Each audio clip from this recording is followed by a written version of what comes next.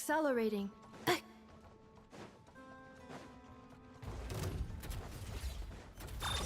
Annihilation mode. Animo test 63. Close your eyes. The long sleep beckons.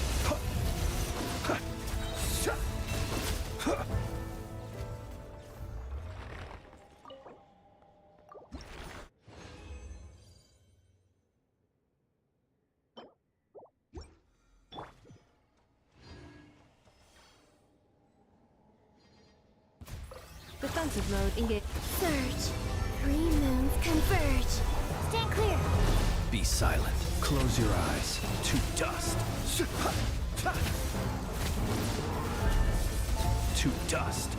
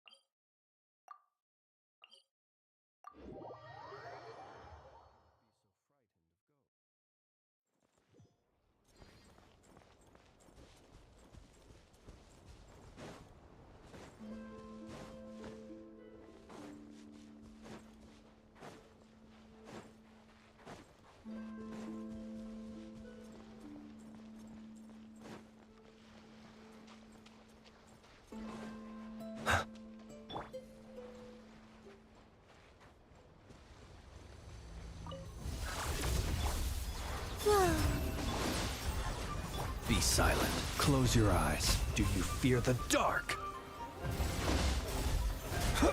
Be silent.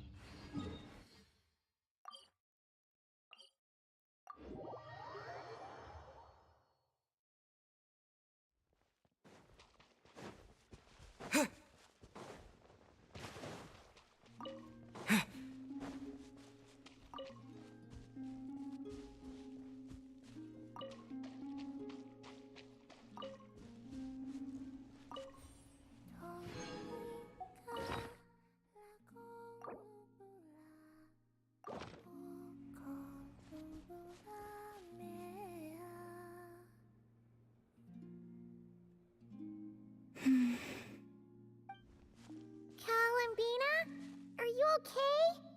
You look a bit out of sorts. Oh, it's you two. I'm alright.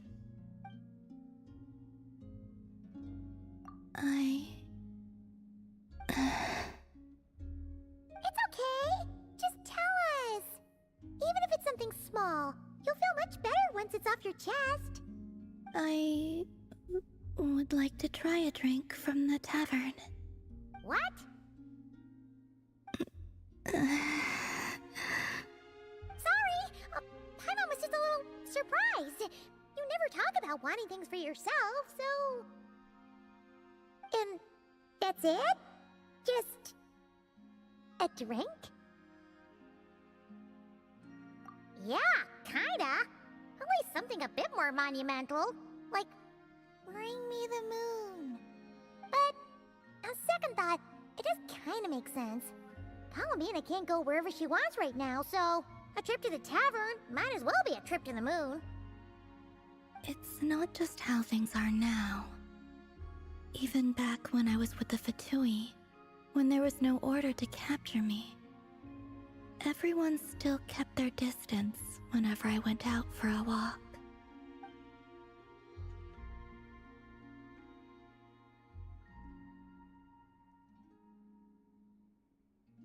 Wait a sec. Come to think of it, Maybe this isn't as hard as Paimon first thought. A tavern is kinda out of the question, but a drink? Now that we can do. The Travelers got this. Really? But don't set your expectations too high. Flavor. I don't have much experience ordering drinks, so I'm not sure where to start. Perhaps something that isn't too heavy? What do you mean by heavy? Heavy like a Fatui overcoat. That comparison makes it even more confusing.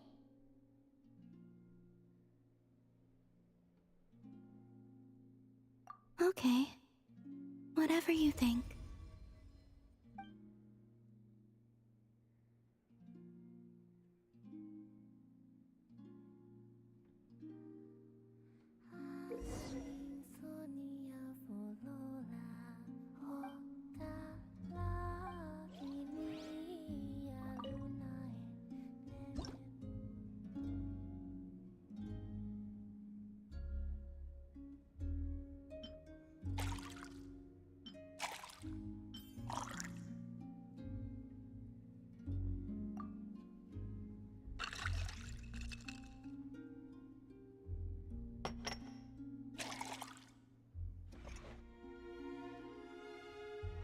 Wow, even Paimon wants to try a glass of that.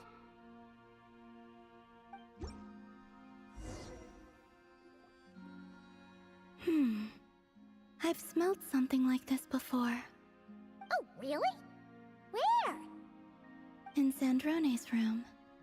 She had a drink that smelled like this.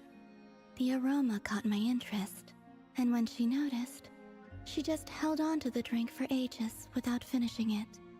It was like she was waiting for me to ask about it. Yes. What did you ask? Shouldn't you be drinking engine oil instead? Oh... She said something quite unpleasant. It doesn't bear repeating.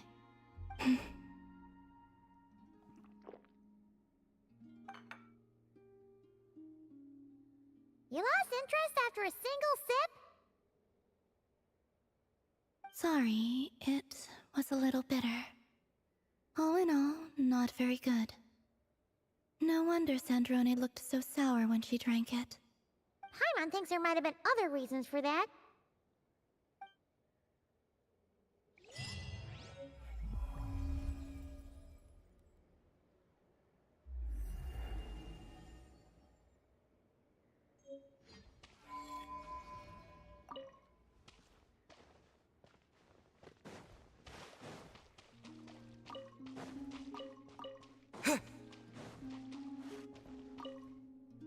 Well, thank you for satisfying my curiosity. I'll be sure not to trust Sandrone's taste ever again.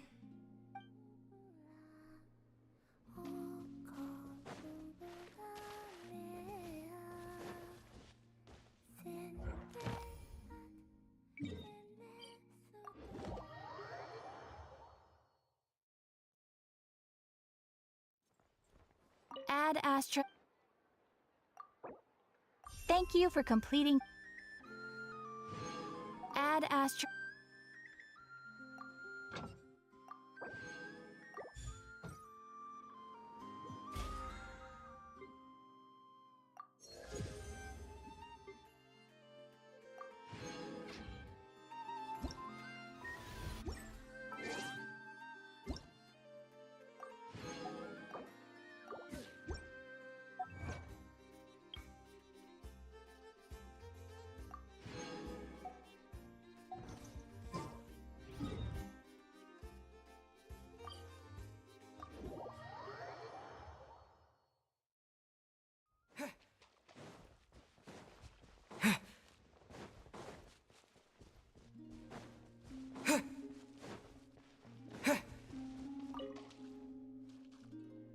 Looking for me? Arlecchino often played this game with me, but I only won once. Maybe I should look for her so we can play again sometime.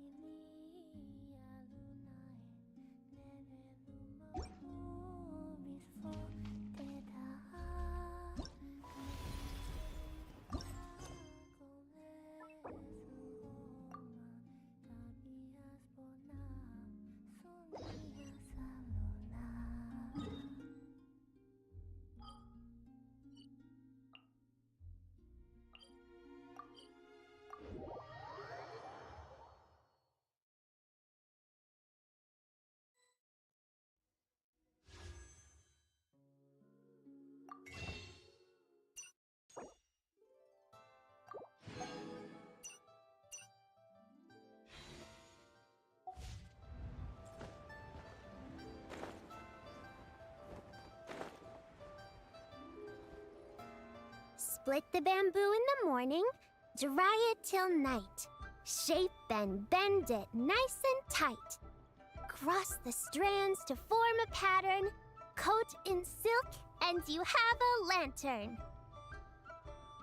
That's how you remember how to make a shout lantern. Did you get all that, Chi-Chi? Morning, split bamboo, traveler.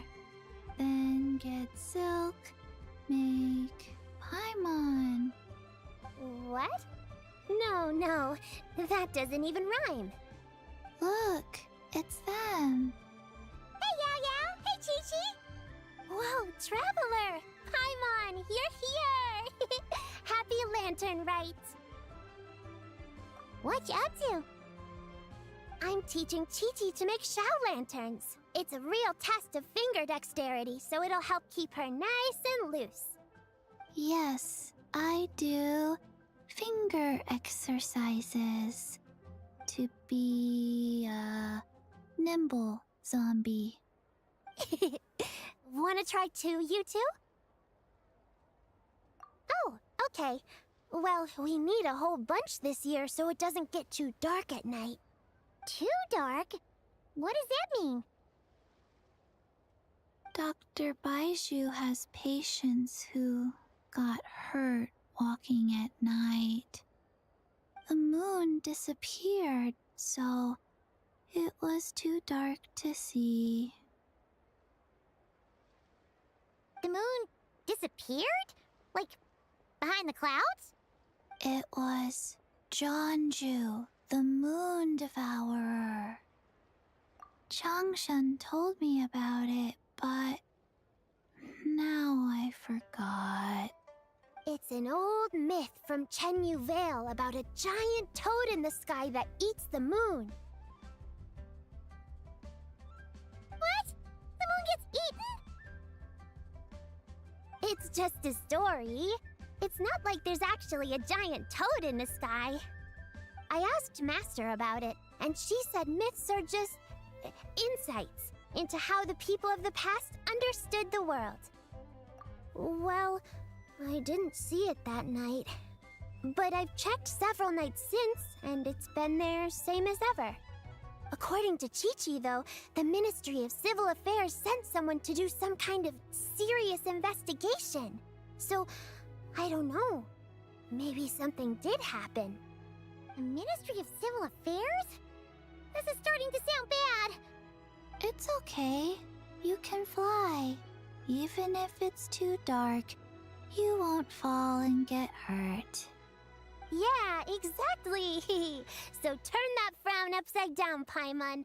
Or someday you'll get a whole bunch of wrinkles and wake up looking like an old granny. What? Okay. No more frowning. But the Traveler can't fly. He could still fall and hurt himself, right?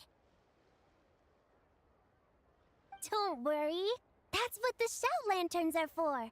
As long as we make enough, Liyue Harbor will never go dark. Yeah, and there's the giant lantern too. Oh, right! I almost forgot! Look! This year's Grand Lantern commemorates the Adeptus who guards the moon! With her watching over it, the moon will be safe for sure.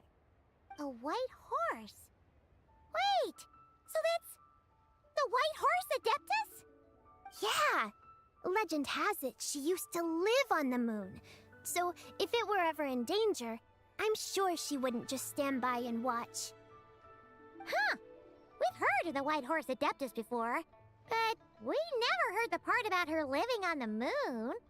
Probably because it's a folk legend from Chenyu Vale, so not a lot of people know about it. But recently, some ancient artifacts were unearthed in Liyue, and the archaeological team even found evidence of ancient people worshipping an Adeptus who lived in a palace on the moon. It's kind of like how we write wishes on Shao lanterns and release them during Lantern Rite. The White Horse Adeptus would descend from the moon in her jade carriage and grant people's wishes. Ooh! When did that happen? She sounds different from the other Adepti in Liyue. It must have been a super long time ago, 'cause even Master barely knows anything about this Adeptus. Nope. Kinda unbelievable, right? Yanfei said the White Horse Adeptus might even be a made-up legend, just like Janju the Moon Devourer. Yeah, a made-up horse and a made-up toad. You're mistaken, children. The White Horse Adeptus really does exist. Oh, Mr. Liu from the Baiju Guest House. But how do you know that for sure? Have you ever wondered how the guest house got its name, Yao Yao? Baiju... White Colt. So, it's named after the White Horse Adeptus? That's right. And that's because one of my ancestors was once blessed by the White Horse Adeptus. Wait, really? Tell us more! Tell us more! It was a long, long time ago, when this ancestor of mine was still a young girl. She was out gathering herbs and accidentally fell off a cliff, but the White Horse Adeptus rescued her. Oh, that's it? Paimon was expecting something a bit more... special? We've heard a whole bunch of stories like that before. Patience, young one. Let me finish. After the White Horse Adeptus saved my ancestor, she told her a story about the moon and the ancient kingdom of Langan. My ancestor was so captivated that she completely lost track of time. So much so, in fact, that when she returned to her village, she found nothing but a desolate ruin in its place. It was as if, without her knowledge, countless years had passed in the mortal world. Huh? The most extraordinary part of all is that it turned out to be a dream. When she woke up, she found herself at the bottom of the cliff, right where she had fallen. Other than her medicine basket, now filled to the brim with rare herbs, it was as if nothing had happened, until out of nowhere, a horse's whinny echoed through the air, and when she looked up, she saw a pristine white horse leaping over the cliff. A white horse leaping over the cliff? Wow, that sure is a crazy story. But now, it's starting to sound a bit too far-fetched. Another skeptic. You sound just like my son. But I know it's true. Ancestral records don't lie. Wait, so your son doesn't believe it happened? Don't get me started. Not believing is one thing, but he even wants to change the name of our guest house. It's a disgrace, I tell you, a disgrace.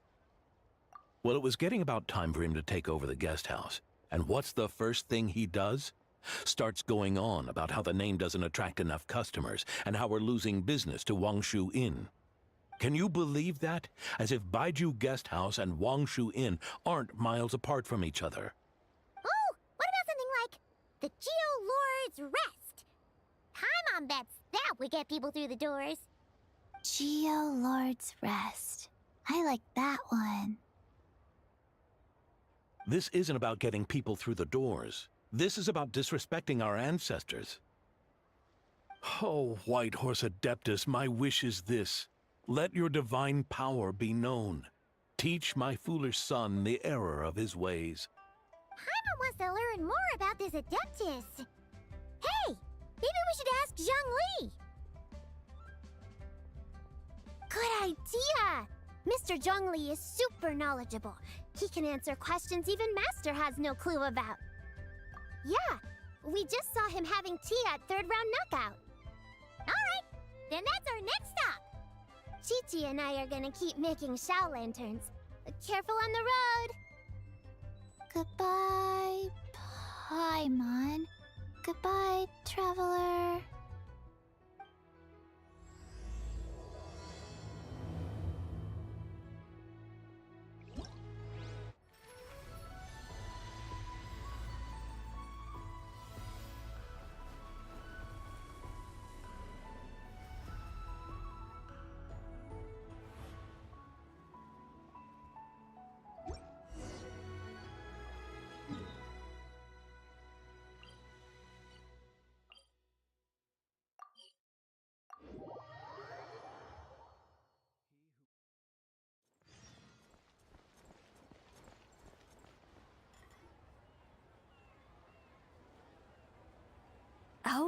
Oh?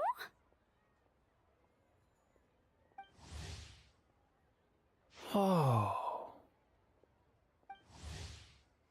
Curious. Impressive, right? What's with all the commotion over here? Oh, Traveler and Paimon! Perfect timing! I have something amazing to show you! What is it? Huh? What the? Heart of the Moon is blacked out! Was it really eaten by a giant toad? Huh. I didn't expect you to know the story of Jonju the Moon Devourer, Paimon. Don't underestimate Paimon. She learned a whole bunch of things in Sumeru. But Jonju the Moon Devourer is a Liyue legend. Well, knowledge knows no borders, so... there. You're right about that, Paimon. But this dark circle doesn't look anything like a toad to me. A toad's egg, maybe? But that's about it. Oh, wait, Traveler! You've been in Nod-Krai, right? The people there worship the moon goddess. So you should know what's going on here. Really? Not even in a place where people worship the moon? Oh yeah! Master told me that the tale of Jianzhu, the Moon Devourer, was how ancient people explained a certain celestial phenomenon. But what is it exactly? Some kind of omen of disaster? How so? Oh, but in this picture, the moon is being covered from the center. So this can't be a normal eclipse. Then it's still an omen of some impending calamity? We never said that! Ugh, some crazy customer left it at the restaurant. Just thinking about it gives me the chills. Attention, everyone! As the auspicious festival season approaches, I have an announcement to make. I, Lu Xiong, am on the verge of becoming one of the most renowned archaeologists in all of Liyue Harbor. No, scratch that, in all of Tibet. Even though I never trained at a prestigious academy, I've still managed to dig up tons of treasures. And I understand practically a whole dictionary's worth of big words, too. Like my pops always says, no pain, no gain. And I haven't had it easy, that's for sure. So, it's definitely my turn to make a name for myself. What's the deal with her? No idea. Maybe she ate a bad batch of perch stew? What? You don't believe me? I'm telling you, I dug up treasures from the ancient nation of Longan. I even got a picture of Jonju devouring the moon. Longan? Jonju? What is she even talking about? Sounds like she's a few perches short of a stew, if you know what I mean. So what What if blackback perch stew is my favorite? Stop talking about me like I'm not here! Whoa, what are you doing? You're just a stupid, ignorant man, and I'm gonna kill you. Young lady, you need to calm down. What? So you're looking down on me now too? How about I take you both out then? How does that sound? This is a place for dining. If you wish to take me out, you'll have to do it elsewhere. Don't act like you're better than me. Do you know who I am? I'm about to be the most famous archaeologist in all of Liyue. No, Teyvat! Show me some respect. It's respect you want? Very well. For the sake of the other customers, we'll do this your way.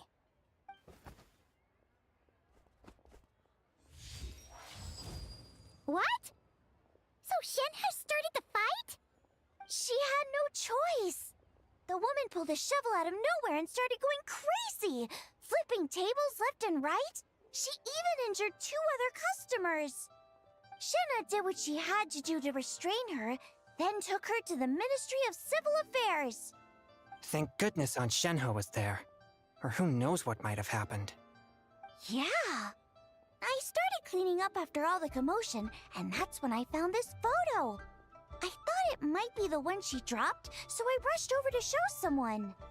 She said she took a photo of Jonju the Moon Devourer. This must be it. Can we really trust what she said, though? Clearly, something is going on with her. Paimon's got a point. It sounds like she wasn't acting right at all. How do we know she wasn't possessed by some kind of evil spirit? Aunt Shenhe would have noticed if she was possessed. All right. But what about the part about Long Gone and the treasure she found? What about it? What if she raided a tomb and dug up some super special relic, then got herself haunted by an ancient ghost? One so powerful that even Miss Shenhe couldn't sense its presence. Your imagination is something else, Hu Tao. Why would an ancient ghost come to Wanmin restaurant, huh? To eat my blackback perch stew? Hey, it could happen. I'd want to eat your food if I was a ghost. Wait a second. She mentioned the ancient nation of Longon, right? Paimon's heard that somewhere before. You know what? My brother mentioned that some ancient artifacts were unearthed in Liyue recently. Mostly colored glass, fine jade, and bronze relics. Some of the text inscribed on them has already been deciphered. There were some poetic verses, but the word long gone popped up as well. So, does that mean this Longon place is real? Still, Paimon knows we've heard the name somewhere before. Do you remember, Traveler? Right! His ancestor heard about it from the White Horse Adeptus. The White Horse Adeptus? Oh, so you must have been to see the giant lantern already. Yep. And it turns out that the White Horse Adeptus is super mysterious, too. Even Madame Ping hasn't met her.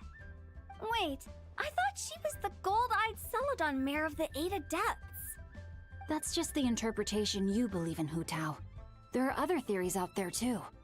The elders of Qingce Village believe that during the Archon War, a white horse leapt from a clear spring, transforming into an Adeptus who aided Rex Lapis in battle.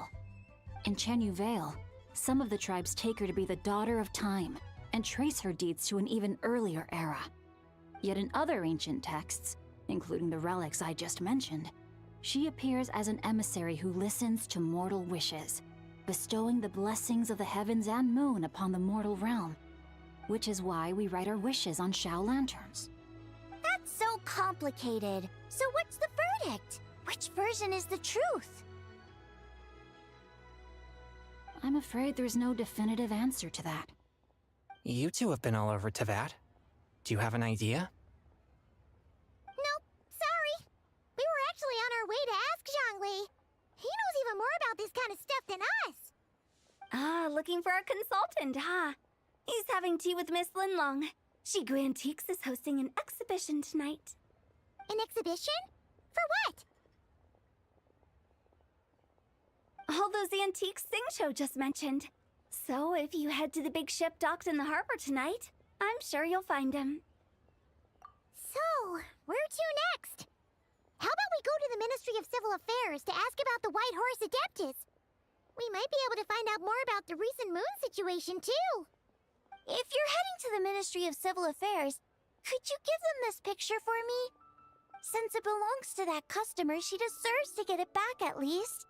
It might even help the Ministry with their investigation. Ha! Alright! We're off! Oh, wait! I almost forgot! Happy Lantern Rite! Come have a meal with us when you're free. We'll be there, or we'll be... square.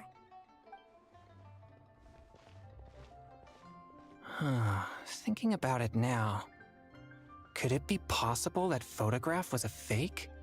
A fake? You mean like the customer fabricated it to gain academic recognition? Nice one, Chongyun! I never even thought of it like that. How about we go check out that place tonight? I know exactly where it is. All right. I'll get scolded if I get home too late. Live a little, Xingqiu. You act like this is a first for you. Worst comes to worst, we'll get Xiangling to cook you something delicious, okay? Well, when you put it like that, I suppose it's worth the risk. You were just waiting for the promise of free food, weren't you? Fine. It's a plan then. We'll meet up tonight.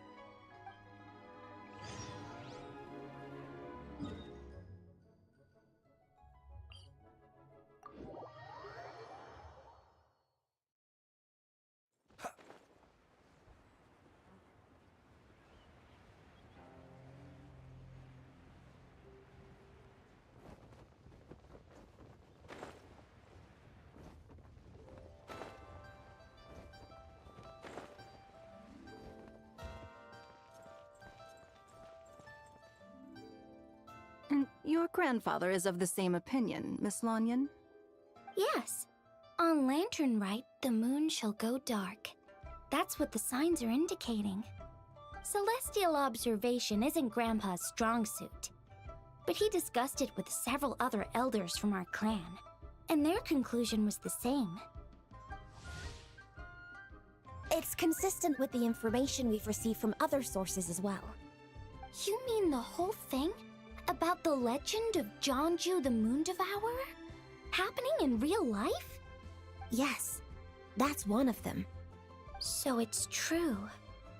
I thought it was just a rumor. It's true. But right now, the bigger issue is that all our sources indicate the phenomenon's gonna happen again. I'm not sure this bodes well. Let's remain optimistic for now. We're making progress interpreting the artifacts, and Ganyu is consulting with the Adepti as we speak.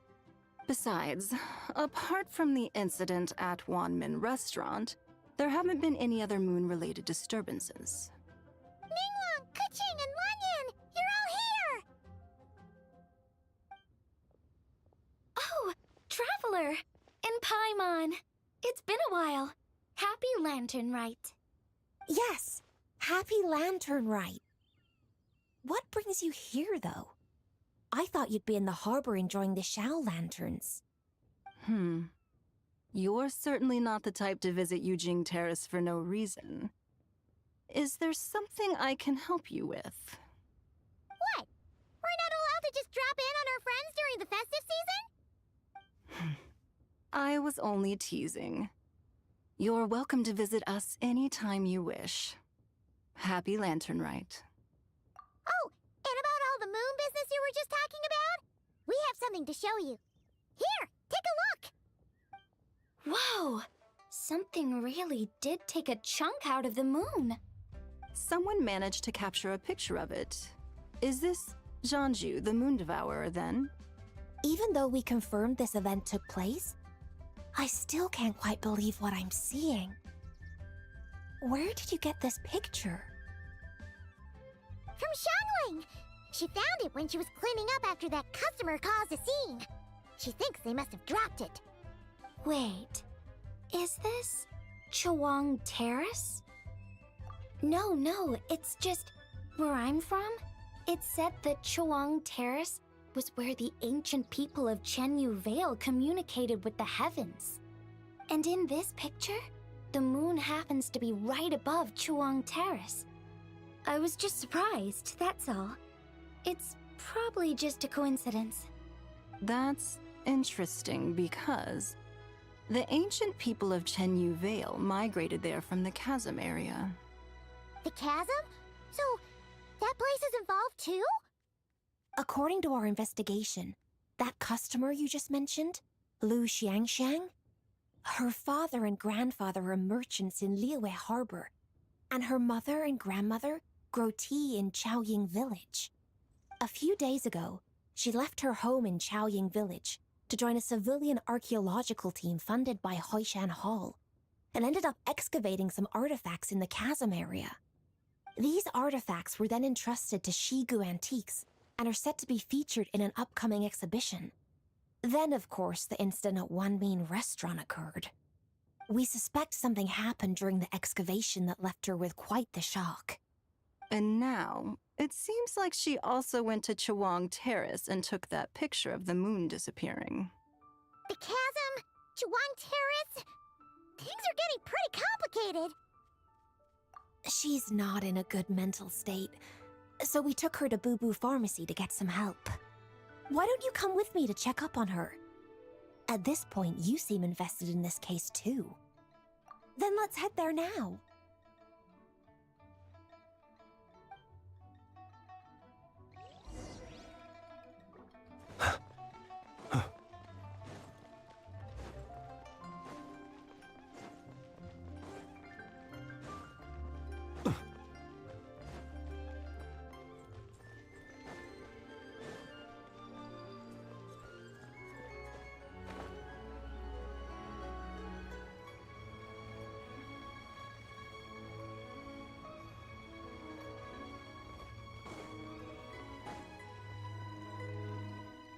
Ah, Lady Yu-hung.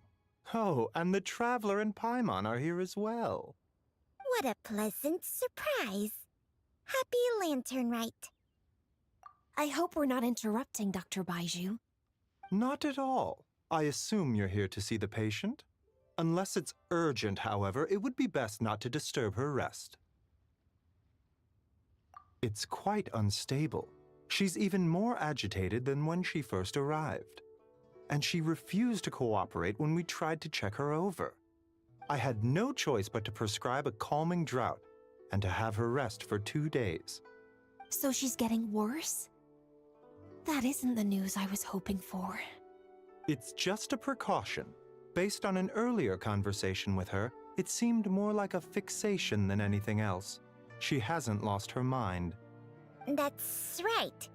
When we asked about it, she kept insisting she was going to be famous far and wide. Well, it might not be far and wide, but she certainly made a name for herself around Yujing Terrace. Even some of the Qixing know who she is. Not often, that's for certain. From my initial assessment, the patient appears to have experienced some sort of shock, and whatever it was seems to still be haunting her. But what could have caused such a thing?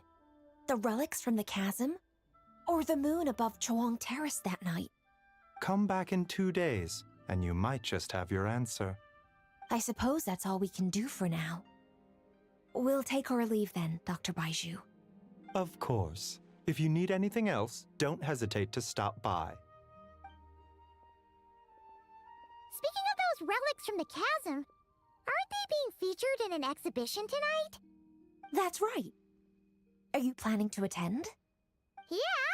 We wanted to have a talk with Zhang Li anyway, and now Paimon's even more curious about these relics. I would, except every item in the exhibition had to be registered with the Ministry of Civil Affairs. So I'm afraid it's been spoiled for me. I reviewed them all myself. There are some rather peculiar artifacts, that's for certain. We're still working on decoding the ancient text that appears on them. Yeah! The word jade appears a whole bunch, doesn't it? Huh? How did you know? Shincho told us. He said there were some ancient poems on them, too. He's quite well informed, isn't he? Well, he's right. We believe they're direct references to the ancient nation of long gone. As for the other text, instead of regular poetry, it seems to be more like ceremonial language used to worship the moon and the gods. The moon and the gods? Well, looks like it's almost time for the exhibition. You two should head over. There's an usher at the harbor who will lead you to the venue. Not at all. The exhibition is free to the public. The people of Liyue have a great respect for our history and are eager to learn from it. Plus, the exhibition is being organized by Linlong, the owner of Shigu Antiques. As far as I know, it's been a long-time goal of hers to hold a cultural exhibition of this scale, where people can learn all sorts of information about the past. Guess we're in for a real treat tonight, then. Yes, have a great time. There's still more artifact decoding work I need to finish, so we'll have to part ways here. After seeing the picture you brought, there's a few ideas I'd like to follow up on. You're hard at work even during festival season? Ha! You haven't changed one bit, Ka-Ching. I'm simply fulfilling the responsibilities of my position. That's all. All right, I should get going. See you later. Well, guess we should head over to the harbor and find that usher.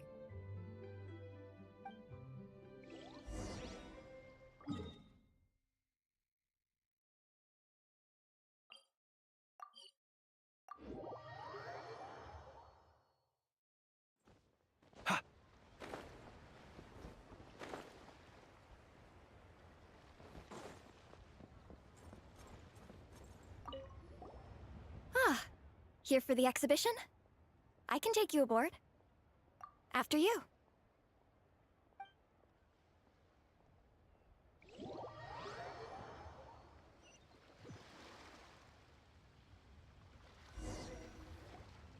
Whoa!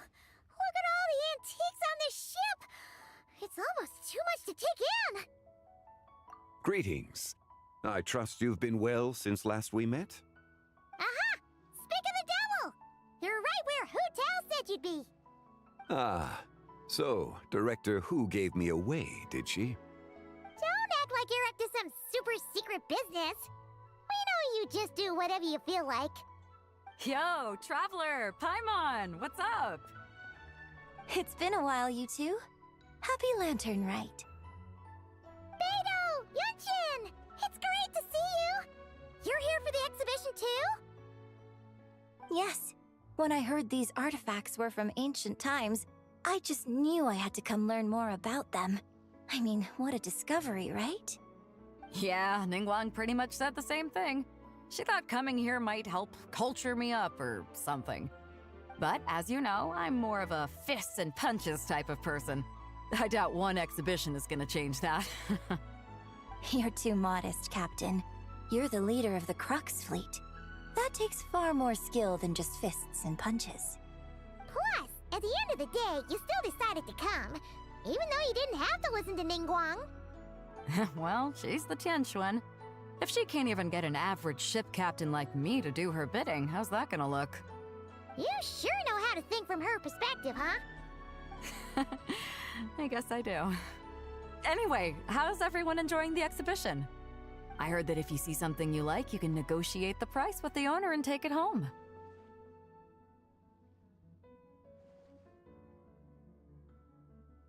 Wait, so we can buy this stuff?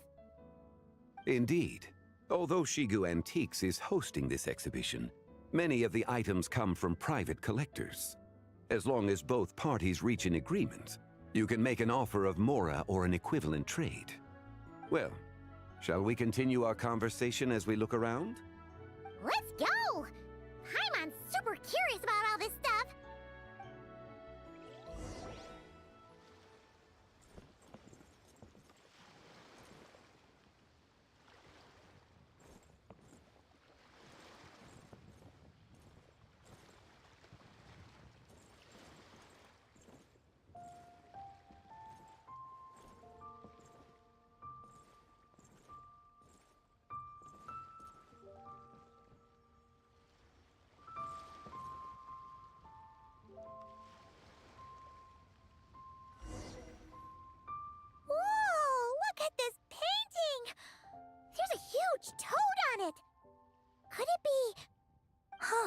This material is quite unusual. It doesn't look like paper, more like silk or some other kind of fabric. Yeah, I was thinking the same thing. Well spotted. This is a painting of Jianju, the Moon Devourer, made primarily with mulberry silk. Such craftsmanship is rarely seen in modern-day Liyue. Ha! Jianju the Moon Devourer! Paimon knew it! That toad made it super obvious. What's that? A new dish at Wanmin restaurant? No! It's a kind of lunar eclipse. You heard about how the moon disappeared recently, right? Oh, yeah. You're saying a toad did that? That's what the legend says. So, nothing to do with food then. Noted. And the figure next to the toad, is that the white horse Adeptus? From the stories I've heard, her palace lies on the moon. That would seem to be a logical assumption. No. In fact, this item was discovered in Chenyu Vale, and many years ago at that. Oh, so it's from Chenyu Vale? Actually, that's not quite right. You see, this painting is primarily comprised of mineral-based pigments, such as cinnabar and azurite, which are usually found within stratified rock. This suggests its place of origin may very well have been the chasm. You could have just started with that. You're as knowledgeable as ever, Mr. Zhongli. I had only ever heard the legend of Jianju the Moon Devourer, but now seeing it depicted in this painting, I wonder, if I purchased it, perhaps it could serve as inspiration for a new opera. Though I'm not quite sure who the painting belongs to right now. A splendid idea, Miss Yoon. Perhaps in lieu of Mora, you could offer the lyrics to said opera as recompense. The lyrics? But to whom? Why, to me, of course. I am the owner of this painting, after all. Wait, so you're one of the private collectors of the exhibition? No wonder you knew so much about the painting. But lyrics in exchange for a precious antique? My work could never possibly be of equal value. I don't know about that. I'm not much of a scholar, but even I know your operas are in a league of their own. An astute observation, Captain Beto. In my possession, this painting is nothing but a lifeless artifact. In your hands, however, it could be transformed into a new piece of art entirely. Quite the worthy exchange, no? But I'm not sure when I'll be able to finish writing it. It certainly won't be ready this year. Allow me to be equally forthright, Miss Yoon. This silk painting is merely a copy I made of the original work. There is no need for such concern over its value. Huh? So it's a fake? I had no idea you were such a skilled artist, Mr. Zhongli. I pride myself on having some knowledge of antiques, but I didn't notice anything that would point to it being a replica. You never cease to amaze me, Mr. Zhongli. You flatter me. All that said, Miss Yoon, you must accept. Truly, I insist. Huh. He's gone from handing out fake Mora to fake paintings now, huh? Your kindness is impossible to refuse, Mr. Zhongli. Rest assured, I'll be sure to return the favor. I shall look forward to it. Man, that was quite the find. I should buy something too, if only so I can show it off to Ningguang.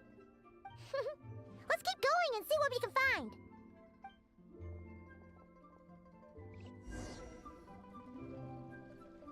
Wow, this bronze war chariot is really something. It must have quite the story behind it. I've never seen anything like it before. Do you know what this is, Zhongli? Ah. I heard from Miss Linlong that a carriage made of Celadon jade was unearthed in the chasm. A copper canopy, a body adorned with flowing clouds and geometric patterns. Yes, this must be the one. A precious piece indeed. This thing's gotta be thousands of years old, right? Crazy to think people back then were capable of such intricate metalwork. Too often, we view the past and future through the lens of the present. Objects that fascinated us as children seem crude later in life, and that's only after a few decades or so of separation. If one were to stretch time across hundreds or thousands of years, one might discover that time is not always a force that pushes things forward. It would seem the people of that era managed to create a remarkable civilization in their own right. Makes me want to get my hands on this even more. Ningguang's gonna be so jealous, don't you think? Ah, has this war chariot caught your eye, Captain Beidou? Oh, you must be Linlong from Shigu Antiques. Nice to meet you. This exhibition has been amazing so far. Well, that's all thanks to supportive patrons like you and Mr. Zhongli, of course. As for this war chariot, it was discovered by an archaeological team sponsored by Huishan Hall. The price comes in at 90 million mora. How much? 90 million? Woo, looks like my eyes were a bit too big for my wallet. Quite a bargain. A bargain? 90 million mora could feed Paimon for like 1,000 years! And if you actually went on an eating spree that long, perhaps you'd be considered an antique worth that kind of mora, too. What, 90 million? Nuh-uh! Paimon's worth way more than that! Well, if Mr. Zhongli thinks it's a good deal, I'm sure it's worth it. Beidou's putting way too much faith in Zhongli. What if he's only here to drive up sales? I'll take the chariot, Miss Linlong. Someone will come by with the payment. Quite the discerning eye you have, Captain. After the exhibition ends, I'll have someone deliver it to the Alcor. Actually, could you send it straight to Yujing Terrace? I'd like for the Tianquan to see the proof of my discerning eye for herself. Understood. Great. Yunjin and I both found something. What about you three? Want to keep perusing? And don't worry about the mora. It's all on me. Nobody's going home empty-handed tonight. I appreciate your kindness, Captain, but I'm afraid I have some private matters to discuss with Miss Linlong. In that case, don't let us keep you, Mr. Zhongli. Right this way. Traveler, Paimon, perhaps you would like to accompany me. What? So you can show us another bargain antique that's so far out of our price range it's not even funny? Other people are always demanding Mr. Zhongli's time, but it's quite rare for him to extend an invitation himself. I wouldn't pass up this opportunity if I were you, Paimon. Yeah, just don't forget to come aboard the Alcor for a drink later. Yeah, guess you're right. Taking a quick look isn't gonna cost us anything. Let's go!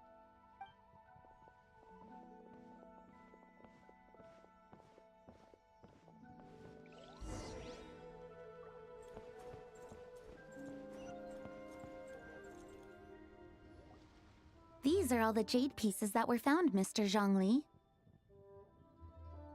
Wow!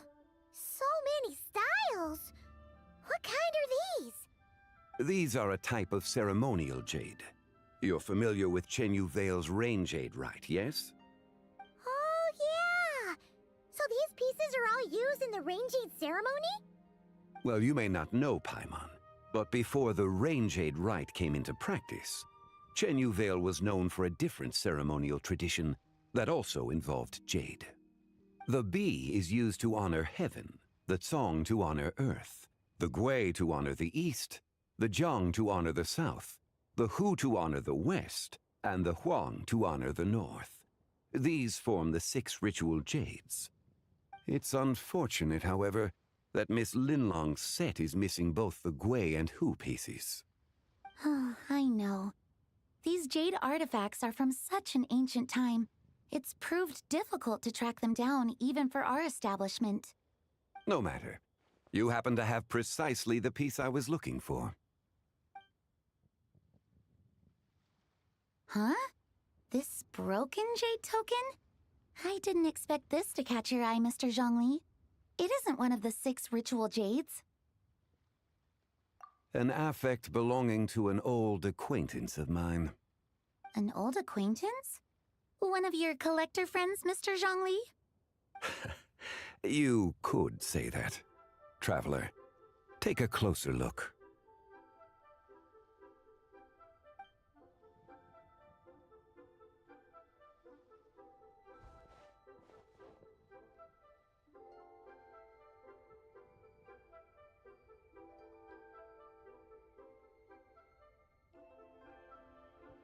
Huh.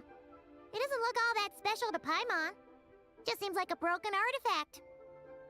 Indeed.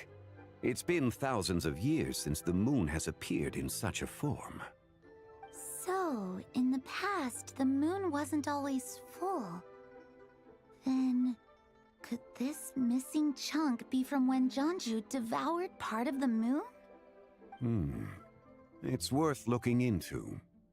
Your insight is invaluable, Mr. Zhongli. I had no idea how special this piece was. Since it has caught your interest, allow Shigu Antiques to cover the cost. Oh, that is far too generous, Miss Linlang. Not at all.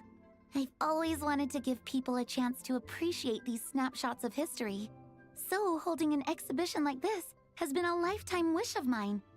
And it never would have been possible without your help, Mr. Zhongli. I merely put in a good word with a few acquaintances of mine. And it had a profound impact. Without your recommendation, I doubt half of these collectors would have come to the exhibition.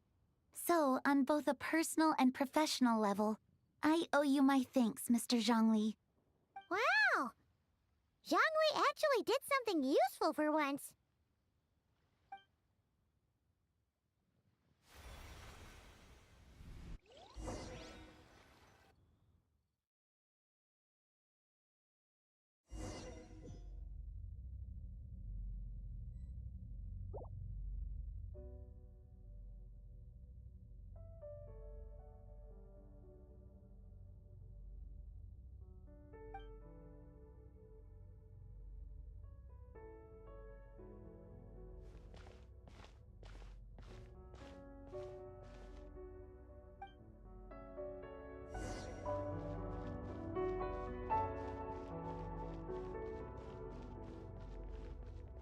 Three, 5, 7.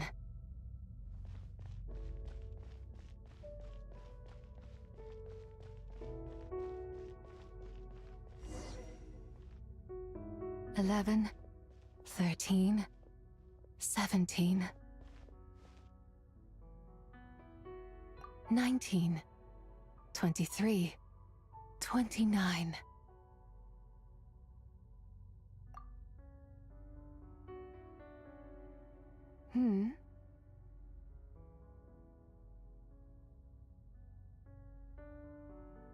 You also enjoy counting in such a fashion, lost child? The same loneliness as them. It seems to exist in your heart as well. Me? I'm sorry, I don't remember. The shadow of the moon? Or a dream of time? I'm sorry. No one has asked me such things before. I've been here for so long. There is much I have forgotten. I know nothing of your arrival. All I know is the longing in people's hearts. Yet, I sense the moonlight's guidance within you, child. Perhaps that is what brought you here. You seem confused. Perhaps I can help in some way. The path home is... that direction. I believe someone told me that before. But I was never able to reach the end. You should take a look. No need. It would seem... my time has already run out. Farewell. May the moonlight ever shine upon you.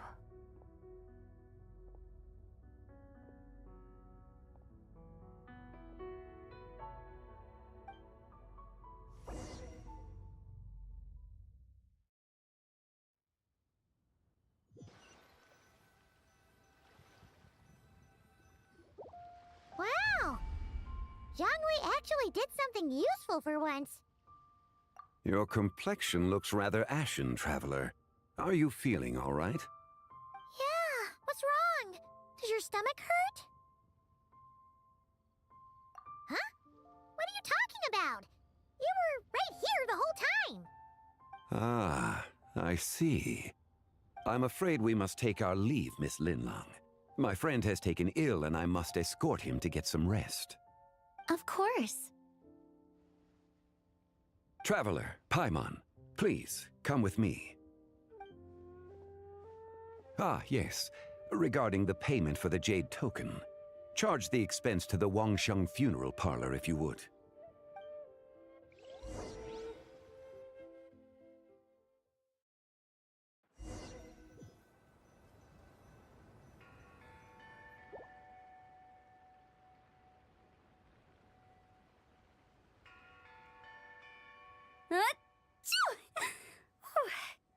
Guess someone's thinking of me. But this late at night? Must be that consultant of yours. I bet he's out there spending all year more at the exhibition. Yeah, he'd be the perfect employee if he just knew how to rein in the spending. But never mind him. Let's focus on the moon. We gotta see if it gets eaten tonight. I don't think it's going to happen. We've been out here all night, and the moon's the same as ever. It is quite late, and Chongyun's getting tired. How about we head back? We can come back another time. Head back? Already? Actually, I do have a new dish I'm testing out tomorrow. And as part of my New Year's resolution, I'm trying not to oversleep. Alright. Guess it just wasn't meant to be. Let's go.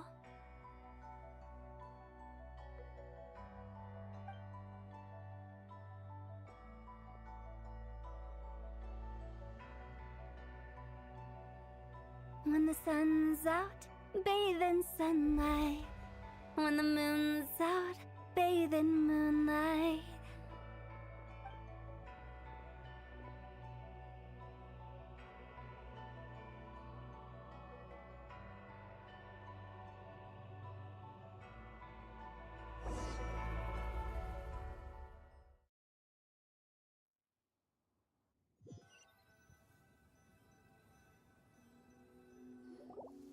Wait, weren't we going to rest?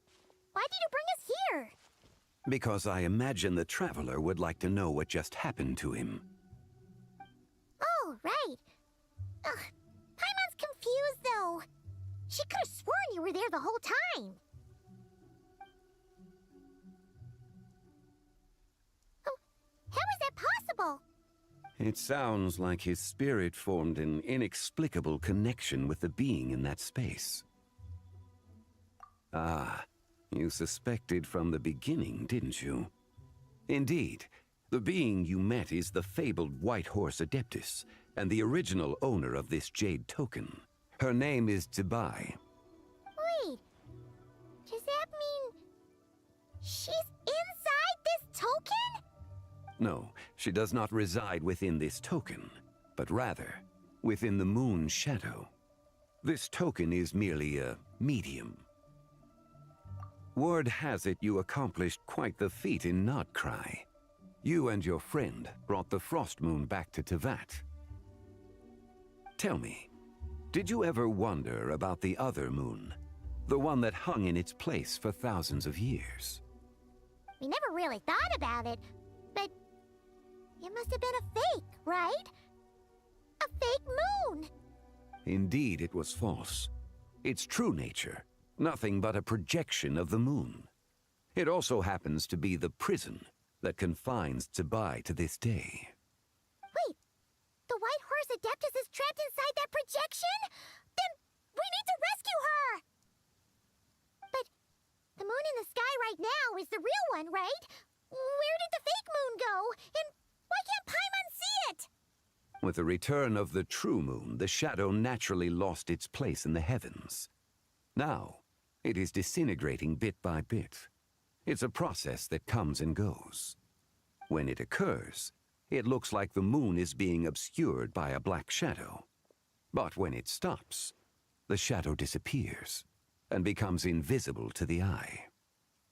So, you're saying there's an invisible fake moon blocking the real moon right now? Indeed. Okay, this is not what Paimon was expecting.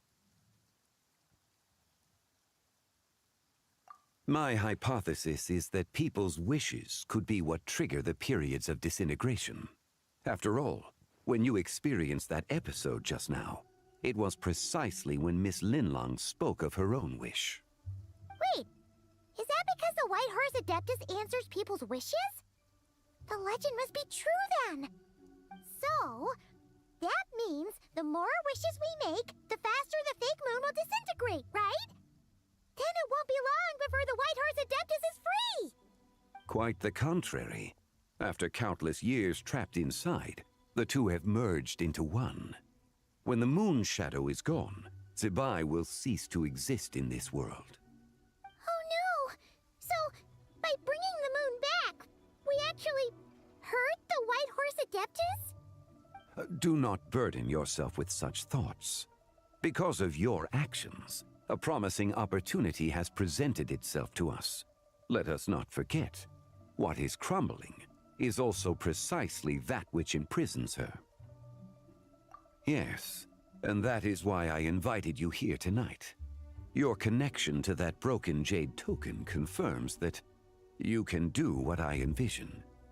However, while I had hoped to receive your assistance, this matter could have significant ramifications.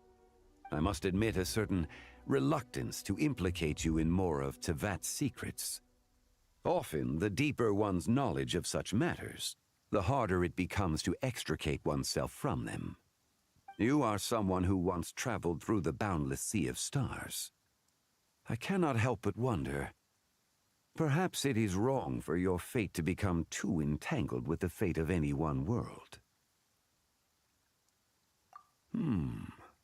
Such is your conviction, then. Since journeying beyond Liyue, you have had ample time to reflect on these matters, it would seem. Very well. The first secret I must reveal is that Zibai has long since passed away.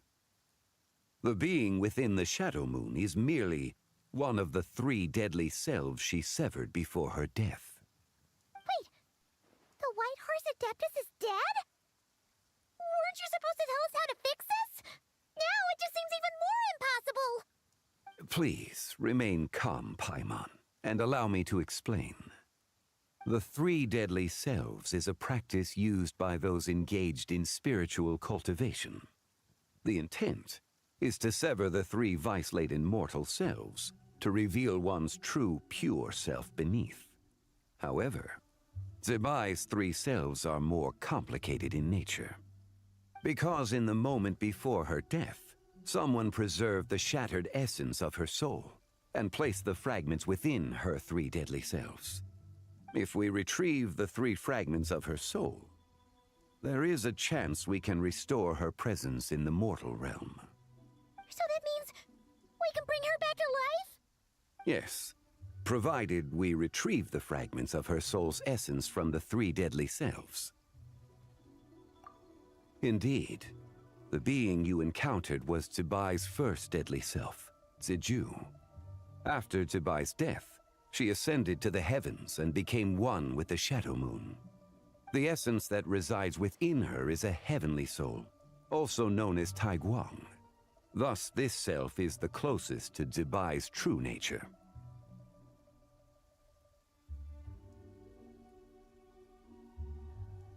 That said, because she is trapped within the Shadow Moon, we have no choice but to seek out the other 2 soul essences first. Then we can unite them as one. Her second deadly self is called Ziju. After Zibai's death, she fell into a slumber deep beneath the earth in what is now known as the Chasm. The essence within her is the Earth Soul, also known as Xuangling. She is the self that inherited most of Zibai's memories and wisdom. The chasm? So, do we have to go there to find her? That won't be necessary. I sensed her presence on the jade carriage from earlier, the one at the exhibition. It's possible the return of the frost moon awakened her, and she emerged from the chasm alongside that batch of ancient artifacts. Wait! That must be why you agreed to help with the exhibition! To investigate the artifacts! Indeed. So in truth, Miss Linlong was the one who helped me. The third deadly self is Zichao. The essence within her is the human soul, also known as Yojing, Zibai's shade. Thus she is the most free-spirited among the three. She lent me her aid during the Archon War, 1,000 years ago. But later, as her powers waned, she retreated into the mountains. I imagine finding Zichao should prove the most troublesome, so I shall take it upon myself to track her down. So, we need to find the second deadly self, right? But where do we even start? Locating her should not prove difficult. In life, Zibai was fond of mortals, and as the self who inherited most of her memories and wisdom, Ziju should be the same. It's possible she has possessed someone, and is meandering the bustling streets of Liyue Harbor as we speak. Possess someone? Wait! Are you thinking what Paimon's thinking, Traveler? What if she raided a tomb and dug up some super special relic, then got herself haunted by an ancient ghost? Exactly! Lu Xiangxiang! It seems you have a lead in mind already. She'd still be at Boo Boo Pharmacy. She was super agitated when she first got there, so Baishu gave her some calming medicine and told us to come back in 2 days. Do you think it could be her, Zhengli? It's quite possible. The deadly selves are impure beings that can easily influence mortal minds. A sound plan. Well, I should get started on my own investigation then. But you're leaving already? I must. Zichao went into hiding after the Archon War. If I am to have any success tracking her down, and there's no guarantee, I should start sooner rather than later. But there's still so much you haven't told us! Like, who the White Horse Adeptus actually is, and how she died in the first place! Not to mention who it was that preserved the fragments of her soul. Should our endeavor prove successful, then naturally those answers will follow. If not, speaking of them would be rather meaningless. Huh. It would seem that this is a question you are unwilling to set aside. Very well. I shall tell you. It was the Avatar of Time. Ah, so you know of her existence. The ruler of time saved her soul. Indeed. Preserving what remained of Zibai's soul in the moment before her death. Only the power of time could be capable of such a thing. However, there is no telling what effect it has had on the three deadly selves. In other words, you must exercise caution when seeking out Ziju. On the night of Lantern Rite, countless Shao lanterns, and the wishes written upon them, will be released into the sky. I estimate that this event will trigger the Shadow Moon's collapse. When that happens, the cage that confines the first deadly self will open. That is our moment to act, but also the moment where all could be lost. For if we fail to retrieve the other two soul fragments in time, Zibai's resurrection is hopeless. As I mentioned before, the answers to your remaining questions should come in time, providing our efforts bear fruit. Let us hope that all proceeds smoothly in the days to come.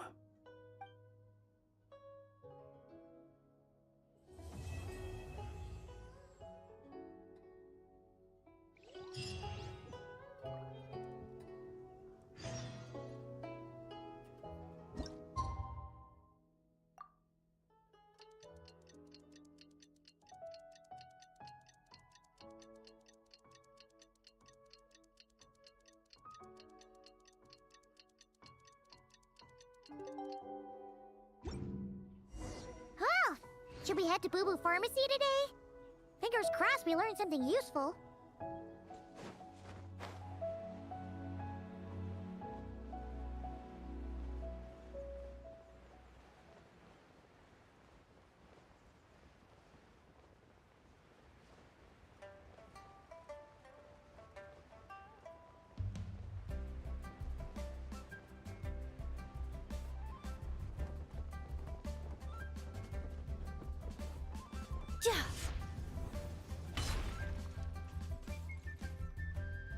So let me get this straight.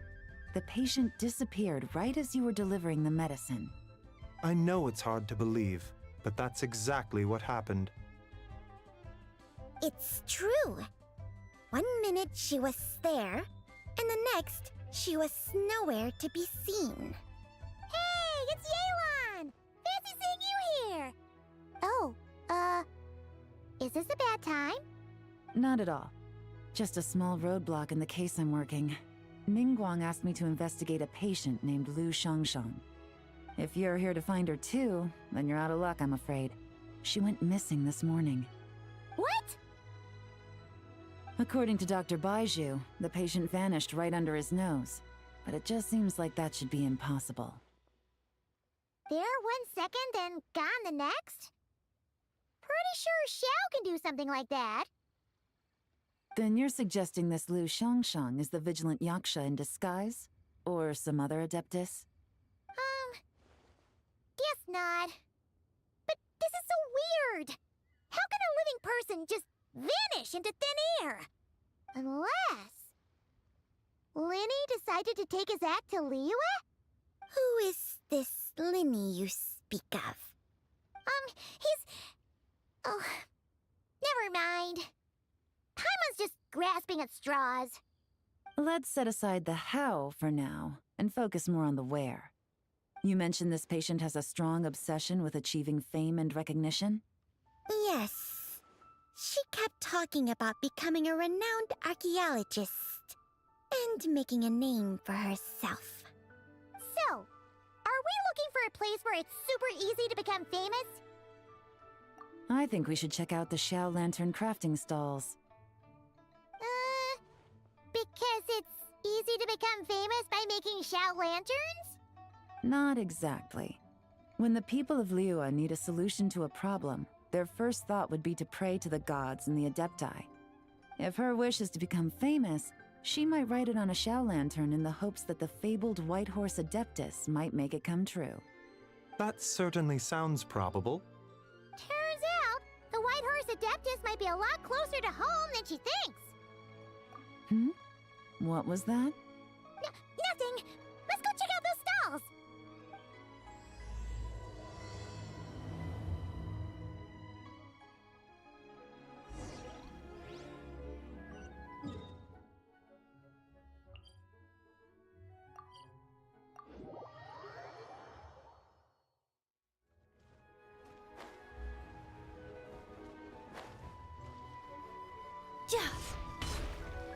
Accelerating.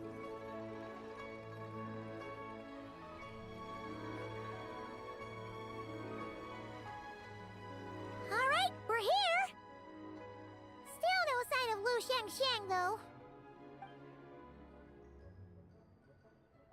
As long as you're patient enough, Paimon, you'll find that hunting down people is no different from hunting boars. We need to blend into the environment, or we risk alerting the target. So as far as everyone here is concerned, we're just ordinary tourists.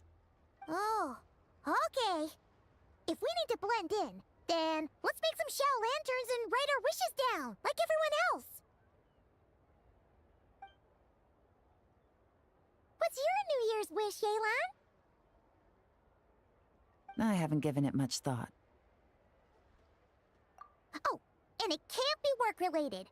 You gotta take a break once in a while, right? You're always sticking out this suspect, tailing that criminal, hunting down this gang or that. Which is super amazing and all, but it's gotta be exhausting. Really getting into this, huh? You said to blend in, right? Come on! It's all part of the act! So you gotta think of something! Then, I suppose, it'd be to go traveling. the next time I get the chance. Traveling? That's our bread and butter! Wanna join us? Thanks for the offer, but my desk is piled high with reports on your exploits. And that's not quite the kind of traveling I had in mind. I was thinking more the lie down and do absolutely nothing kind of travel. Ah, something a bit more easy and breezy, right? Hey, wait! We know just the place! The Easy Breeze Holiday Resort in Netland. It's super relaxing and full of fun activities. You've got the beautiful ocean and tons of cute little creatures called Asha. Seriously, you gotta go! I suppose I'll have to check it out. Hey guys, happy Lantern Rite! What a coincidence! You here to make shell lanterns too? Well, it's that time of year, am I right? Thought I'd join in on the fun. You can't have Lantern Rite without making one of these. What you gonna wish for?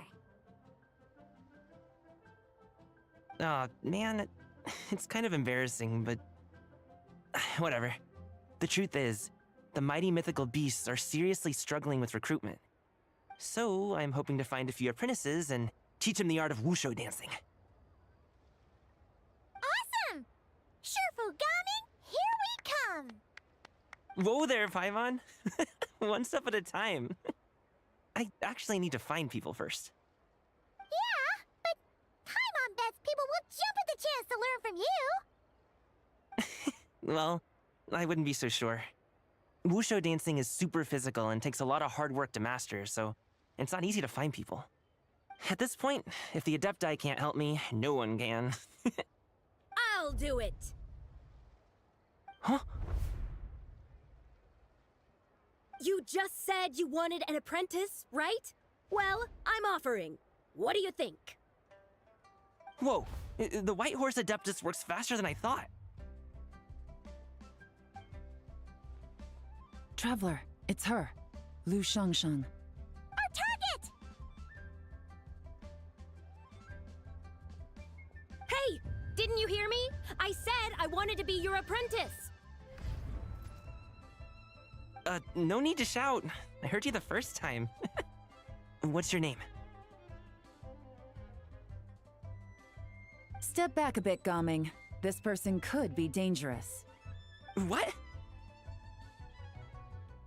Hey! What are you trying to do? Do you know who I am? Get back!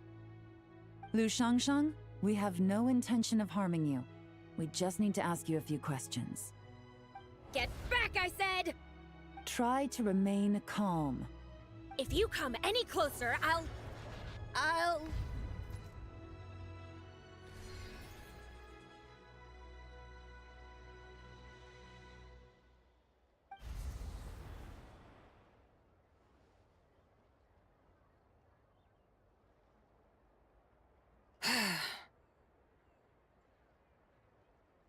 Little wisp of a being. How are you able to see me? So what if I am? Leave at once! You, a mere mortal, whose own life hangs by a thread, would dare reach for the power of life and death? Unless you wish to be condemned to eternal damnation, you would do well to abandon this foolish endeavor. I shall speak on this no further.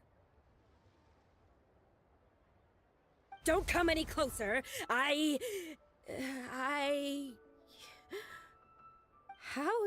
did I get here?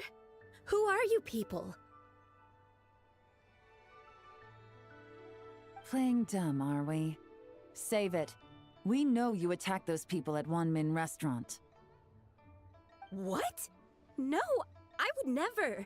You must be mistaking me for someone else. You don't remember. Of course not. How could I do such a thing? What about the photo you took near Chuang Terrace? What photo? What's going on? It's like she lost her memory or something. Well, this complicates things. I'll take her back for questioning and let you know what I find. Take her away. But I didn't do anything! I swear! That's weird. She seems so normal now, but she doesn't remember anything. This is just great. An apprentice falls right into my lap, and now she's gone! Don't worry, Gaming. This is a special case. Paimon's sure you'll find one soon. Unless you're gonna pony up and offer a real solution, Paimon, I don't want to hear it. Gaming? What's up with... I'm done here! I'm gonna go find an apprentice, and I won't take no for an answer! Gaming, wait! Is it just Paimon, or was Gaming acting super weird just now? What? How do you know? Whoa! So you saw the second deadly self? And you think she moved from Lu Xiangxiang to Gaming? Uh-oh. Then we better find him before something bad happens! Let's go!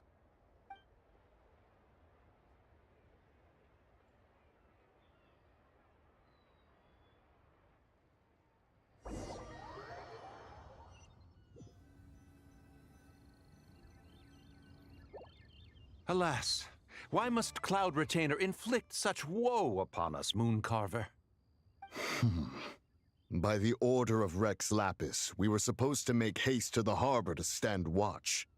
Yet we arrived late, for you, in your inscrutable wisdom, chose that very moment to tend the mint.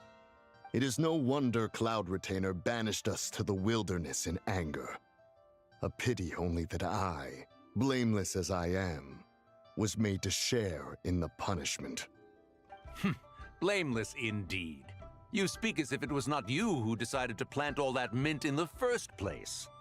Yet now, in its wretched state, overrun by blight and vermin, you would turn away? Utterly heartless, I say. Were I truly that heartless, would I have rescued those seedlings from this desolate wasteland, granting them haven in your hallowed garden? Alas, if blame must be laid, let it fall upon Cloud Retainer for failing to recognize the virtue of our plight. Ah, at last a sentiment with which I can agree. If ever Cloud Retainer is away, we should steal into her abode and plant a veritable field of mint. A tempting little ruse, is it not?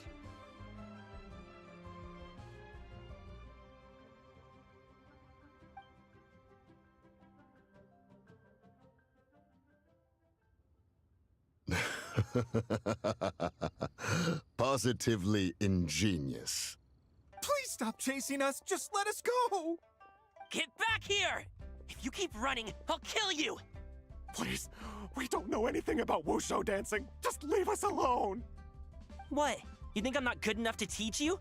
Just agree to be my apprentices, and then we can talk. That child looks somewhat familiar. Ah, it appears to be the Wushu dancer from Liyue Harbor.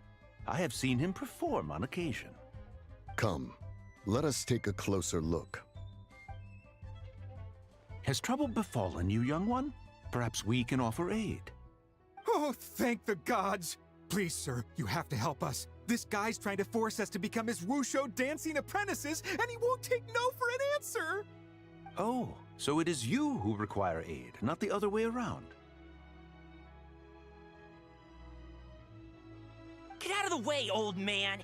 This is between us. Preposterous. You dare to presume we are of a mature age? Listen here, brazen youth. Skilled you may be in the art of dance, yet your offstage demeanor leaves much to be desired. Hold on, Mountain Shaper. Something is amiss. Look closer. Huh. Indeed, he bears the mark of something unclean. It spells trouble. You there, depart at once. Hey! You drove off my recruits, old man! You'll just have to take their place, even if you're a bit on the decrepit side. Ha ha ha ha! Many years it has been since a being has dared speak to us in such a manner. Now let us see what evildoer has sought to use you as its puppet, young one. You two, you're Adepti! Does that strike fear in your soul? Whoa! Two Adepti recruits just fall right into my lap? That white horse sure knows how to grant a wish. Coming! Slow down! Wait for us! Jeez, take a hint, will you? I told you to stop following me! Traveler, Paimon, keep your distance from this youth. Evil has taken a hold of him. We know! It's one of the White Horse Adeptus' deadly selves! She's possessing Gaming! The White Horse Adeptus' deadly selves? Could it be that Rex Lapis called us to Liyue Harbor for this very reason? Hey! What are you two whispering about over there? Who's gonna be first apprentice and who's gonna be second? It doesn't matter! I'm not the kind of Sufu who plays favorites! Insolent spirit! Be gone from this child at once!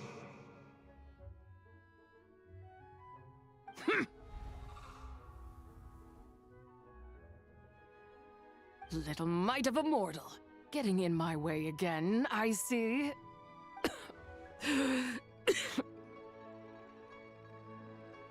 That is no concern of yours. No, only by doing it myself will I find peace. Otherwise, rage will consume me. If I lose control, all will turn to dust. The curse of time. The memories this body holds. Come no closer. This is your final warning. Insolent spirit!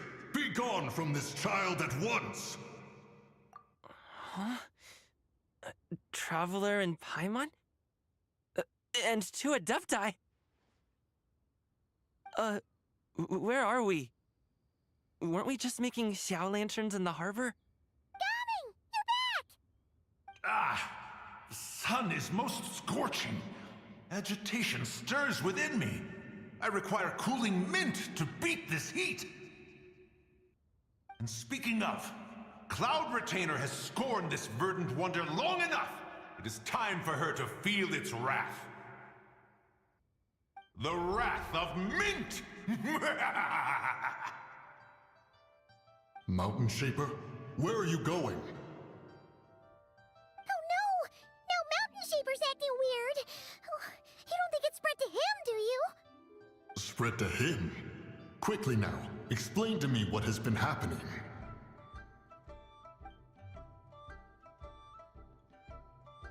What? Was I really that rude? Jeez, someone get my dad to throw a slipper at me. I'm so... Oh, you okay, Gaming? He is fine. It is simply exhaustion.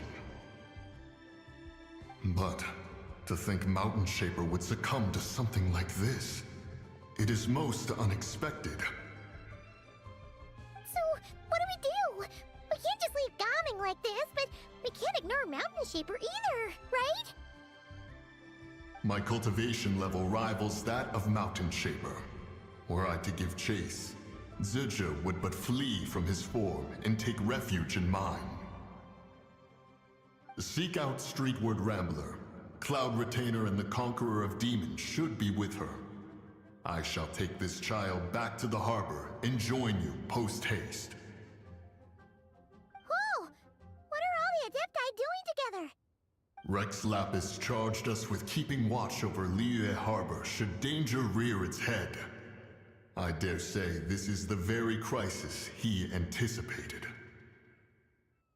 Come, we must devise a strategy before confronting Zizha.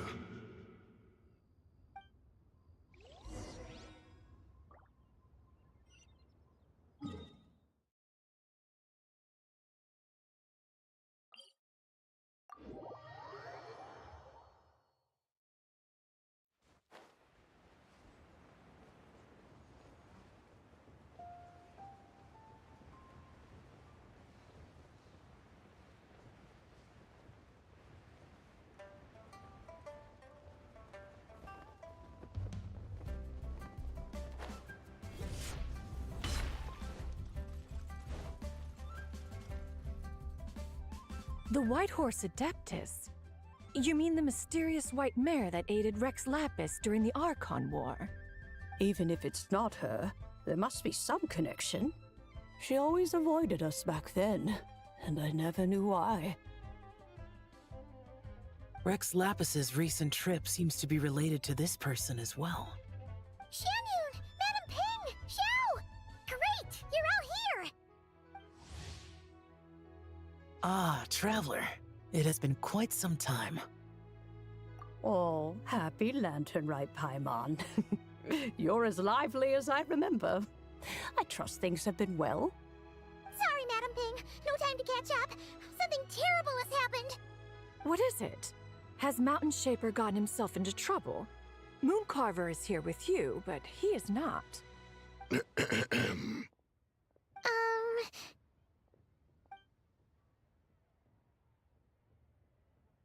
The Wrath of Mint? That old fool dares to utter such nonsense behind one's back.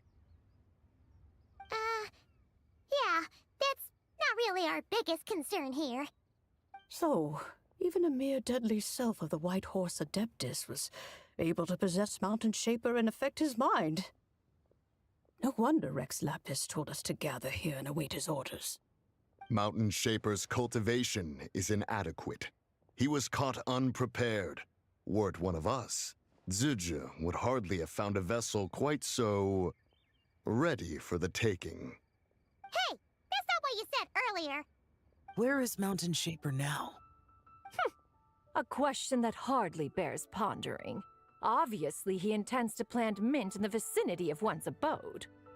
Ah, then he poses no great threat.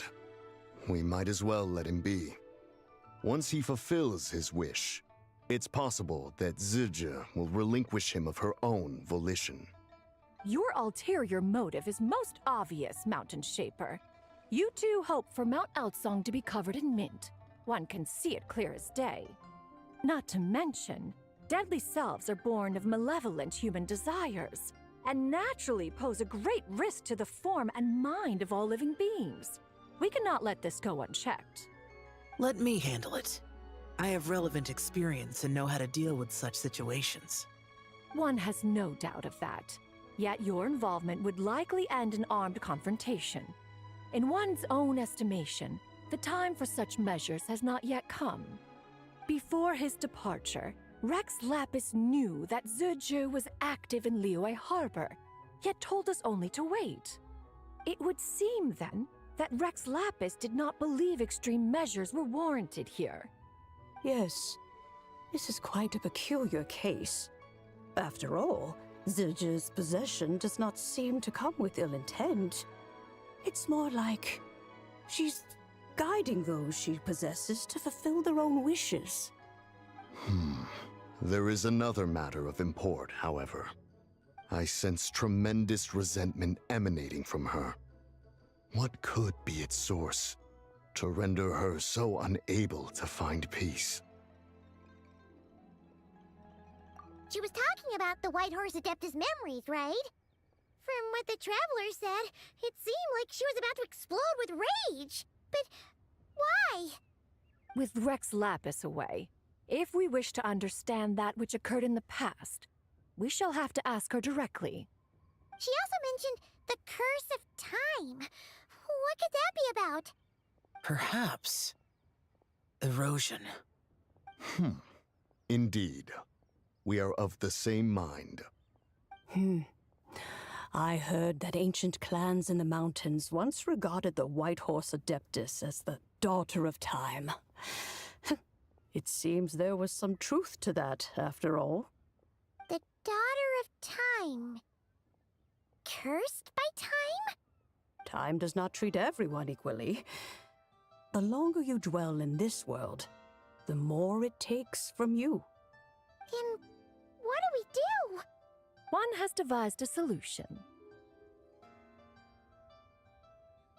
Based on what you have told us, it seems that Zizhi is in the habit of leaping to a different host when provoked. One's plan is for us to block all escape routes while you confront Mountain Shaper, forcing Zizhi to reveal herself. Then, If prior experience stands, she will have no choice but to possess you. However, not only are you able to sense it, you are also unaffected by the peculiar state of stasis. In other words, in that moment, you would have the chance to either subdue or persuade her. That is akin to walking straight into the lion's den. Allow me to go instead. Yeah, isn't this plan a bit too risky? Why doesn't Paimon try first? After all, even if she got possessed, it's not like she would pose a danger to anyone. Paimon's wishes aren't all food-related, you know. One would not suggest this course of action if one had any such reservation. Time and again, the Traveler has proved immune to Zidge's influence. Consider for a moment why that might be. Oh yeah! That's what the first Deadly Self told you, right? Perhaps your time in Nod-Krai left you with the blessing of the newborn moon goddess, Traveler. And this Whitehorse Adeptus clearly has a profound connection to the moon. Indeed. Indeed. I see. Have you other concerns, Conqueror of Demons? I was just trying to fathom why Rex Lapis left without explaining the situation in detail. But now I think I understand. Rex Lapis entrusted this matter to the Traveler, which means in his estimation, the Traveler must be the key to its resolution. So I have no other concern. I trust Rex Lapis, and I trust you. Then we are all in agreement on proceeding with this plan? Very well. We should depart at once, lest we lose our chance. Let us see whether that old fool truly dares to face one's abode with Mint.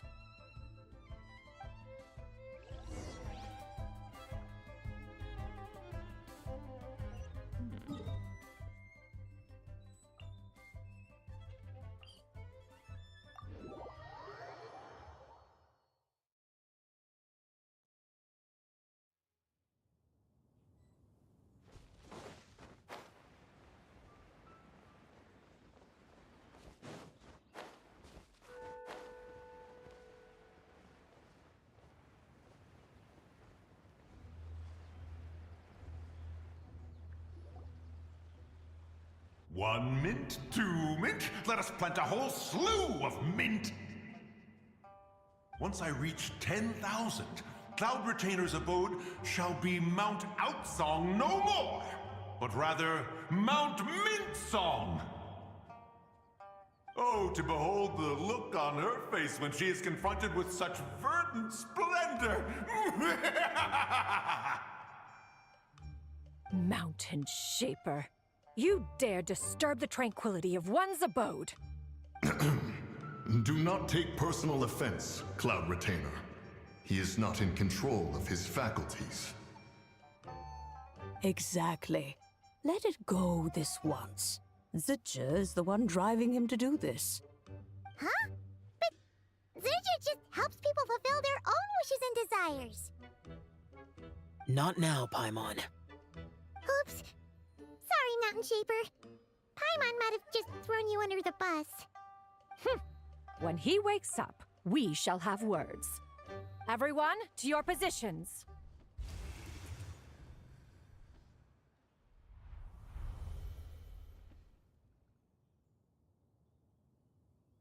Be careful.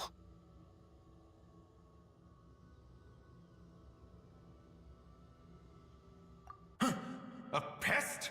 I must catch it! Again!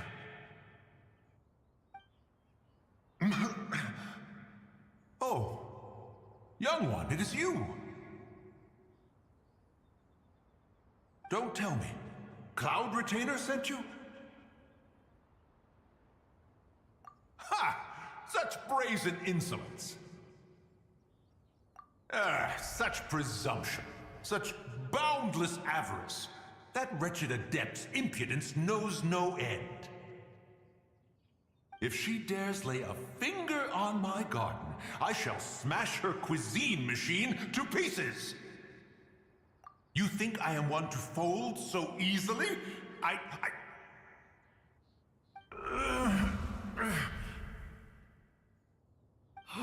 Insolent mortal! Time and again, you interfere in that which is beyond you. You make it exceedingly difficult to contain my rage. You have no conception of that which you seek. It is forbidden! You know nothing of my past. My warning was given. The cost entwined with this is beyond what you can bear. Stubborn mortal! You... Very well. If death is what you seek, who am I not to oblige? Come, let us see the extent of your resolve. Your wish is to behold the curse of time and the memories of this form? Then, let it be granted.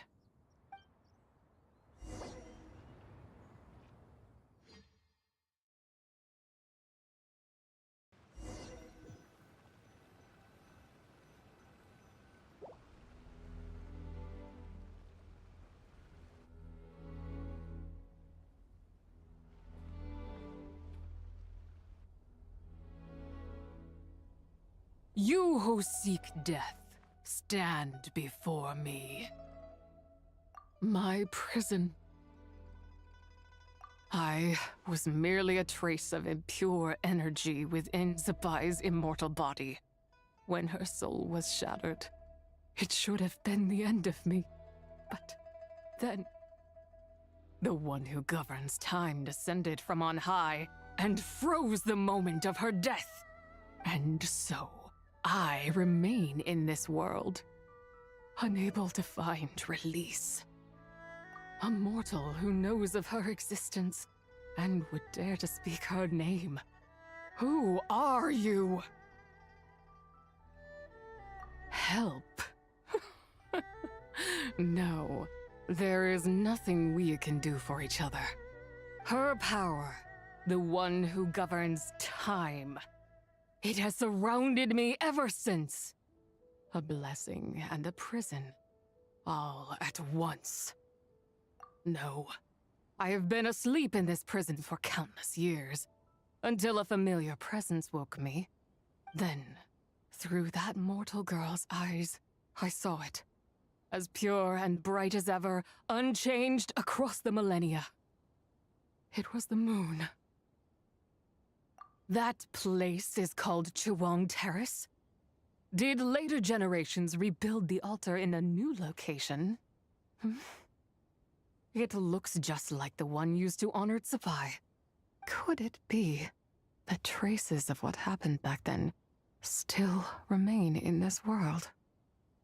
That memory is embedded deep within the essence of Zibai's soul. It is one that should have been forgotten. Yet, it is precisely that which haunts my every waking moment, fuels my rage, and denies me a modicum of peace. Now you, a mere mortal, come to seek that which is forbidden. So, let us see whether the fire that fuels your ambition is a hero's wisdom, or a fool's courage. I shall relinquish control over this body's curse, and let it devour everything within sight. Run as fast as you can, lest this prison become your grave. Look, it draws near. The river of time, come to sweep all into oblivion. A torrent of tears for the dead and departed. I shall wait for you at the end, mortal. Evade being swept up in its waters, and I will show you everything. Fail, and we shall sink into oblivion together.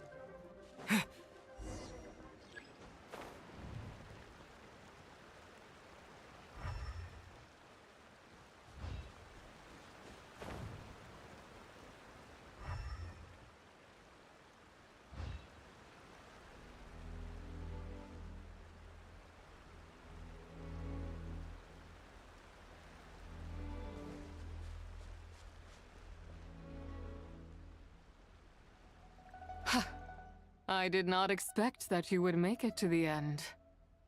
Yes, it would seem even time cannot hold you back. In that case, perhaps this truth is one you can bear.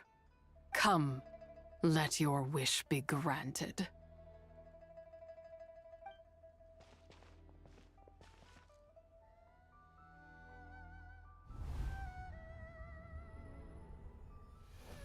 Under moon eternal, in radiant night, a maiden grants silk, soft and light.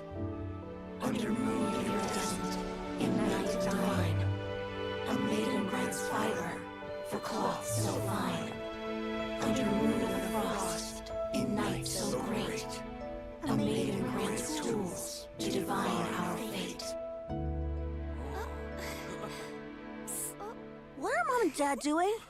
Shh, just make a wish. The kind Adeptus on the moon is listening.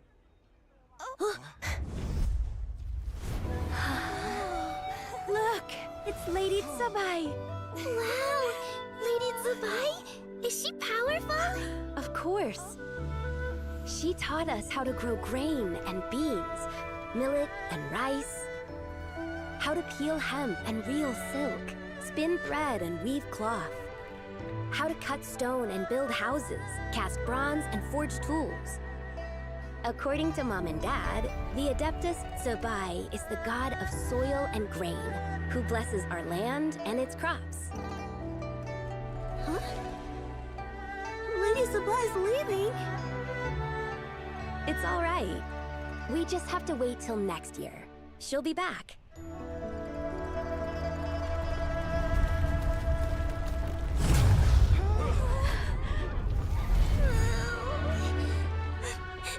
Mom and Dad are gone. Why hasn't Lady Zibai returned? She'll come. We just have to believe. What is that?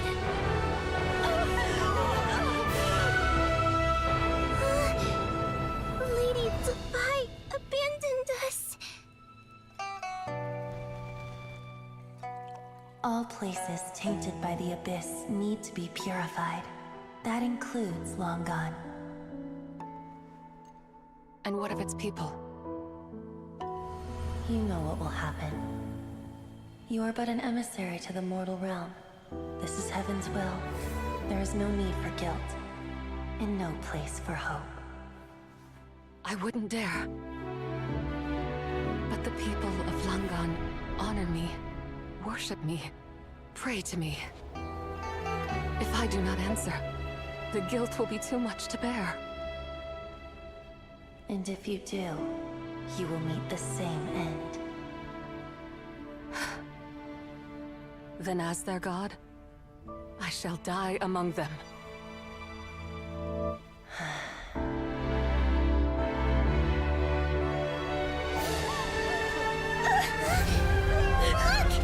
Lady Zibai came to save us! I knew she wouldn't abandon us! Run!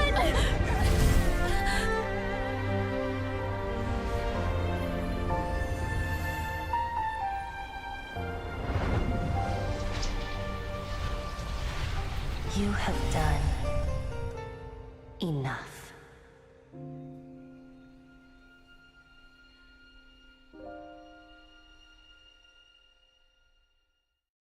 Now you know the truth. These are the memories that suffocate me where I stand and crush me under their weight. Not just my nation, but the people I loved. Were it within my power, I would ignite a blaze fierce enough to burn a hole through the heavens themselves. It was a time of war, one that ravaged heaven and earth. Remnants of the battles tainted with cursed power fell from on high and devastated Langan. The heavens decreed that the tainted filth had to be cleansed. No matter the cost, if I just had more time, I could have helped more people to escape. But it wasn't enough. I just needed a bit more, and they all could have survived.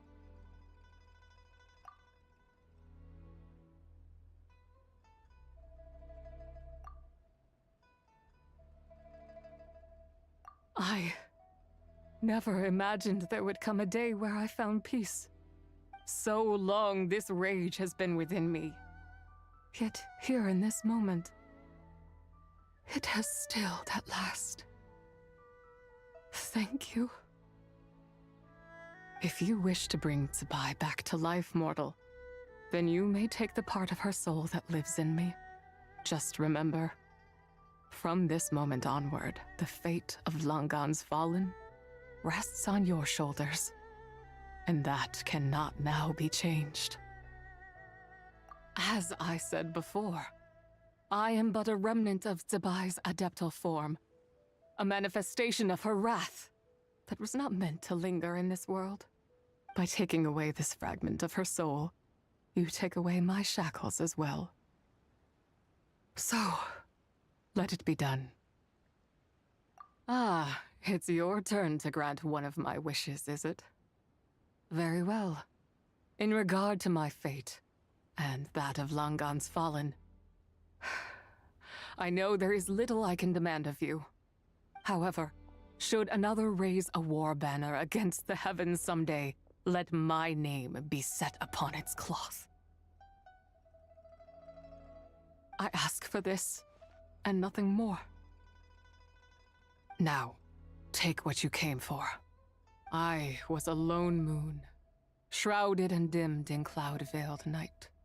Now darkness breaks, free and unburdened. I reclaim my light.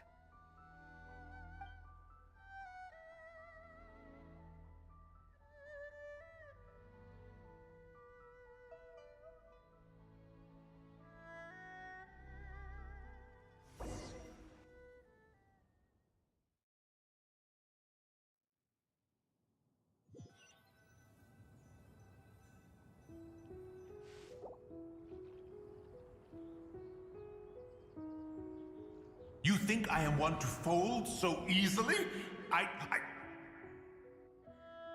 Ah, young one. What brings you here? My, what exquisite mint seedlings. Was it you who planted them? I had not taken you for one so versed in the horticultural arts. I must insist that you visit Mount Hulao. There is much we could learn from one another. Ah, but this is Cloud Retainer's abode. She does not appreciate the verdant wonder that is mint. We should leave at once. If she sees us here, there is little I can do to protect you. You weren't? Was it Mooncarver then? My, what nerve he has. What? Looks like Mountain Shaper is back to normal. Has the matter with Zibai been resolved then? Wow, that was fast. That took, what, like, a second? A second to us, perhaps. But for the Traveler, I imagine it felt much longer than that. One's plan was most successful then. And you're all right, Traveler. You don't feel strange in any way? Well, sounds like good news all around. I'm glad this matter is resolved. What is this matter you speak of? The possession of that mortal child? The matter of Zibai may have been resolved, but there is another that is far from over. The mint you planted around my abode. Perhaps you have a moment to spare for a little chat, Mountain Shaper.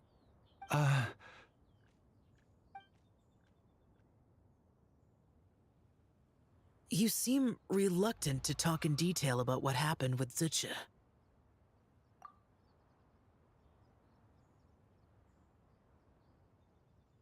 Don't worry. I won't ask you to reveal her secrets to me. And I doubt the other Adepti will either. Huh? You don't want to know what happened?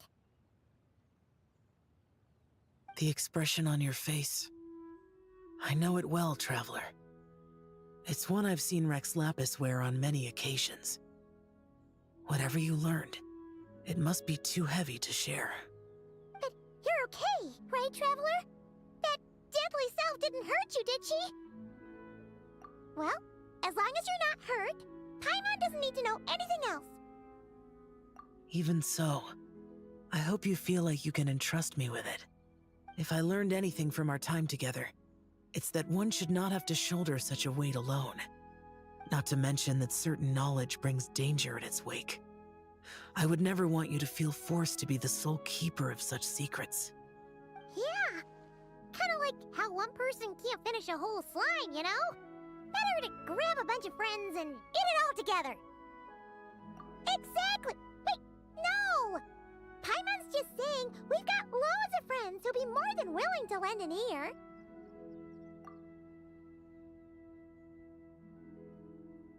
I never knew there was such a tragic chapter in the ancient past of this land. So, the people of that nation worship the White Horse Adeptus as the god of soil and grain. It would seem, then, that Rex Lapis had a similar reason for withholding the details of his recent trip. I've often wondered if he had companions to stand by him before we met, or if he was forced to face things alone. Regardless, Lantern Rite takes place in 2 days. Let's meet back up again there. If there's no news of Rex Lapis by then, we'll have to come up with a plan. Fingers crossed it all goes well.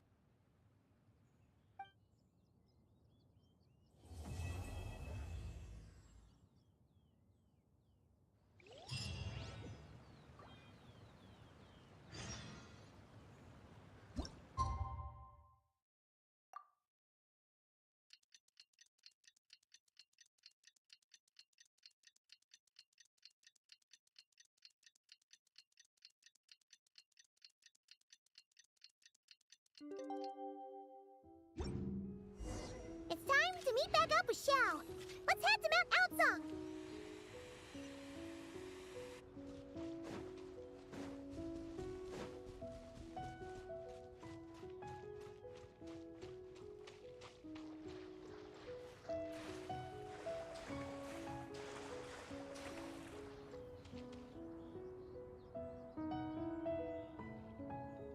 Xiao, Cloud Retainer, Madam Ping! We're here! Any news on Zhongli? Wait, are we missing 2 Adepti? Well, Shenyun banned Mountain Shaper from Mount Outsong for 3 days.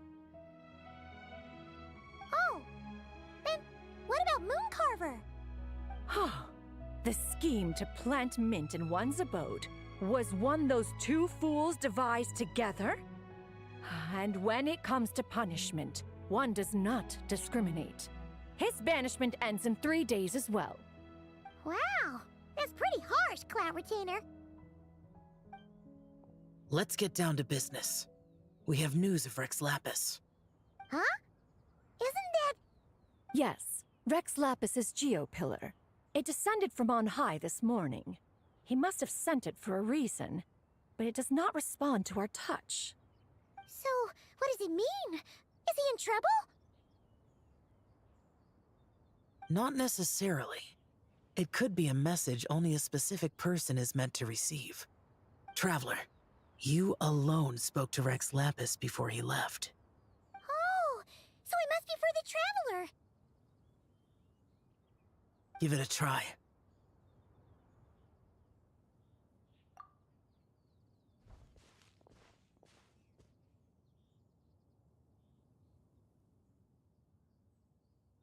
Come to the spring on Mount Qingse. I have left an entrance for you.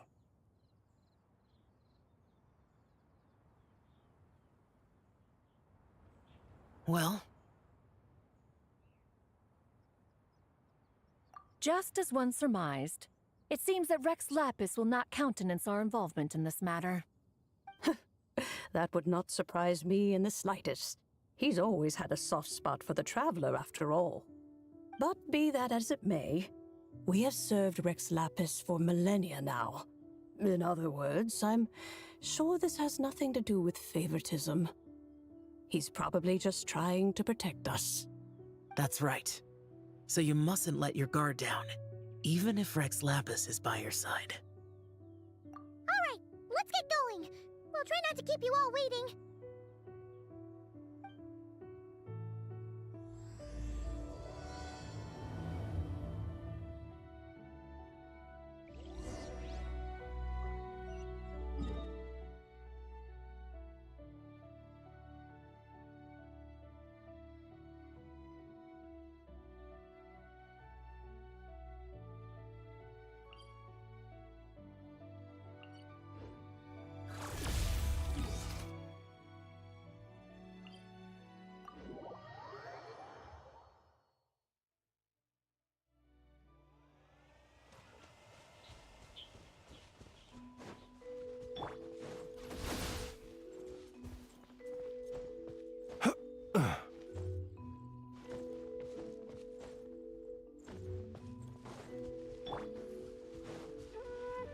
Keep your eyes peeled. He should be around here somewhere.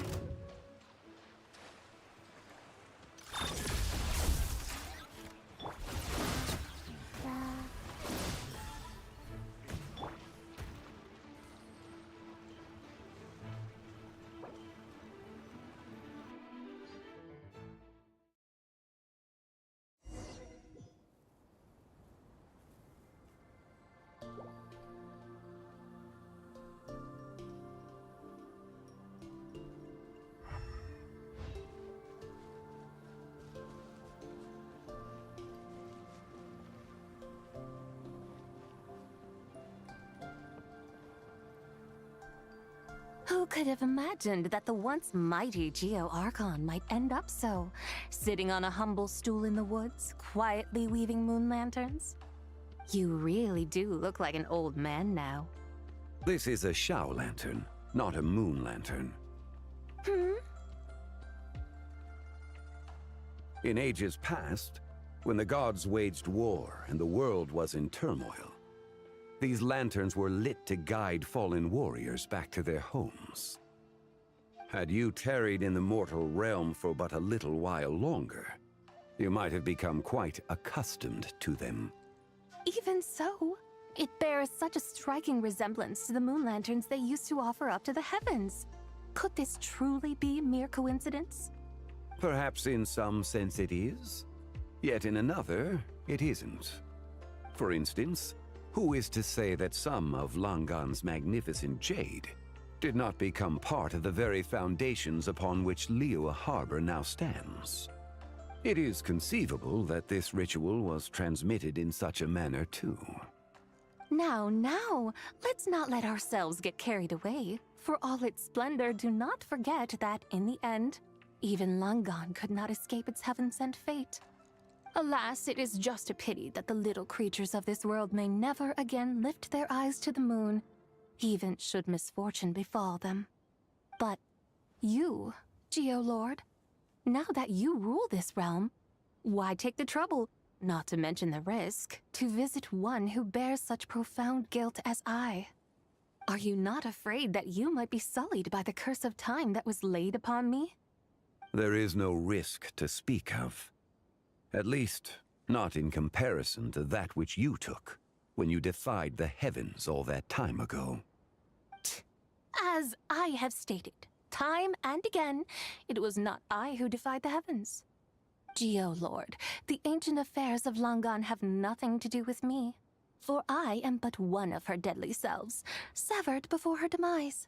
My name is not Zibai, but Zichao. Surely you did not take us for one and the same solely on the basis that we may all assume the form of white horses? Sorry to break it to you, but you seem to have found yourself the wrong white horse. Anyway, do tell me, what urgent matter brings you here? Very well then. I have come to ask for Zibai's shade. Oh? So, the Geo-Lord has set his sights upon Zibai's human soul. And what is it that you intend to do with it? The world outside is changing. With the new moon's birth, the confines of the Shadow Moon are gradually disintegrating. In other words, the heavenly soul is set to return. Consequently, strange phenomena have manifested within Langan's former domain, leading to the earthly soul's reappearance as well. The last of the trio, the human soul, is in your possession. Most intriguing. My intention is to gather all three together, so that an old friend may finally make her return.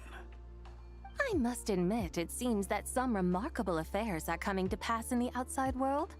Yet there is one thing you seem to have overlooked, Lord of Geo. Back in the day, it was you that freed me from that painting. And afterwards, I took up arms in your name. Together we first subdued Chenyu Vale, then brought peace to Mount Qingse. It was for this cause that the contract between us was made. But now that the debt has been repaid, what cause have you to expect my aid? Zibai and I have long been friends. Given not only that you were manifested from a corrupt desire within her divine form, but that you also possess a fragment of her soul, how can you purport to be the wrong White Horse? I think you'll find that we are now as separate and distinct as any two beings ever were. What once shone with radiant purity has long become dust. What you see is no longer what it was. Oh, great Lord of Geo. Should this still be unclear to you, I bid you take your leave. It seems that the fault lies in my own lack of consideration. As you wish. I shall let this matter rest. Wait! One moment, if you will. Should this not be your opportunity to propose a new contract? The part where you make me an offer I simply couldn't refuse? Even those puny mortals know how to haggle when striking their bargains. Should you, the famed god of contracts, not likewise strive for success through negotiation? Come now, enough with the posturing. It's time to name your price. Very well. I had, in truth, prepared a new contract for your consideration. I knew you would not come before me unprepared. Yet, you should know that I want for nothing, for I live in the mountains, carefree and untroubled. Occasionally, I even find sport in teasing the mortals who stumble into my presence. Then why persist in telling them those ancient stories? I speak of what transpired before the sky collapsed and the earth sank into itself. That is merely my way of passing the time. And what of it? Would any believe, much less remember, the ramblings of a mountain hermit? Those tales have long since spread throughout the mortal realm. Who? Should my words prove insufficient, I invite you to see the world for yourself. To this end, I have found you a pair of trusty guides. The Lantern Rite is presently underway in Liyue, and should prove quite intriguing for you. So this, then, is the contract you have prepared for me? Indeed it is. Think of it as a contract for a one-day festive excursion. Surely you do not hope to offer this in exchange for Zibai's shade. The foundation of my very existence for a little excursion seems a little steep, wouldn't you say? Why not see for yourself? You can always decide afterwards.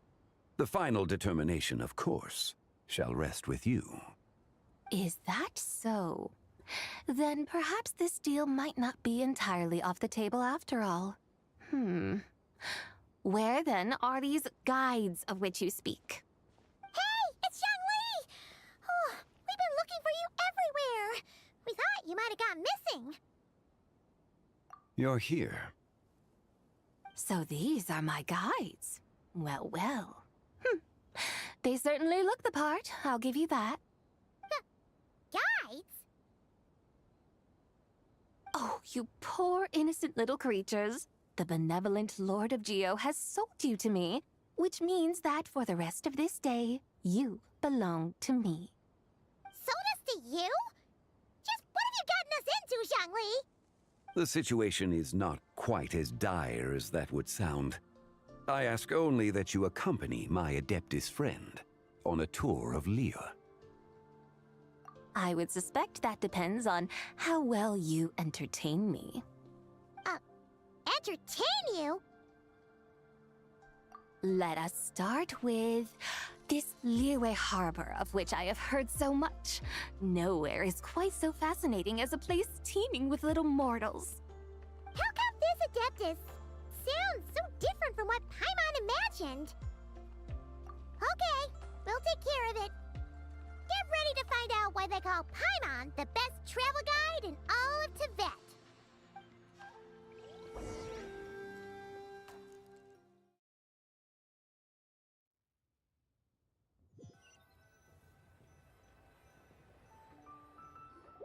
Look! We've arrived at Liyue Harbor.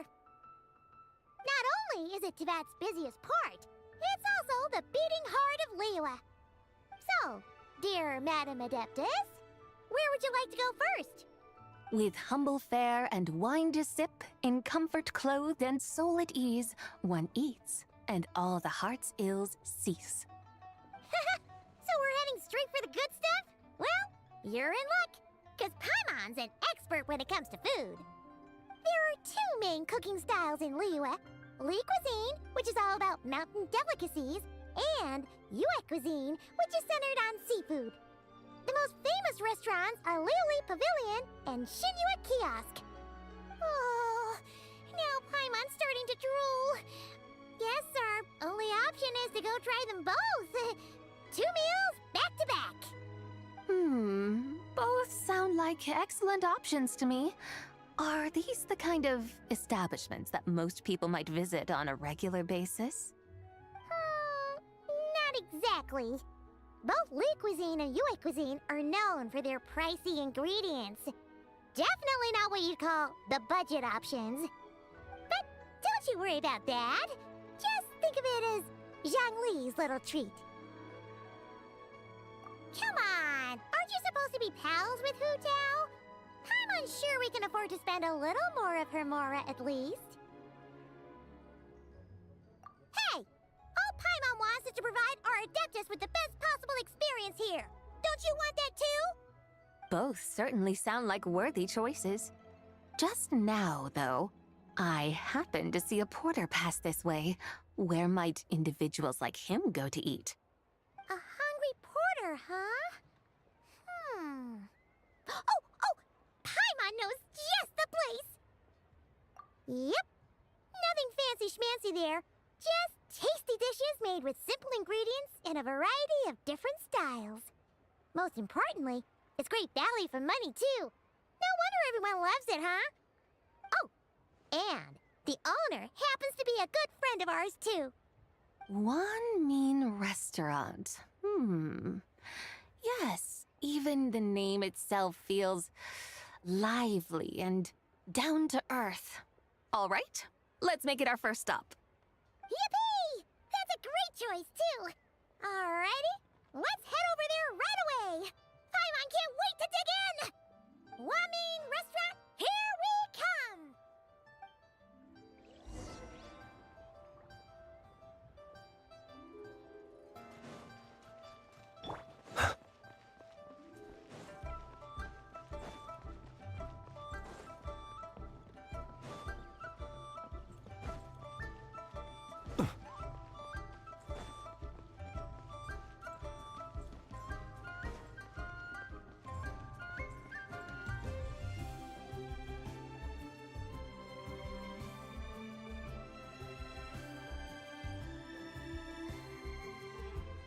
Xiangling! Chef Now! We're here! Oh, hello there! What a surprise to see you two. Welcome, welcome! Hey there, Traveler and Paimon! We're a little busy today, so grab a table while you still can. But I don't think I've met this lady before. Is she a new friend? You could say that. Oh, I see. Well, hey there. A friend of the Traveler's a friend of mine, too. Don't worry, we'll take good care of you. Just order whatever you want, it's on the house. By the way, I'm Zhangling. I cook here at Wanmin Restaurant. What's your name? Miss Xiangling, have you ever heard of the White Horse Adeptus? Of course. What about her? I am her, and she is me. Huh? You mean you're an Adeptus? Oh, you young'uns crack me up. Come on, Xiangling. You've got to keep up with the times. Haven't you heard of cosplay? It's like a role-playing game where you dress up as famous characters and pretend to be them. Seriously, it's all the rage, and it looks like this young lady is quite the expert. Your friends sure keep their fingers on the pulse, huh, Traveler? Wow, Dad. Didn't know you were so tuned in. But how come I haven't heard about it? You gotta listen to our customers. Didn't I tell you to spend less time chasing after wild vegetables and more time making friends? You're even more out of touch than I am. Hey, I like making friends too. Isn't that what I'm doing right now? Anyway, even if it is just a costume, is it alright if I still call you Whitehorse Adeptus? Of course it's all right, because that's exactly who I am. Okay. I can see you're really committed to the role. How about I call you the real Whitehorse Adeptus instead? In that case, you can call Paimon the real traveler. You're right. You could have at least switched outfits. Puny mortals. Nevertheless, I suppose it might be amusing to indulge in your little charade for a while at least. All right, go grab yourselves a table. I'll come take your order in a bit.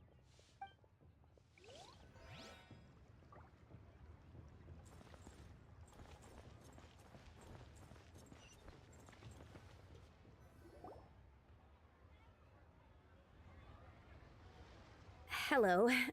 May I ask if Miss Xiongling and Chef Mao are here? Yeah, they're just over there.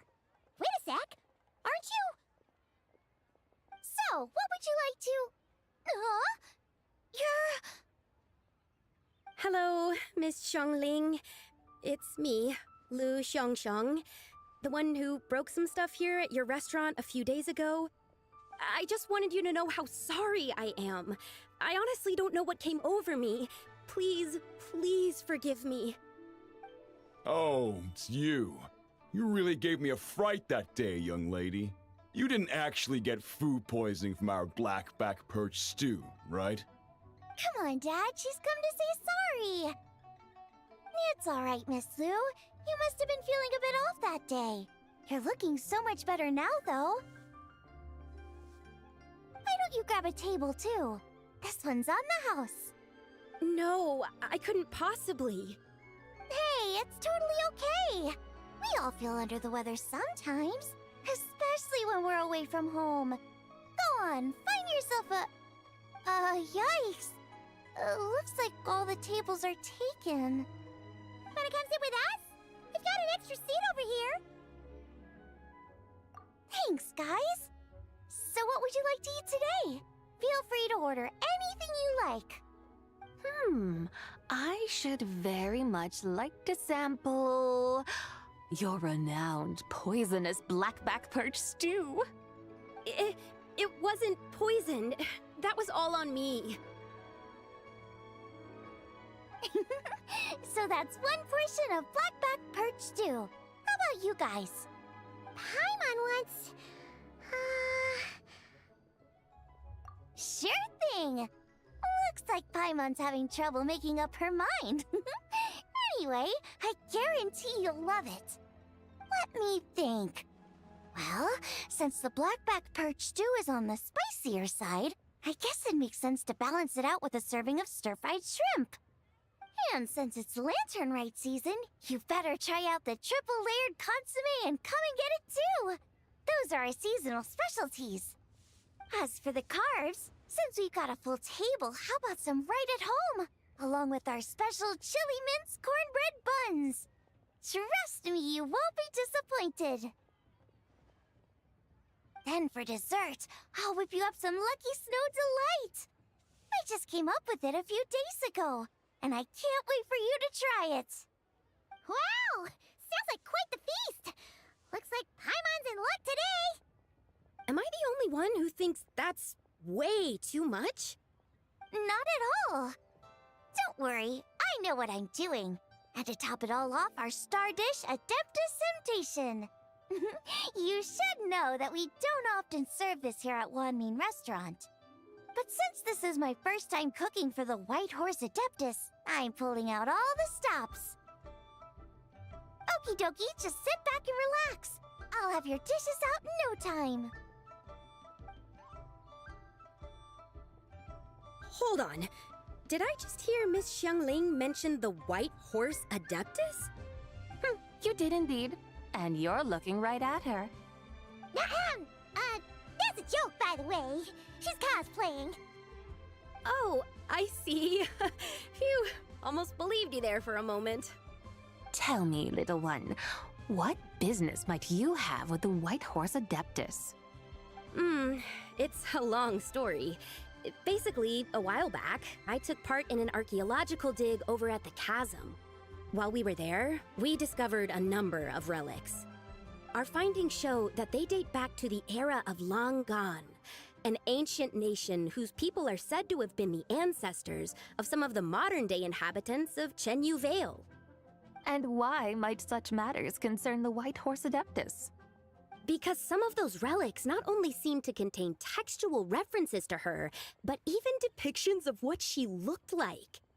There have long been legends claiming that the White Horse Adeptus was a deity of that era, but there are plenty of other theories out there too. If I could just locate some more detailed records, I'm sure we'd be able to find out so much more. So you're into history? Well, to tell you the truth, I actually joined the archaeological team by sheer accident. But once I'd started down this path, I knew that I wanted to make something of myself. Recently, though, things seem to have taken a turn for the worse. Still can't believe I caused such a mess and even ended up hurting someone. Oh, so you're considering becoming a martial artist now instead? No, I mean, they weren't seriously hurt. It was just a few scratches, and they let it go after my mother compensated them. Either way, my career's pretty much over.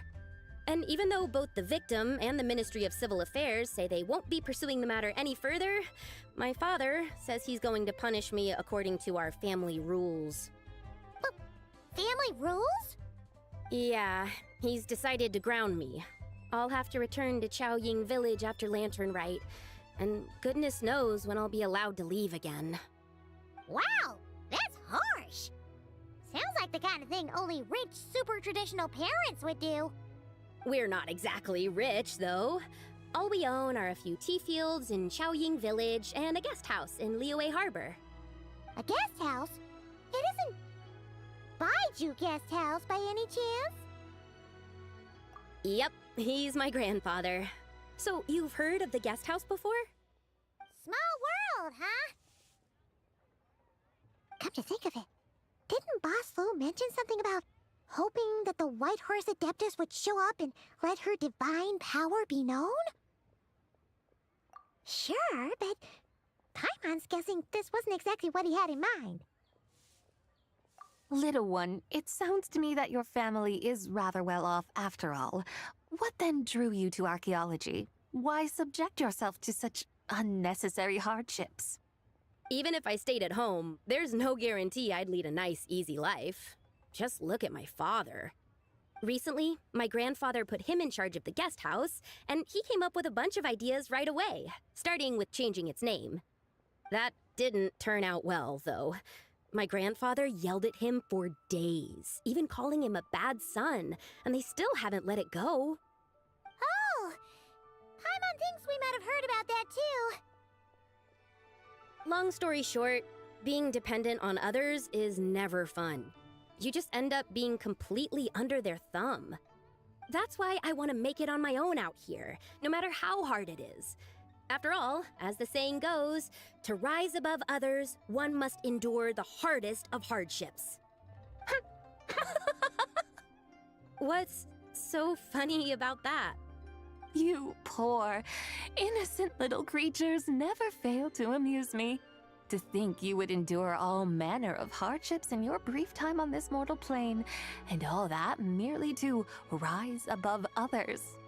I would have thought that the wiser path would be to simply roam this world as I do. Huh? Tell me, what is it that you truly delight in? Archaeology? Martial arts? Tea planting? Or perhaps the keeping of a guest house? What I delight in? Yes! Surely there must be something you don't find quite so exhausting.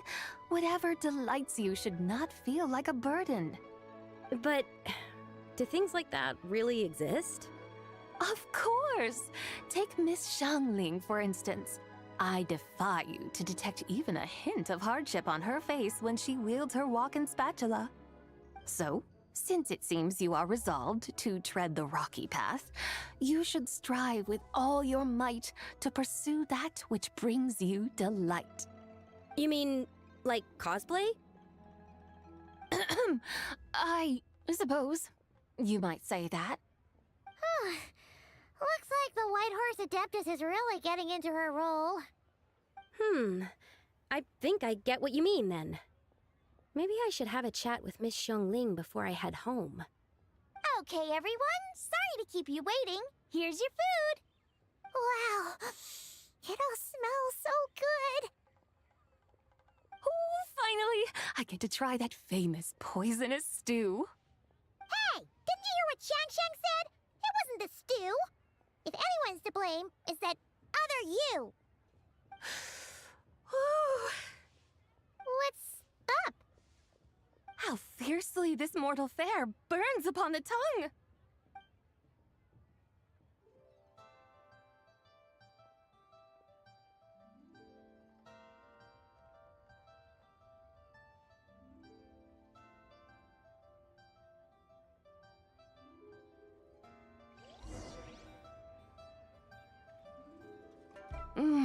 Most satisfying as poisonous stews go. So, where to now? Time, I think, to seek out some diversion? Oh, there's plenty of entertainment options in Liyue. Paimon will tell you that. The locals like to drink tea, walk their pets, play chess, watch operas, attend storytelling performances. Storytelling performances? You know, like listening to people telling stories. They're usually based on old Liyue legends, just like their operas. Stuff like the Divine Damsel of Devastation, Through the Eyes of a Dragon, or the Sanctification of Tao Do. What about the story of the bright moon that sits in the sky above us? Paimon doesn't think she's heard that one. Still, the moon does come up quite a lot. It's even in the name itself. The Yue in Liyue actually means moon.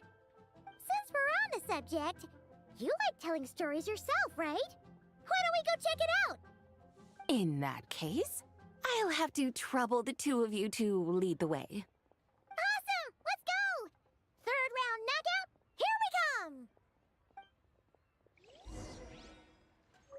Cheap and tasty chop suey!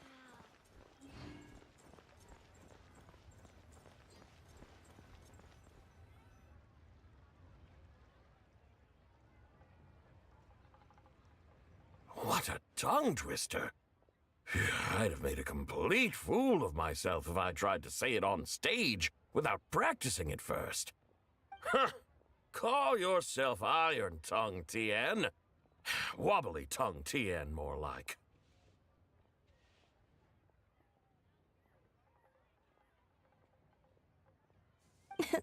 I used to have that problem a lot. But if you just take your time to grasp the meaning and commit it to memory, you'll be able to say it smoothly in no time. You're right, Miss Yoon. I'll give it another try. Hey, Yunjin! Fancy seeing you here! What are you two talking about? Ah, Traveler and Paimon, we meet again. And who, may I ask, is this? You may call me the White Horse Adeptus. The White Horse Adeptus? She's not really an Adeptus. I see. Well, it certainly looks like a lot of fun. Oh, funny you mention it. This type of thing is actually something I'm quite familiar with. Once, to perform Through the Eyes of a Dragon, I decided to imagine that I was Rex Lapis himself. It was the only way to truly inhabit his mindset and understand his resolve to quell those demons. Sounds like you just wanted an excuse to feel all big and powerful. Hey, that's... You just don't understand how inspiration works. You're one to talk. Paimon's traveled all over with the Traveler, and she's seen things that would make your jaw drop. All right, then. Since you claim to be so knowledgeable, why don't you prove it by reciting an ancient poem? An ancient poem? Which one? Ha! See? You mean to tell me you've never even heard of the ancient poem called An Ancient Poem? What kind of a title is that? Quit teasing, Paimon. We only just found out about that ourselves. He's talking about the writing on those ancient relics. When we first saw it, we couldn't figure out what it all meant. So in the meantime, we decided to just refer to it as an ancient poem. However, thanks to the painstaking work of the scholars who were tasked with decoding it, it seems like that's exactly what it was. Or rather, an ode offered in veneration of the moon and the White Horse Adeptus. Oh yeah! Didn't Keqing mention that before? It's got something to do with Longan, right? That is correct. The Ministry of Civil Affairs has issued a notice stating that, although it is true that the moon may disappear tonight, we should be in no danger. In other words, there's nothing to fear. But if you're worried, we can always take a leaf from the Book of the Ancients.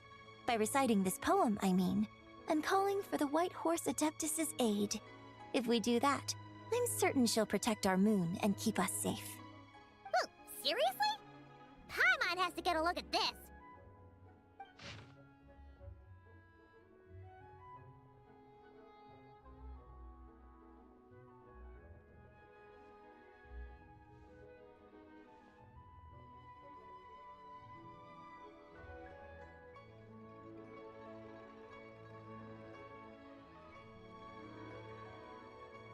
Under moon eternal in radiant night, a maiden grants silk, soft and light?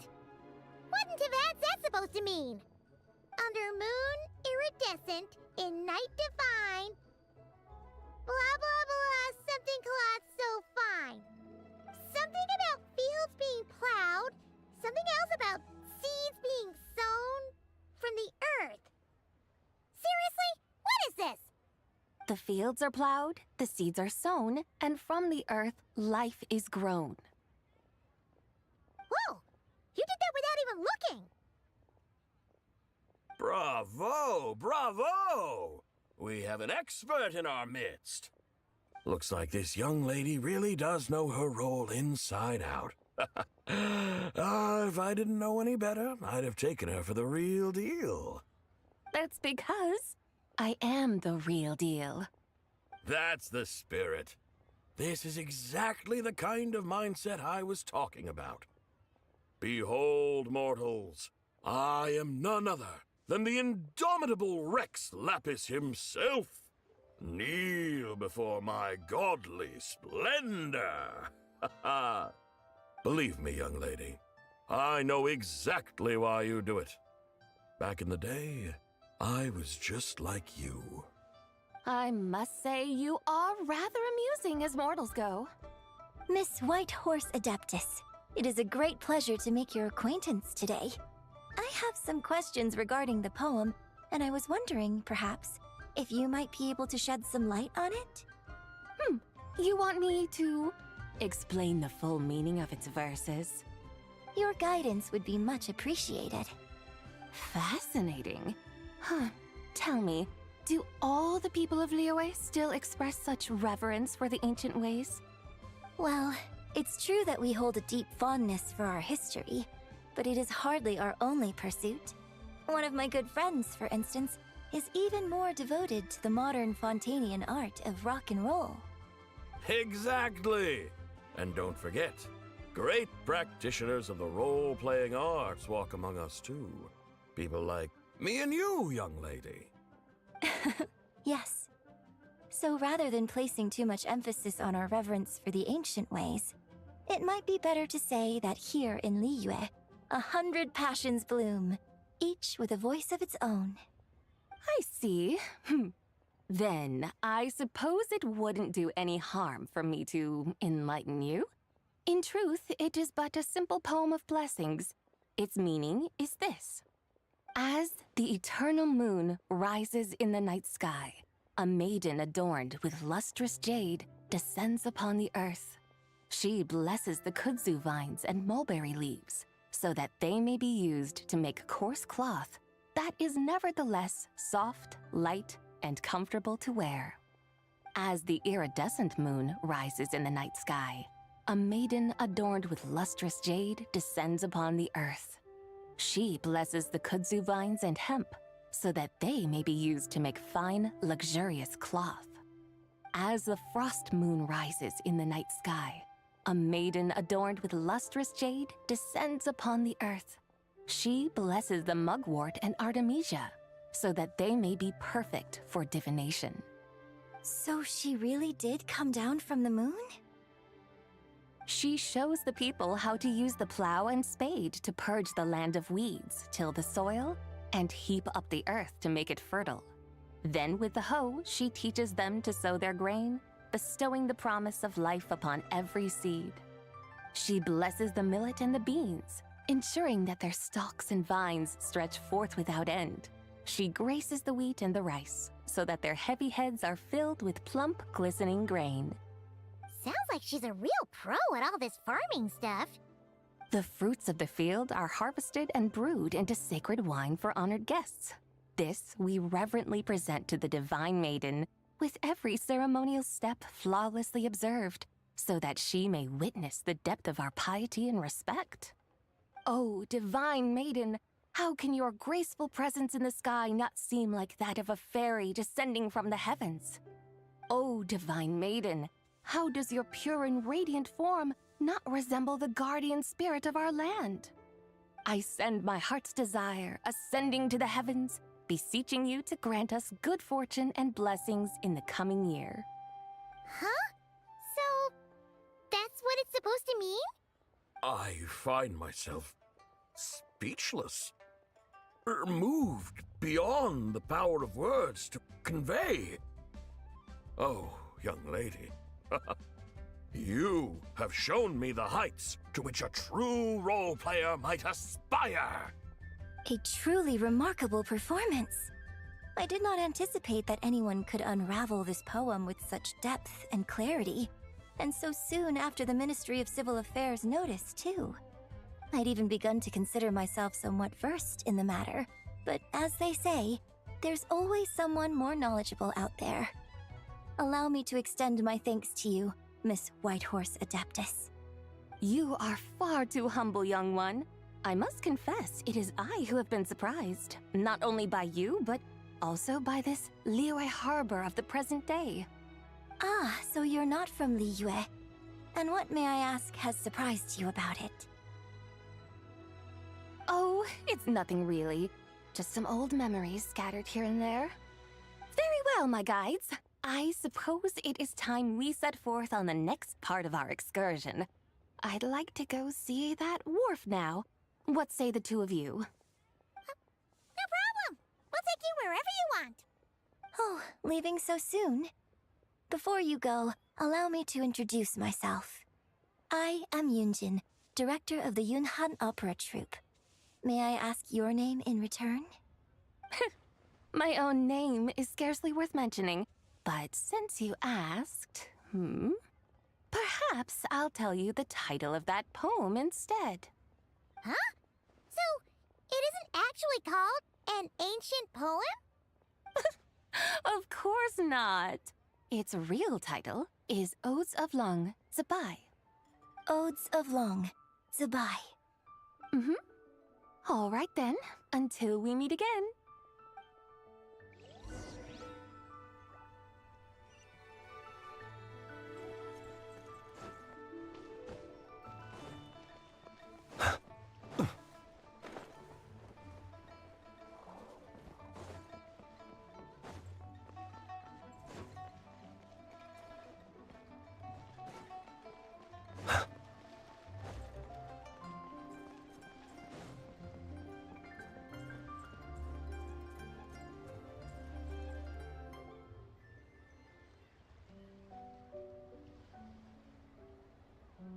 Hey, Ganyu! I almost forgot to mention.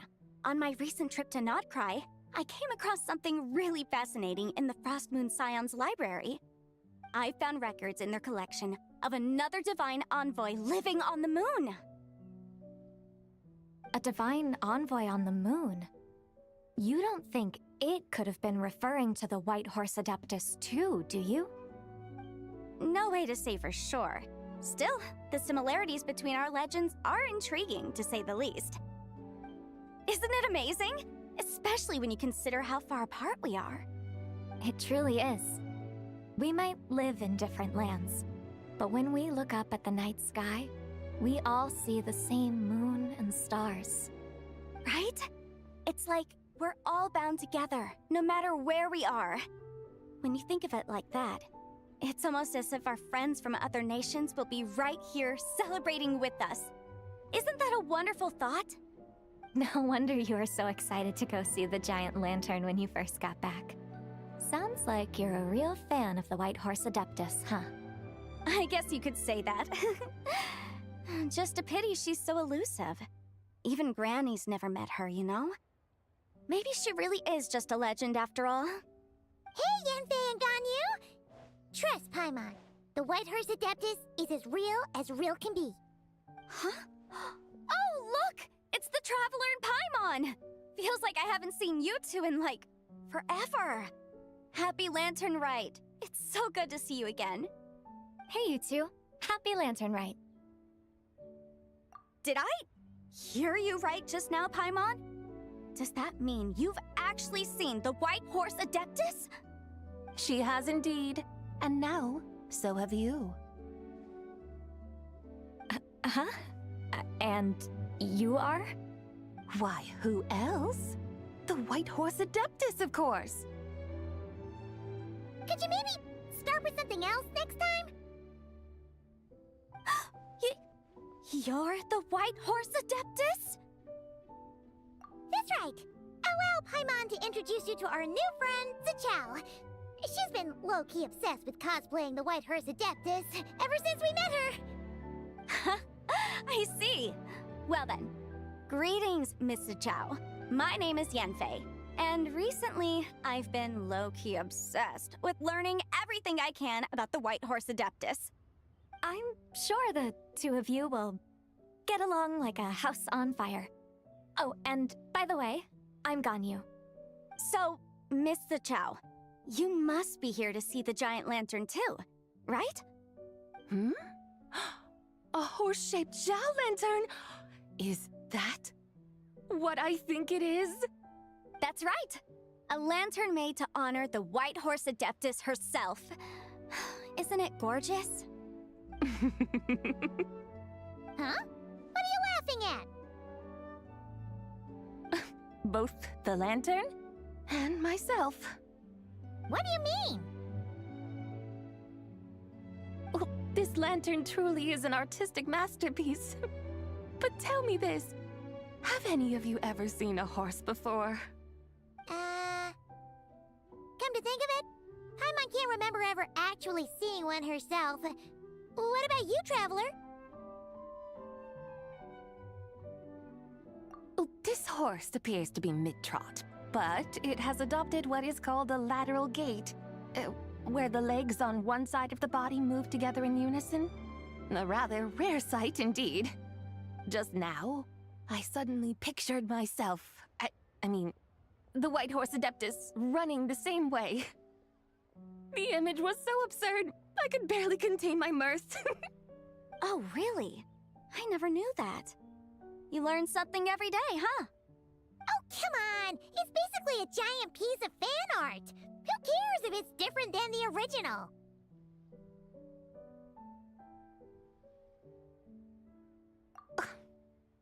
I was merely laughing at my own ignorance. I came here thinking that the White Horse Adeptus's tale had been long forgotten. Yet here I am, gazing upon a lantern made in her honor. Well, you couldn't have been more mistaken. There are so many tales about the White Horse Adeptus, I'm starting to lose count.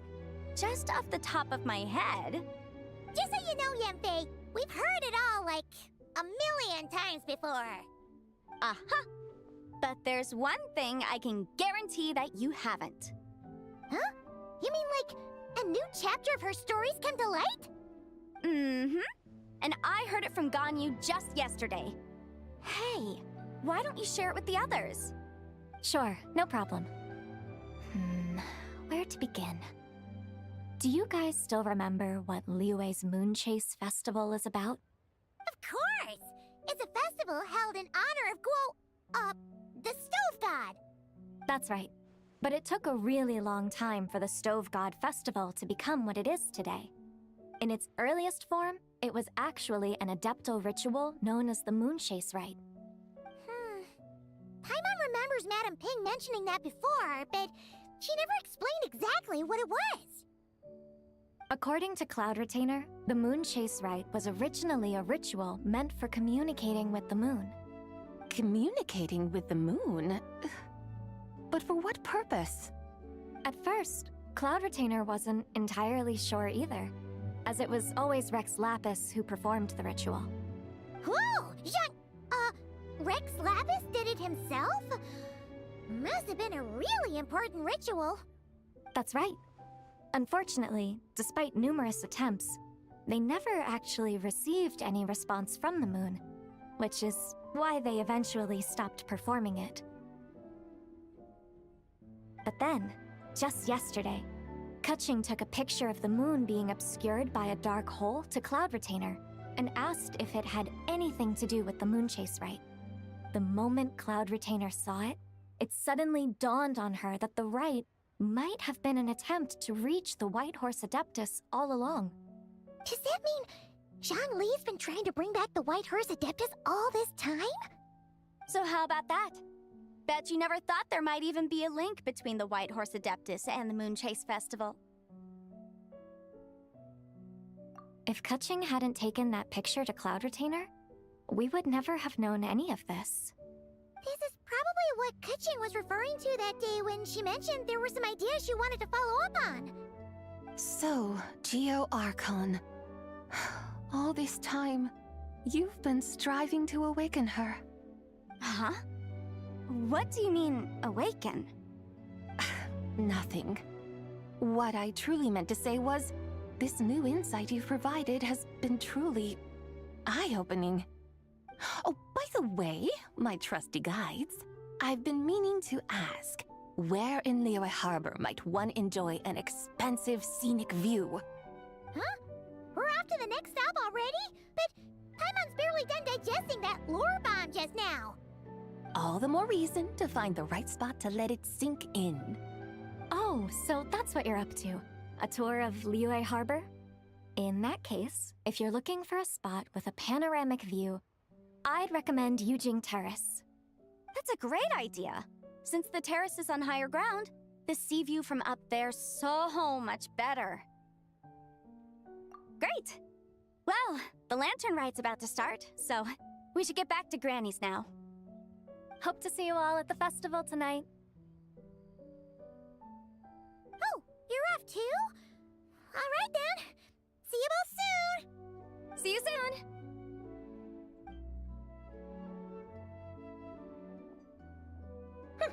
Very well, my guides. What are we waiting for? Okay, you're the boss. Yujing Terrace it is. After all, the customer's always right. Something else you needed to do? Oh, Paimon likes that idea. And what, may I ask, is a photo? It's this awesome invention that lets you record moments in the blink of an eye. Except, you've gotta try not to actually blink. Oh? What must I do in preparation then? Nothing. All you gotta do is choose a pose. The Traveler will handle everything else.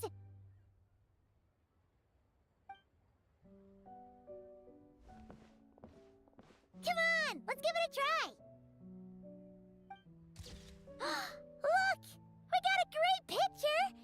Paimon's gonna call it The White Horse Adeptus Meets the White Horse Adeptus in Liyue Harbor. Huh. They've even discovered a way to preserve moments in time. Now I truly am curious to witness what else these mortals might accomplish. Very well, let us proceed. Yujing Terrace lies in That direction, does it not? Hey, wait for us!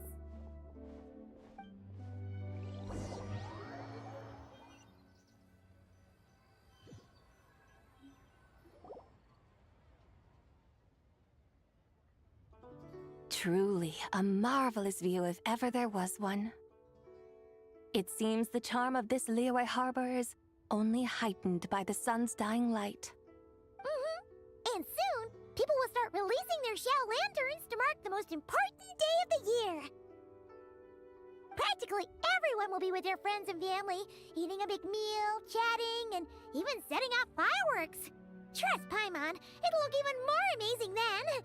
What do you say? Want to stay to see that? No need. Let us bring this weary day to a close. Weary day? You mean you didn't enjoy your tour?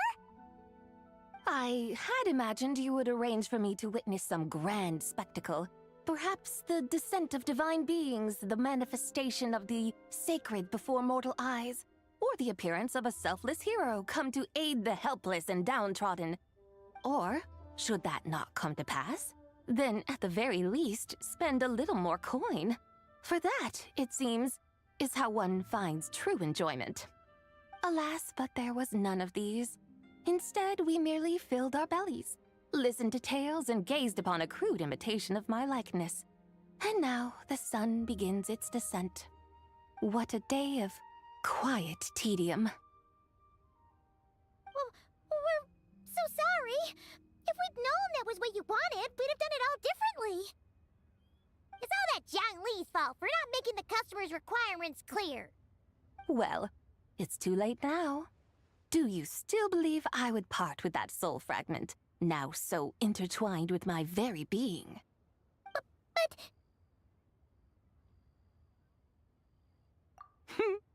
I knew you were the more astute of the pair. Huh? You were just trying to scare Paimon?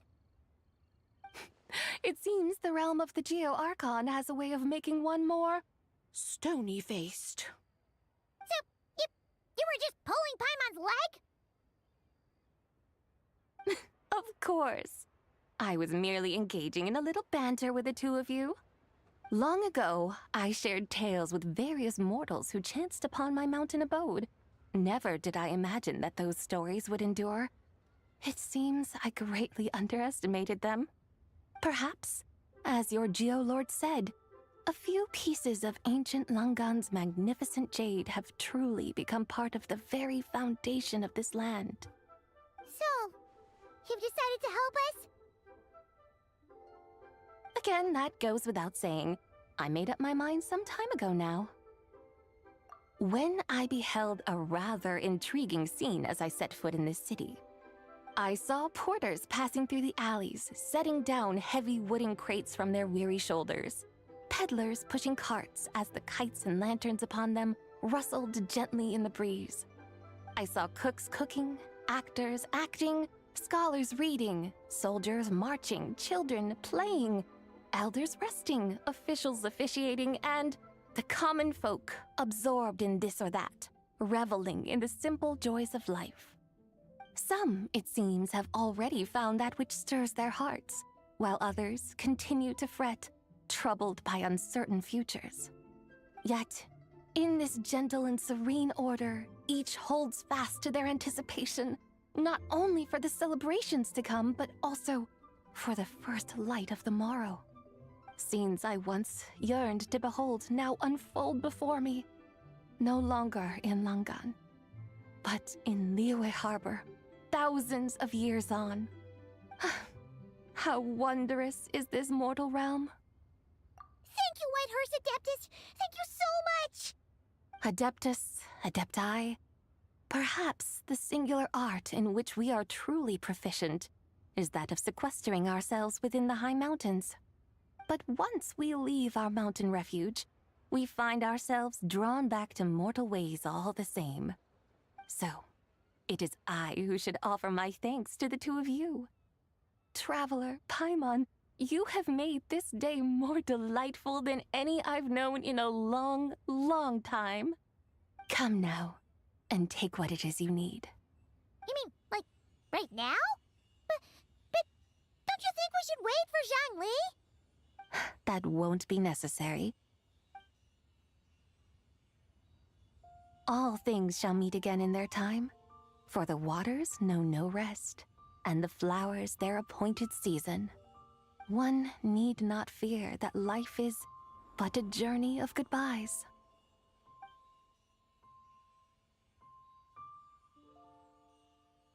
Is she gone?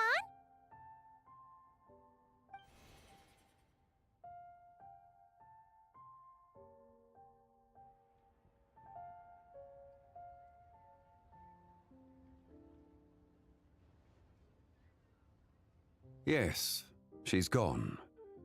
A deadly self is formed from the body's impure vapors, so naturally it cannot survive long in this world. Had it not been sustained by the remnant of Zibai's soul, it would have faded away a long time past. Now that the remnant is gone, it has severed its ties to the mortal world. Zhangli! When did you get here? A while ago. I would have thought you'd at least want to say goodbye. Though mountains endure, the ceaseless waters will, at last, wear away their sharp edges. Thus must I meet the marks wrought upon her by the ruler of time with great caution. It may be goodbye for now, but someday we will meet again. Really? And when might that be? Who can say for sure? Years and years from now, perhaps.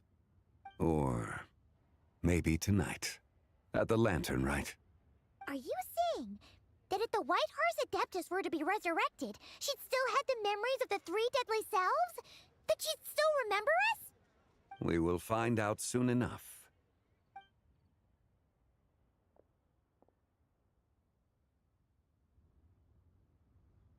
It is time. The rite is about to begin.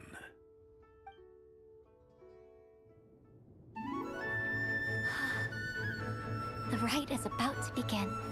Is the moon really gonna disappear? Got your lanterns ready, everyone? All set.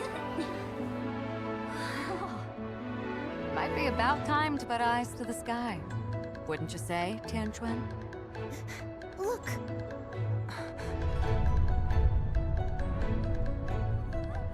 When the sun's out, eat the sun. When the moon's out, eat the moon. Whoa, is this the lunar eclipse? Under moon eternal, in radiant night, a maiden grants silk, soft and light.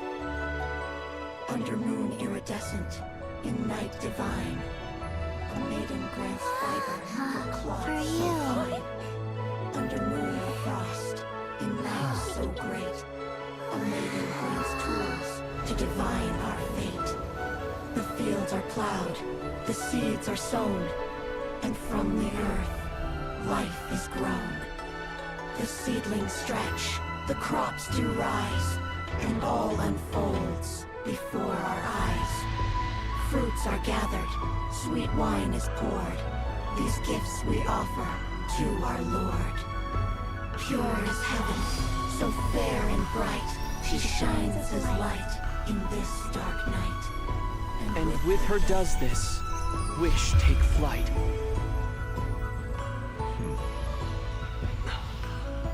Devoted soul, scattered and unbound.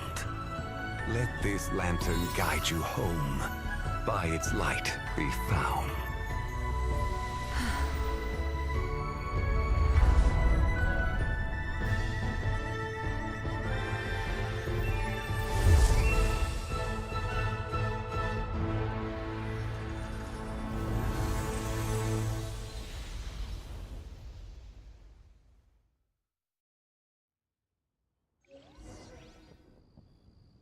Did we do it? Do we finally get to meet the real White Horse Adeptus?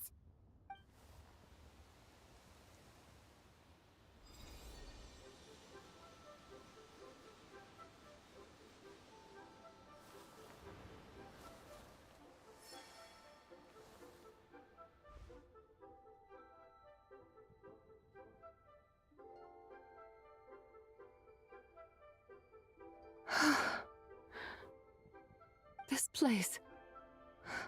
Where am I? A familiar land, now known by the name of Liyue. Liyue? The peaks adorn the clouded moon. Then, who might you be? Oh no! She seems to have lost all her memories after all. And those countless lights in the sky, what are they? These lights, each like a dwelling in glad accord, usher in this day of joyous rebirth. And whose rebirth might that be? That of my old friend, Zibai. Zibai? Yeah, that's you! Don't you remember anything at all? That's...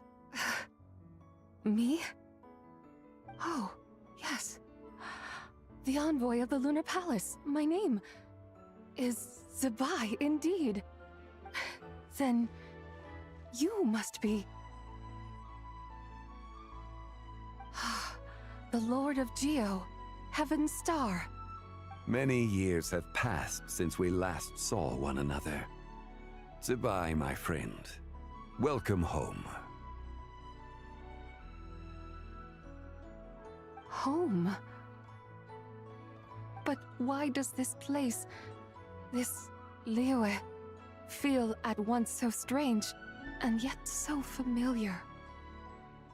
Who you are? Who are you? Ah, yes, I remember now. You are that young wushu dancer, the one who seeks disciples. How fares your quest for disciples? It must have yielded a truly prolific body of students by now, I trust. Hey, you've got it all wrong! You're talking about gaming! But I could have sworn... Oh, that's right. You're that impudent blonde youngster who kept meddling in my affairs. And to think you even had the audacity to presume yourselves worthy of being... What was it again? Ah, yes, of being my guides. How very wonderful to see you again, my most faithful and beloved guides. I trust all has been well in my absence? Well, she finally got it right. But that sudden mood swing felt even weirder. It's like her head's packed full of slimes. It is possible that her cells have not yet settled. After all, they've only just been brought back together. It may be some time before she fully recovers. Huh? You mean, kinda like she's still half asleep? That I cannot say for certain. Perhaps a few days, perhaps a few years. A few years? Mortal years are but a poor measure when divine beings tread the realm of dreams. Well, if you say so. Anyway, at least she's whole again, right? That already seems like a pretty good outcome to Paimon. Yes, there is little cause for worry. We need only wait and let time take its course. Say, what are those little creatures over there up to? Celebrating Lantern Rite, of course. And those lights up in the sky? Those are all Xiao lanterns. This year, each and every one of them carries a little wish inside. Lantern Rite. Then, may I join in too? Of course! Why else do you think we've been running around like headless chickens these past few days? Tell you what, Traveler, why don't we take the White Horse Adeptus out to celebrate? Who knows? Maybe seeing some familiar faces might help her find her feet? Hey, Zhangli! You've got some time on your hands now, right? Why don't you come along with us? By no means a bad idea, Paimon. Oh, and Zibai, before Paimon forgets, when we meet the others later, remember to wish them a happy Lantern Rite! Happy... Lantern Rite? Happy Lantern Rite! Yes! Happy Lantern Rite indeed. Well then, let's go!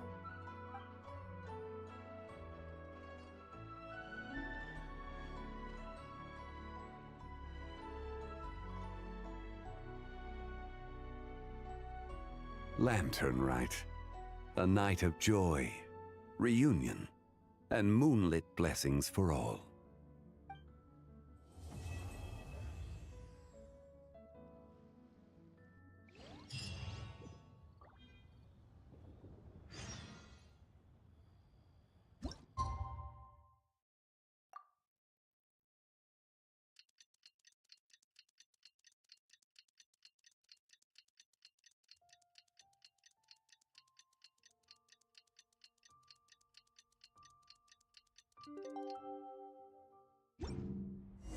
Paimon wonders how the White Horse Adeptus is getting along. Maybe we should check in on her? We can ask Zhangli where she is.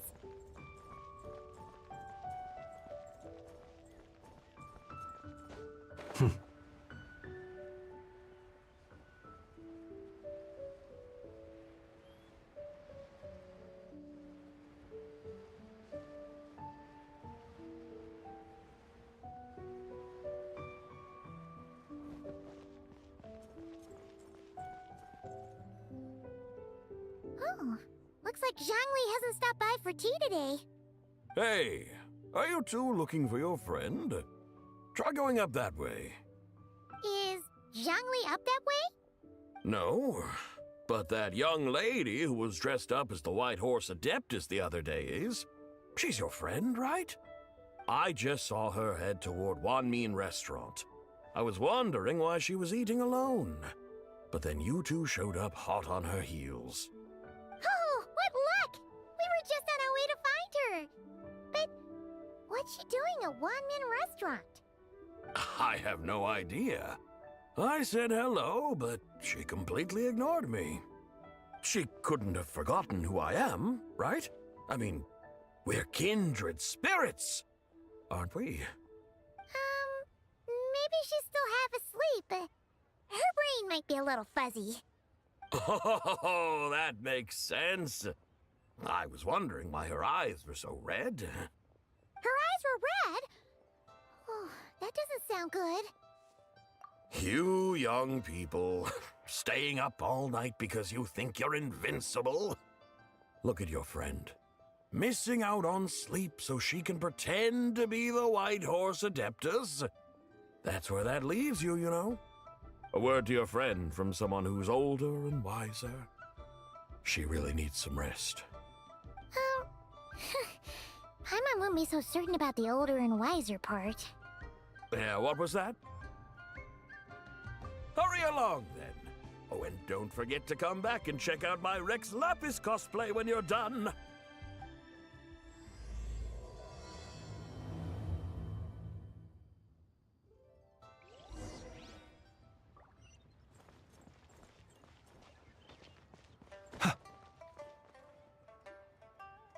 Where's the proprietor? Come out and see me at once!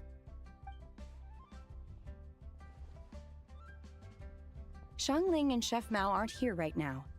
What can I help you with? And who might you be? My name is Shenhe. I work here at Wanmin Restaurant. Shenhe. Shenhe. Are you that crane adeptus who loves planting mint? It's been a few days. Have you improved your gardening skills? Did you manage to cover the slopes with mint? Mint? I don't know anything about mint. But I am familiar with Qingshen and glaze lilies. Ha!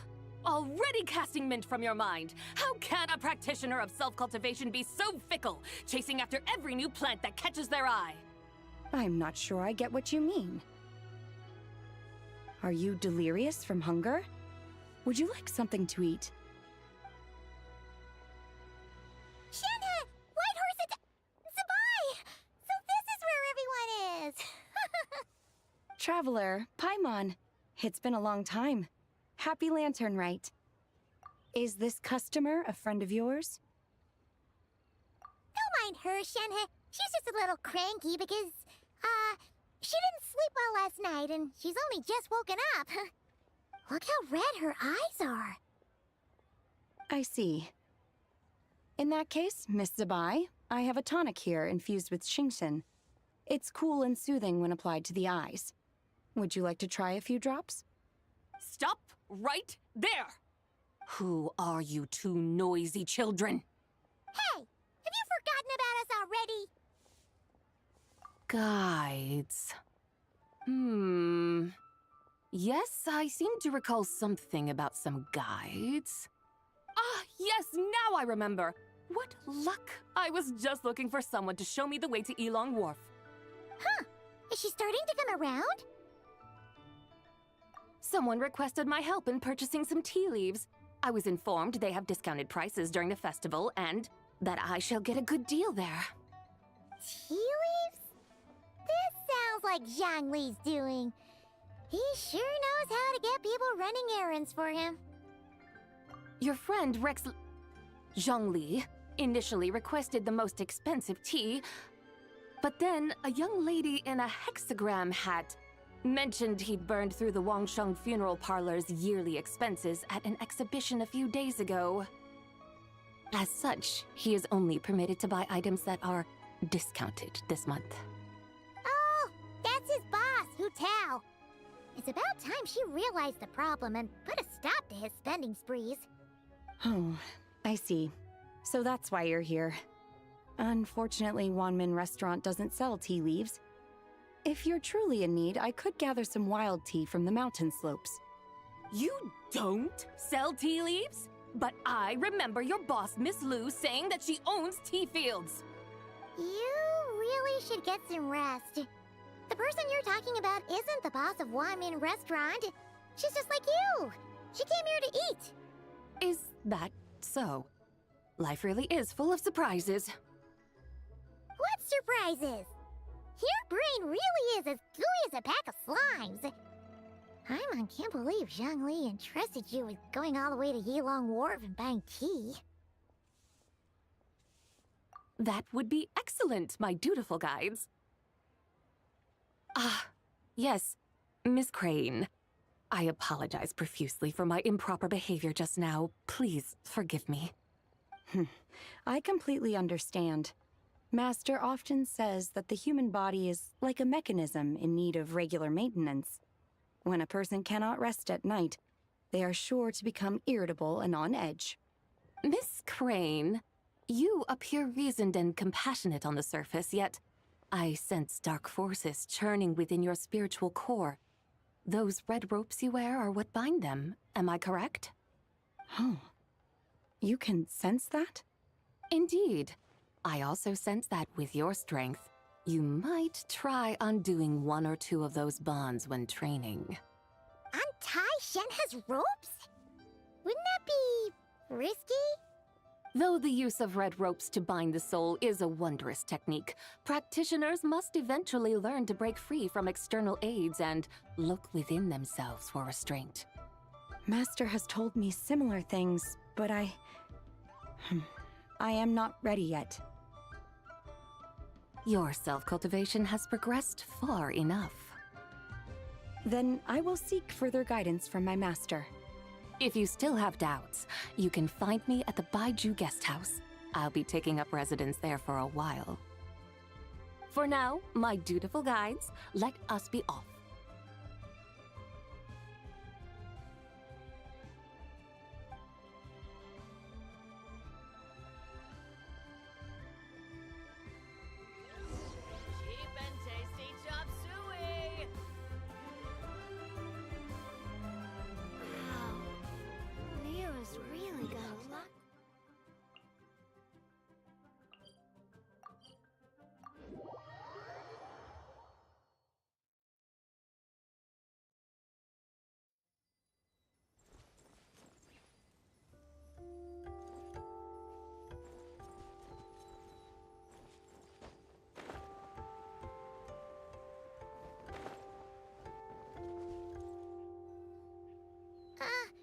Aren't we going to Yilong Wharf? How do we end up on this mountain? Is that small town over there not Elong Wharf? I sense a familiar scent wafting through the air. You're right! Except for the smell part. Paimon doesn't smell anything. That is because this scent is the essence of jade, which can nourish the spirit. Oh, yeah! Shenyu Vale does have a lot of jade, but jade smelled like, you know, anything. Naturally. This has reminded me of something. Hmm? And what's that? A few simple tricks for mastering one's power.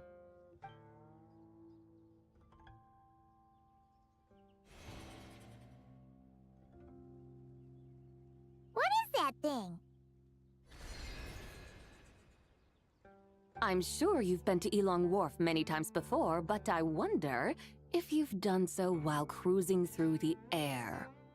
You've been such dutiful, dedicated guides, so allow me to offer this fresh experience as recompense. Please step in.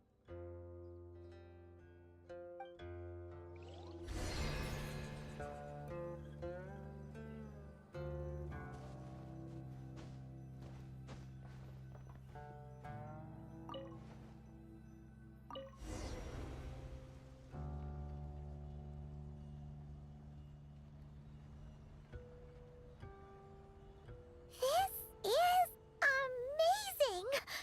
Paimon feels just like an Adeptus flying through the sky. What is this thing? I created it from my memories of the chariot of the Lunar Palace.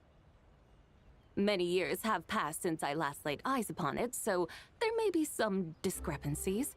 Nonetheless, it is functionally much the same. A lunar chariot? Wow! Paimon never imagined she'd get to ride in one! So, Zibai, does that mean you used to work on the moon? Work. That's an interesting way to phrase it, though I suppose you are correct. I was once an angel, a member of a race tasked with guiding humanity. Then, graced by serendipity, I became a moon envoy. Huh? What's a moon envoy? Some kind of super important angel? As you would understand it, a moon envoy is a job title. Any angel, or non-angel, can become a moon envoy. Does that mean you're not the only one? Of course not. Though my memories are still hazy, I vaguely remember some of my colleagues. There was one who liked to take on the form of an ibis. An ibis? Could it be... Can all moon envoys turn into animals? Does that mean Lauma could take that job? She can turn into a deer, and moonchanters are some sort of Luna envoy anyway, right? Moon chanter? I have no idea what those are. Oh, okay then.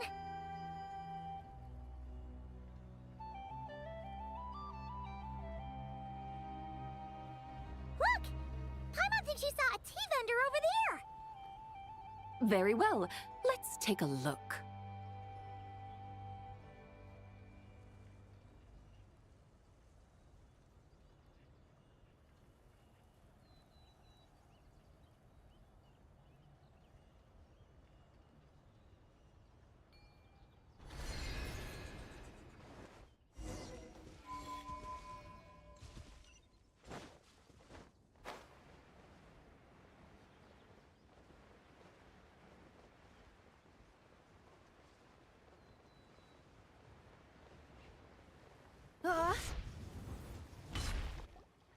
Welcome, please have a look around.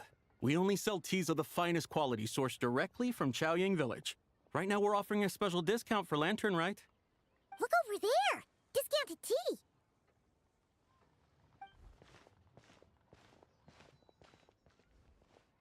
Dear customers, are you looking to purchase some tea leaves?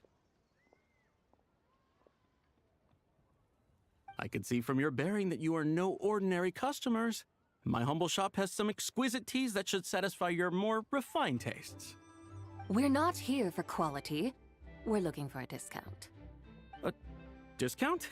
Well, that's a coincidence. Our Sungla tea is on sale right now. A special festive offer. Something about the name of that tea sounds familiar to Paimon. Buy 3 boxes of Sungla tea during the festival to get 10% off. Buy 4, get 20% off. Buy 10, but... That's right! 10 boxes at half price. Have you been to our shop before by any chance? Oh, Paimons definitely heard this spiel before. 3, 4, 10, 10, 20, 50. Zibai, what are you muttering about? When purchasing 3, 4, or 10 boxes, the corresponding discounts are 10, 20, and 50%. The intervals between the two sets of numbers are 1 and 6, and 10 and 30. Look! Her eyes turned blue! That's gotta be a first! If the differences between intervals remain equal, the interval after 6 should be 6 plus the difference between 6 and 1, which is 11. Similarly, after 30, the next interval should be 50. Therefore, extrapolating upward, the next two numbers in each set should be 21 and 100. You're making Paimon's head spin! Those numbers, what do they mean? They mean that if we buy 21 boxes of Songlot tea, we should get a 100% discount! 100% discount? You mean we'll get them for free? Oh, there was a pattern to the discounts. Is that right? The pattern we speak of is mathematics, little one. A pattern that is always right. That's amazing! You're a shopping genius, Zibai! Oh wait, something feels off here. I had no idea our shop's discounts were tied to the laws of nature. I've learned so much from you, dear customer. No need to thank me. Now, please give us our 21 boxes of free tea. Wait! What's the matter? Paimon just realized what it is that's not right. It took you long enough. We got the short end of the stick! Think about it. If we don't have to pay when buying 21 boxes, then if we buy even more, the vendor should be paying us money instead, right? Huh? Hey, Zibai, work this one out. If we buy 100 boxes, we'd make loads of money, wouldn't we? It stands to reason. Wait a moment, dear customers. Don't you think you're haggling a little too hard? You are the one dictating the discounts. We're simply extrapolating the numerical patterns within. As such, we are hardly haggling. You have a point. However, that's right. I'm so sorry. I just remembered. My supplier didn't come today, so we don't have any tea after all. Such a shame. Terribly sorry about this. Awful luck. Where can we find your supplier? Well... Not to fret. We'll save you the effort and go straight to the source ourselves. Well, you see, dear client, the supplier's discount isn't as generous as ours. You won't be able to get the same price from them. Huh? Does that mean they won't pay us for taking their tea? They might not even offer you 100% discount. How very unfortunate. Nevertheless, as the original supplier, they must offer some sort of discount. Besides, we're not looking to make money. We just want a good deal. Well, that's great. My suppliers are all tea farmers from Chaoying Village. You can go ask around the village, but please don't say I sent you. Do not worry, we appreciate your generosity. Referring customers to your business partners, even choosing to remain anonymous, the demeanor of a true gentleman indeed. Your business will surely prosper. I hope you're right. Then let us head to Chaoying Village. Do you know the way, my guides? Of course! Just follow us!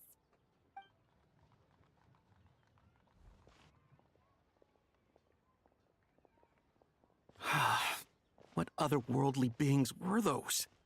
Thank the heavens I managed to send them on their way. I should hurry home and pray to the White Horse Adeptus. May she bless me such that I never encounter such customers again.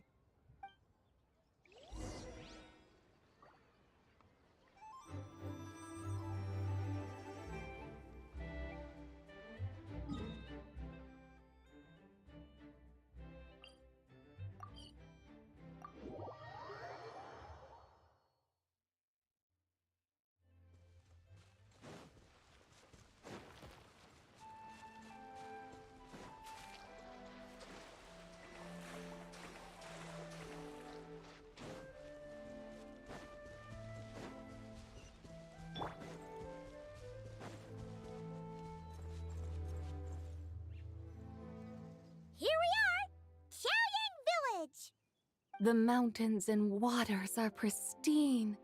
They embody the beauty of heaven and earth. It's a good-looking place, all right.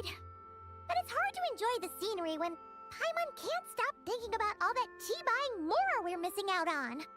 Should fate dictate, Mora will find its way to you sooner or later. Well, Morak certainly finds us often enough. He even sought us out in person this Lantern Rite. For now, let's look around and see if any tea farmers are selling their crop. We'll be able to see more clearly from up high.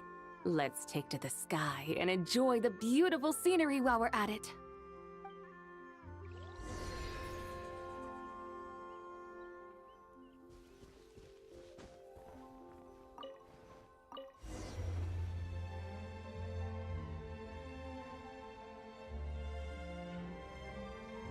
Wow! Chaoying Village looks beautiful from up here. Indeed, the houses here are quite different from those in Liyue Harbor. They follow the natural contours of the mountains, forming unique, elegant structures. Yeah, it's super beautiful. The white walls and dark tiles frame the emerald waves of the terraced fields, while the curved eaves and tall gateways juxtapose each other with grace. It's almost too beautiful to be true. The crowing of roosters and barking of dogs, the calls of farmers working the fields, a vibrant pastoral chorus overflowing with earthly vitality. Yeah, it's incredibly beautiful, huh? Have you studied the linguistic arts by some chance? Huh? Your vocabulary for beauty seems rather constrained. Paimon knows how to say pretty as well. I see. Now then, let's take a look around and see if we can find any farmers selling tea.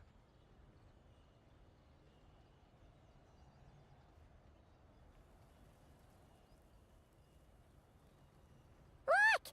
There's someone in that tea field! And they look kind of familiar. Wait, is that Lu Xiangxiang? And who is that?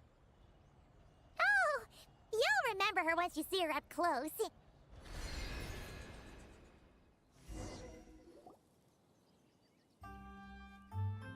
Hey there, Lu Xiangxiang!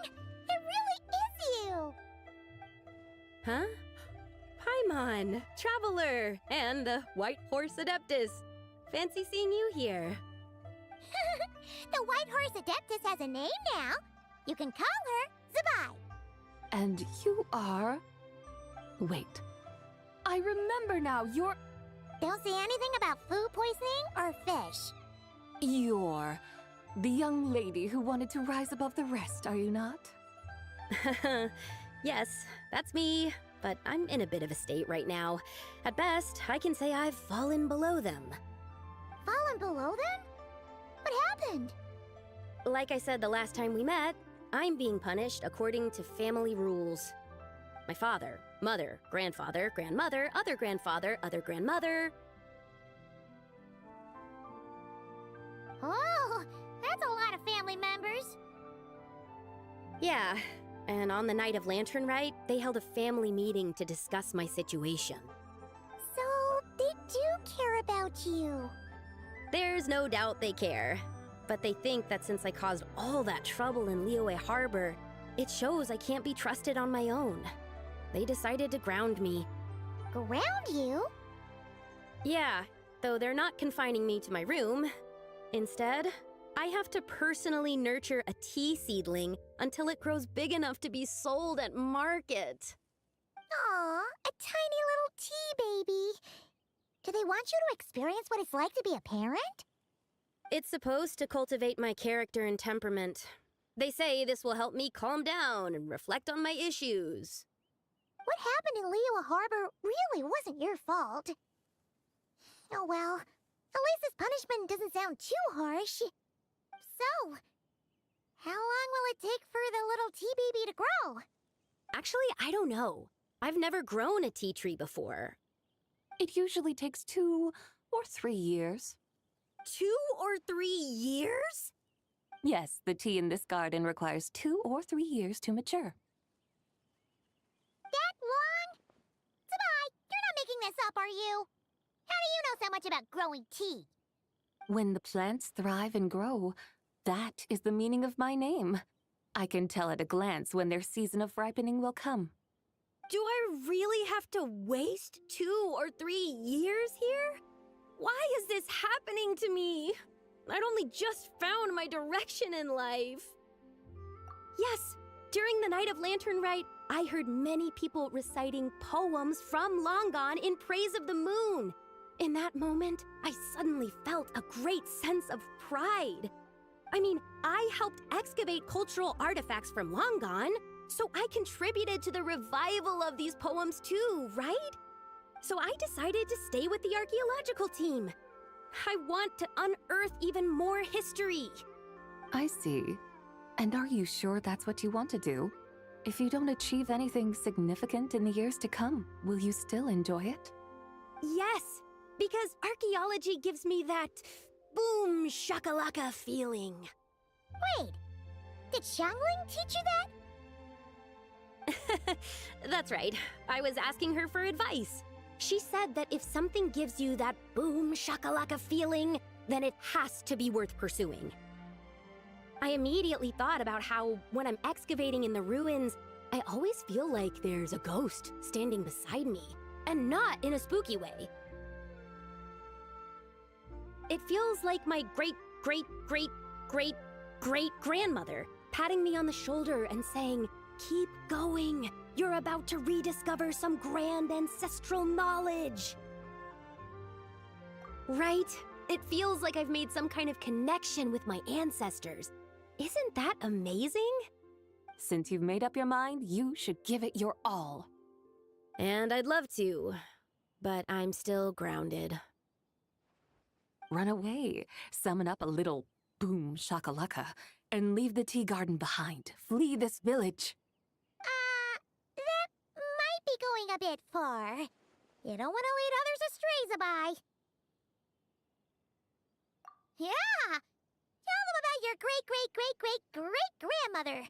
She must be the most super-duper ancestor to have ever risen above the rest, right? I'd be better off telling them about the White Horse Adeptus.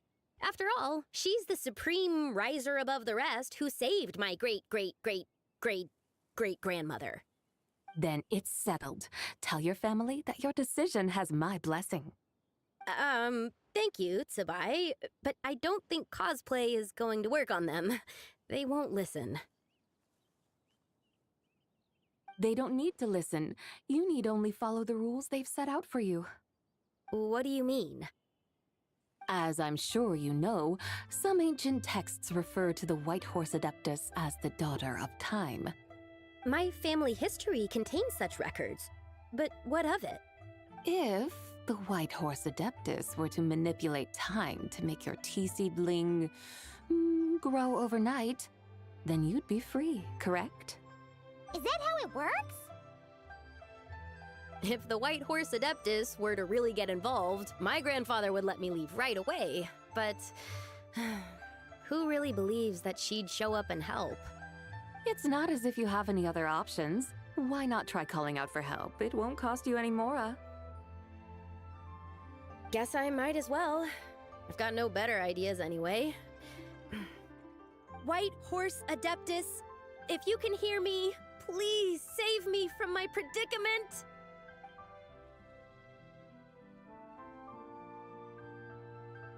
Ugh. Nothing happened, as expected. Perhaps the White Horse Adeptus has already heard your prayer. Why not come back here tomorrow and take a look? By then, the seedling you planted may well have grown into a thriving tea tree. Thank you, Zibai, for trying to comfort me. I do feel better now, kinda. But can't you really do something like that? Oh, it's getting late. Why don't you all stay at my house tonight? My family may be strict with me, but they're always welcoming to guests. That sounds great! Let's get some sleep! sleep and then come back here tomorrow to see if our tea baby has grown.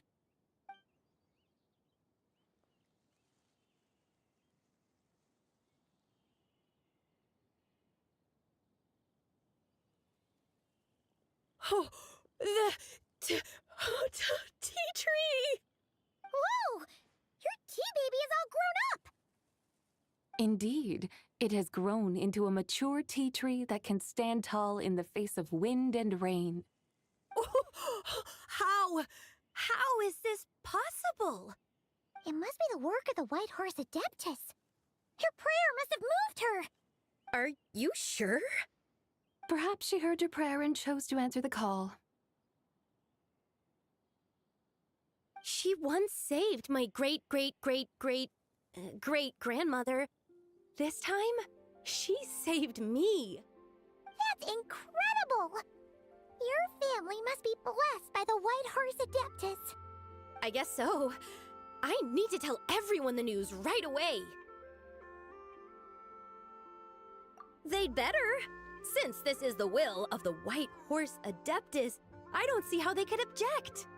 Go, and if you run into any more trouble, call out to the White Horse Adeptus just like yesterday. Thank you so much. Paimon really thought you were going to use Adeptal energy to make the tea baby grow, Zibai. When an Adeptus exerts effort, consuming their energy, is that not using Adeptal energy?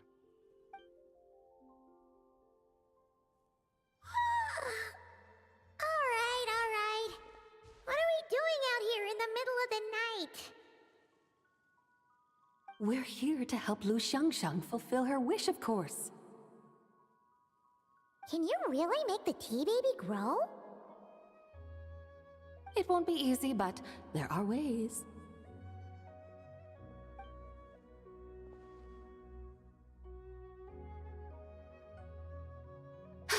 There, it's grown. Hey! You just transplanted a tea tree from over there! So, there's a mature tea tree here now, yes? Oh, yeah, but... And am I not the White Horse Adeptus? Well, yeah. Is this tea tree then not a manifestation of the White Horse Adeptus's will? You're... not wrong. But again, there's something not quite right about this. Maybe this will become another mystical Adepti tale recorded in their family history. That would be marvelous. Paimon thinks so too. Hey, Traveler! Zibai seems to be doing much better now, don't you think? Oh! Paimon bets that's why Zhongli chose to send her on this errand. That's a great idea! We've already shown her Liyue Harbor, Yulong Wharf, and Xiaoying Village. How about we head to Qingce Village next? Qingce, that name sounds familiar. The scenery there is really pretty, too.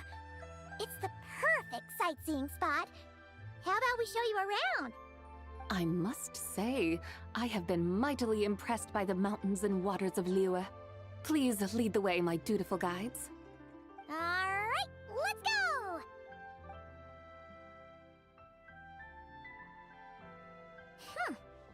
Paimon can't help feeling like we've forgotten something. Pay it no mind. I've already forgotten more than you will ever know. Alright. If we forgot something, it can't have been that important to begin with. Qingce Village, here we come!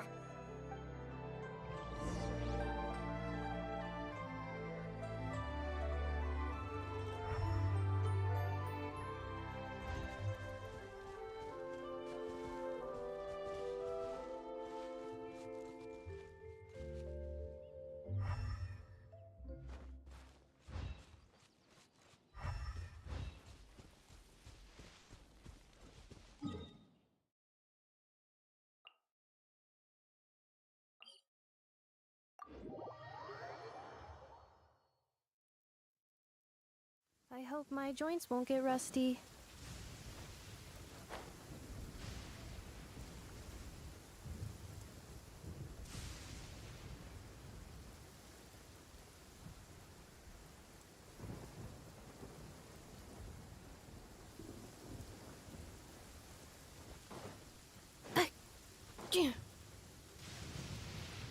We should plant cucumbers. We should plant canolas. We should plant cucumbers. They're easy to sell. We should plant canolas. The flowers are pretty. What are you arguing about, little ones? We're deciding what to plant in our field once Lantern Rite is over. Yeah. Dad gave us a small plot of land to grow our own crops. He said we can keep all the more we get from selling them. We should plant cucumbers, right? Dad plants cucumbers every year. We should plant canolas. We can press the seeds for oil. It smells good and sells for a good price. Ah, an agricultural debate. This should be easy to sort out. Granny, are you a farmer? Could you tell us what to do? Granny? What did you just call me, you rapscallion? Oh no, her eyes are gonna turn red again. It's just, my granny smells really nice, and you smell nice too, so... Sorry. How about we call you Auntie instead? Auntie? Oh, alright. Big Sis Zibai, can you help us decide whether we should grow cucumbers or canolas in our field? You little rascals! Using priceless land like this just for cucumbers and canolas? What a waste of heaven's gifts! Huh? What should we plant instead? With the coming of spring, when all things awaken, the field should be sown with the 5 grains. What are those? The 5 grains are life's staples, the heart of the people's table. I notice the people here mostly eat rice, so that is where you should begin. Based on the local climate and soil, seedlings planted in mid to late spring should produce mature grain within 2 or 3 months. When autumn comes, you can plant a second crop, with time still to harvest it before the first frost. The rice you harvest can be sold at market or kept in your stores. It's a far better choice than cucumbers or canolas. Oh, but Big Sister Zibai, I like canolas. That's no issue. It is unsuitable for continuous cropping in any case. You can rotate it with rice to maximize your yields. After the second rice harvest, around wintertime will be the perfect opportunity to sow their seeds. And when they mature in mid to late spring, you shall be just in time to sow the first rice crop of the year in turn. This way, your field will sustain balance. Rice and canola in a harmonious cycle. Wow! That means we'll have crops to harvest all year round! Wait a minute! If rice and canola take up the whole year, what about my cucumbers? A firefly dares rival the brilliance of the moon? In what twisted universe should cucumbers vie for land with rice? Big Sis Zibai, you're going to hurt Lil Lee's feelings.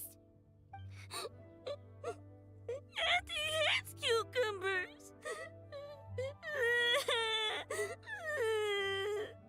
Stop crying this instant! I meant that cucumbers are simple enough to grow. There's no need to devote a whole field to them. Just find an empty corner of your yard, scatter some cucumber seeds in the earth, and before you know it, you'll have a thriving patch of vines. Cucumbers delight in sunlight and moisture, but they suffer in cold weather.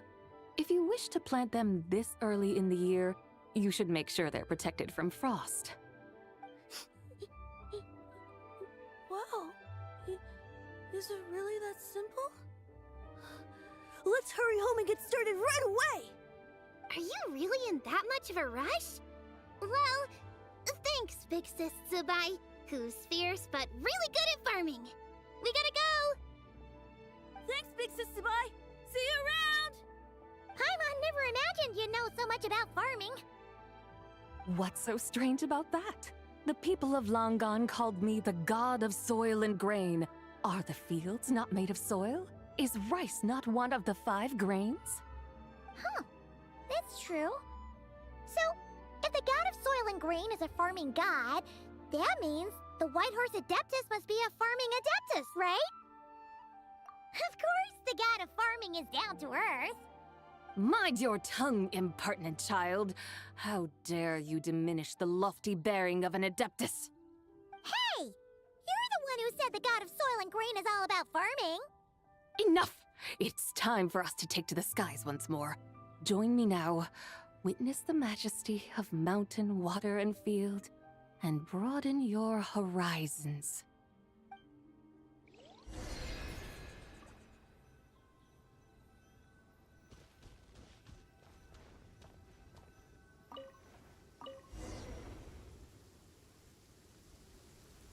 Wow! The terraces look so pretty from up here. The mountains tower like pagodas, the hills coiling at their feet like shells. Layers built upon layers, rising and falling in harmony. A truly unique and mesmerizing sight. Thinking about it, you have a special connection to this place, you know. A special connection? Yeah! There's a local legend about a white horse leaping from a pure spring to follow Rex Lapis into battle. Don't you remember? You must have been living in seclusion around here. That does sound somewhat familiar. Oh, and if we keep going up this way, we'll reach a super-duper spooky spot. You might have a connection to that place, too. There's an ancient array that seals away the remains of a fallen god. A god's remains? Yeah! The people Liyue turned that story into an opera called The Sanctification of Tao Do. Does that ring any bells? Tao Do. Huh. The 7 and 8 gates array. That's right, that's right! You do remember! Buna, the god of the underworld, who could pacify the forces of life and death. Huh? So, Tao Do had another name? Let's go take a look.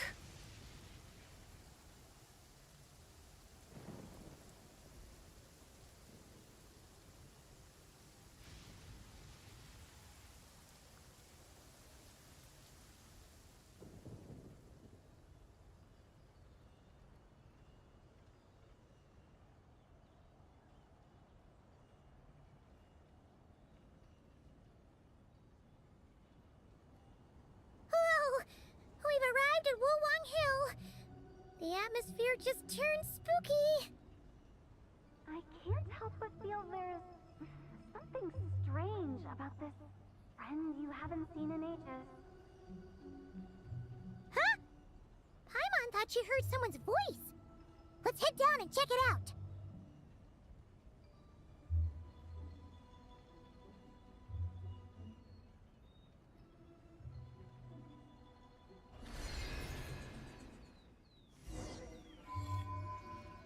I can't help but feel there's something strange about this friend you haven't seen in ages. Strange? Whatever do you mean? Her strangeness defies description. This Miss Zibai is a full-blown enigma, don't you think?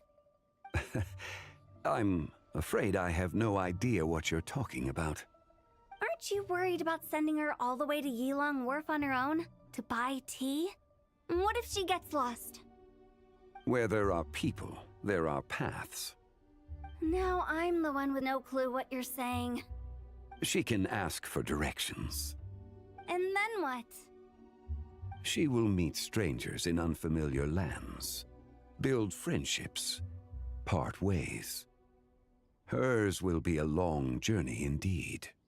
The further the journey, the more footprints one leaves behind. The deeper those footprints, the harder it is for time to erase them. Ah, so you want her to make new friends. I see. But from what you say, it sounds as though she's not from Liyue. I believe she was not. But perhaps she will be. You're sounding stranger by the second. Huh. Oh, over there. Oh, look who's here. Hu Tao! Zhongli! What are you doing here? Traveler, Paimon, fancy meeting in a place like this. Oh my, and Miss Zibai too. Sounds like fate to me. We were taking Zibai to buy some tea from Yulong Wharf. Zhongli sent her there, though she didn't even know the way, and... Oh, drat! We forgot the tea! Oh, Paimon knew we were forgetting something. Why didn't you say so earlier, then? What's done is done. There's no need to dwell on it. Fresh tea grows with each passing year. Let fate deliver it as it wills. Exactly.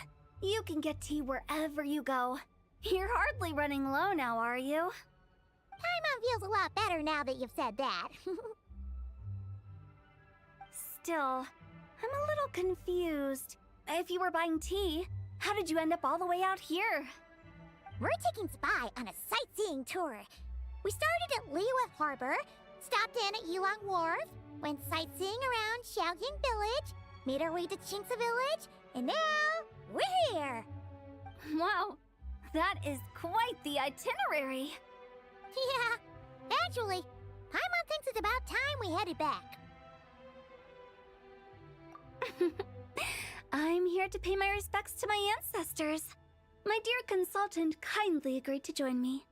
It is Lantern Rite, after all. Adepti and ancestors should be venerated alike. Ancestors? Wait, could you be? Are you heir to the Wu-Wong kid? Or perhaps the lone butterfly of the Crimson Flame? Whoa, have you got all your memories back? Huh? Miss Zibai, you know about the Wangsheng funeral parlor and the 8 adepts? I happened to hear a storyteller expound on the sanctification of Tao Do. Lots of people know that story, sure, but very few can discern my family lineage from just a glance. Well, Zhongli, your friend here really is quite something.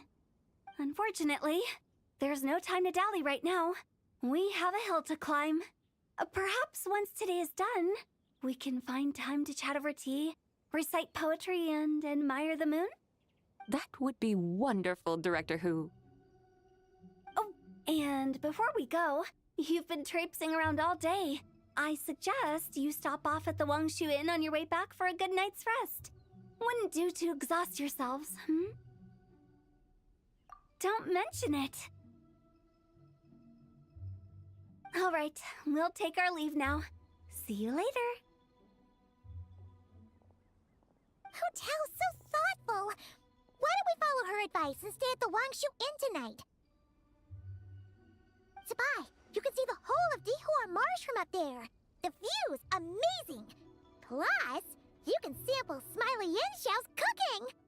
Wangshu, an intriguing name. It couldn't hurt to check it out. Awesome! Let's go!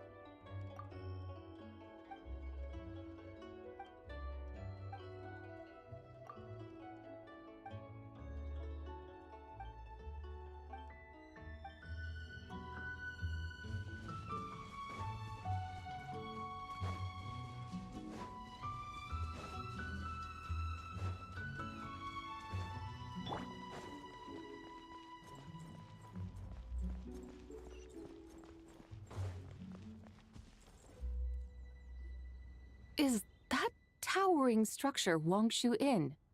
Sure is. We can take the lift up from over there.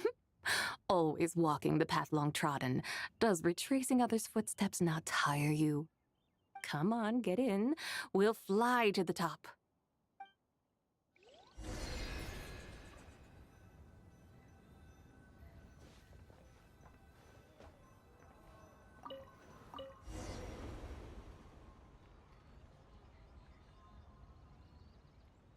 Are we really going to fly up to Wongshu Inn?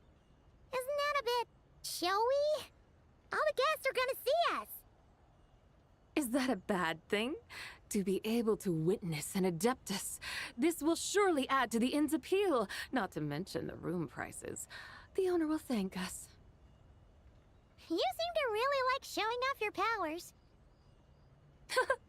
This inn's architecture is incredible, and the surrounding countryside radiates a picturesque charm. No wonder the new proprietor of the Baiju guest house thinks he can't compete and has decided to change his own establishment's name. The new proprietor? Ah, you mean Lu Shengsheng's dad. So you know about that, too. Personally, Paimon thinks it should go with something like Rex's Rest. That's a contender's name if Paimon's ever heard one. A fitting name indeed. So you think the guest house should change its name, too? Paimon kinda thought you'd say something like, such sacrosanct traditions must never change. Time flows ever onward. Why should the rules of yesterday be carried forward into the world of tomorrow? The people of today should determine what is to be kept. Huh. You're not as old-fashioned and stuffy as Paimon thought. The years ebb and flow, seas recede to reveal fields. In the vastness of time, I am but a wild horse in a boundless sea of dust. Even Rex Lapis, having waded through the waters of the river of time, is not quite the same as before. Zhongli? What was he like before? That is another story for another time.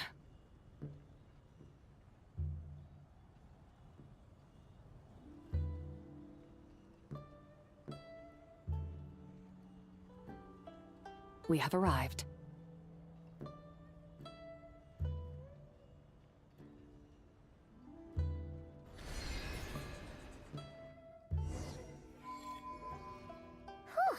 This is the first time Paimon's ever flown up to Wongshu Inn on a chariot. Everything's so different when you're up high. Wongshu. Like moon lanterns and shao lanterns. Might it all be a coincidence? What's a coincidence? Do you not know what Wongshu means? Not bad. You're clearly much sharper than your diminutive companion. Wongshu can refer to the moon, but its original meaning is actually...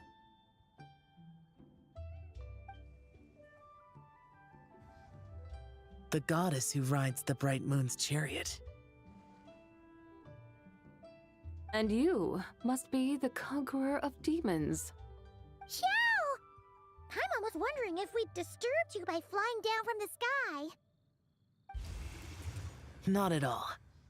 I sensed an unusual presence long before you arrived, though I didn't expect it to be you in a flying chariot. Ah, a witness at last. I was starting to think we should fly a bit lower. 'Twould be awfully dull if no one ends up marveling at my lofty bearing. No need. This is already showy enough. I'm not one to do good from the shadows, as Rex Lapis is wont to do. Then you must be... Nay, I'm only cosplaying as the White Horse Adeptus, in truth. Cosplaying? What's that? Ugh, ignore her nonsense. She's a genuine article. The one and only, completely authentic White Horse Adeptus. It's just... Xiao, did Zhongli say anything about her being a teensy bit... not quite Mental instability, perhaps? Did Zhongli tell you that? No, this is my own speculation. Well, you pretty much hit the nail on the head. It's like her brain's filled with a bunch of slimes right now, all gloopy and messy. There's a hot-tempered pyro slime, a math-obsessed hydro slime, and a mischievous little animo slime. But don't tell her Paimon said that, or she'll come and tell us all off. You white-haired rascal! Do you think I can't hear you? Uh-oh! We're in for it now! White Horse Adeptus. You must be weary from your journey. Why not take a rest? Oh, yes! You must be hungry, right, Zibai? How about we get some food? The chef here is incredible!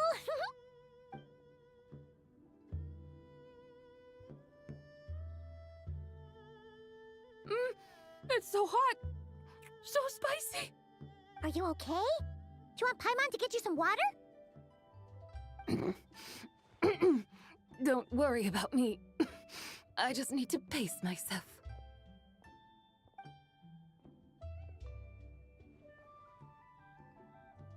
So, regarding your friend and her condition, does even the Lord of Geo have no solution? Zhongli said we should wait and she'll get better on her own. But who knows how long that's gonna take. Is that why her personalities change so easily? Paimon thinks that has something to do with her 3 deadly selves. Zhongli told us that the deadly selves are impure, affecting living things that get too close. The White Horse Adeptus's remnant spirit was attached to the deadly selves for a long time. It makes sense that her temperament and memories would have been influenced by them. But Paimon still doesn't really understand what the 3 deadly selves actually are. Paimon, as you do not practice self-cultivation, I cannot help you fully understand. But you can think of them simply as emotions and desires. The act of severing the 3 deadly selves is a means of exercising wicked desires and cultivating one's true self. I believe other nations have similar practices. In Sumeru, it is known as shattering Atmagraha. Oh, so it's about emotions, desires, and attachments, that sort of thing. It includes those. I wonder, does she still remember what happened in the past? Some of it, but right now, it's like she was suddenly awakened. Like she's still half dreaming. The half that's still dreaming might remember things, but the half that's awake doesn't quite get it. Conqueror of demons, are you looking to learn about Rex Lapis's past from me? You are an old friend of his, so please, call me by my name. But Conqueror of Demons sounds so much more imposing. In days of yore, he was the Lord of Geo, Heaven's Star. Huh? You said the same thing the day you came back, but what does it mean? I'm afraid I can't remember. Hey, did you really forget? Or are you just pretending so you don't have to tell? Why not ask Rex Lapis himself? Whether I've forgotten might be up for debate, but I am certain he remembers. He must have his reasons for not raising the past, and you likely have similar concerns. I shouldn't have asked. An answer that suits your style, General Elatis. Now that we're on the subject, though, I suddenly remembered something. Which is? In the distant past, there was a feast, which I attended. I faintly recall the Lord of Geo also being present that day. Oh, and then? What happened? Among the dishes served, there was one that could be found in every household throughout Langan at the start of spring, a dish called Flavor of Spring. I suddenly remembered the recipe for this dish. Is that it? Yes! Since it's Lantern Rite here in Liyue, Why don't I make some for you to try? That sounds good.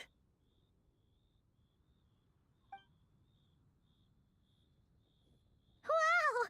It might not have been the story Paimon was hoping for, but this looks delicious! The spring breeze stirs. Now is the perfect time to savor this dish. My dutiful guides have gone to great trouble to show me around Liyue, and even the conqueror of demons has graced us with his presence. I feel deeply honored. This flavor of spring is my way of expressing my gratitude. There's no need for such grand words. What's this? Hey! It's that broken jade token from the antiques exhibition!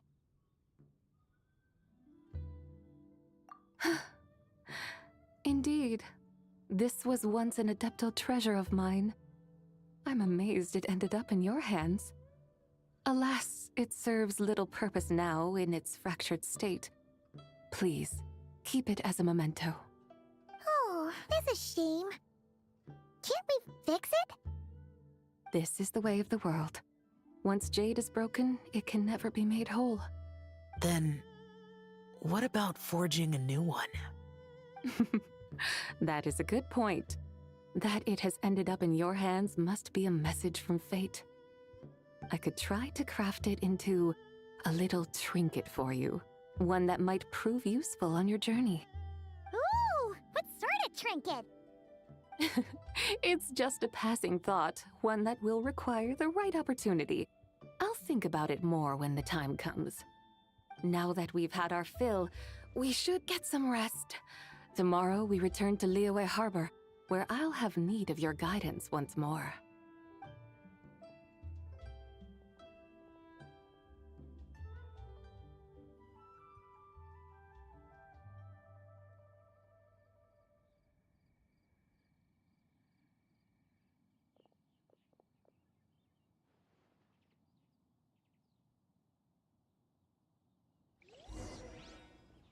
Howdy.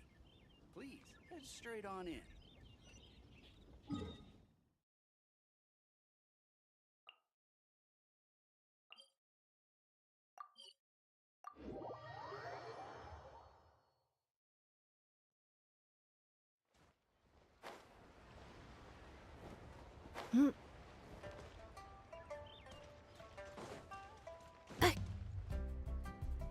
Chi-Chi, the lantern rite is almost over.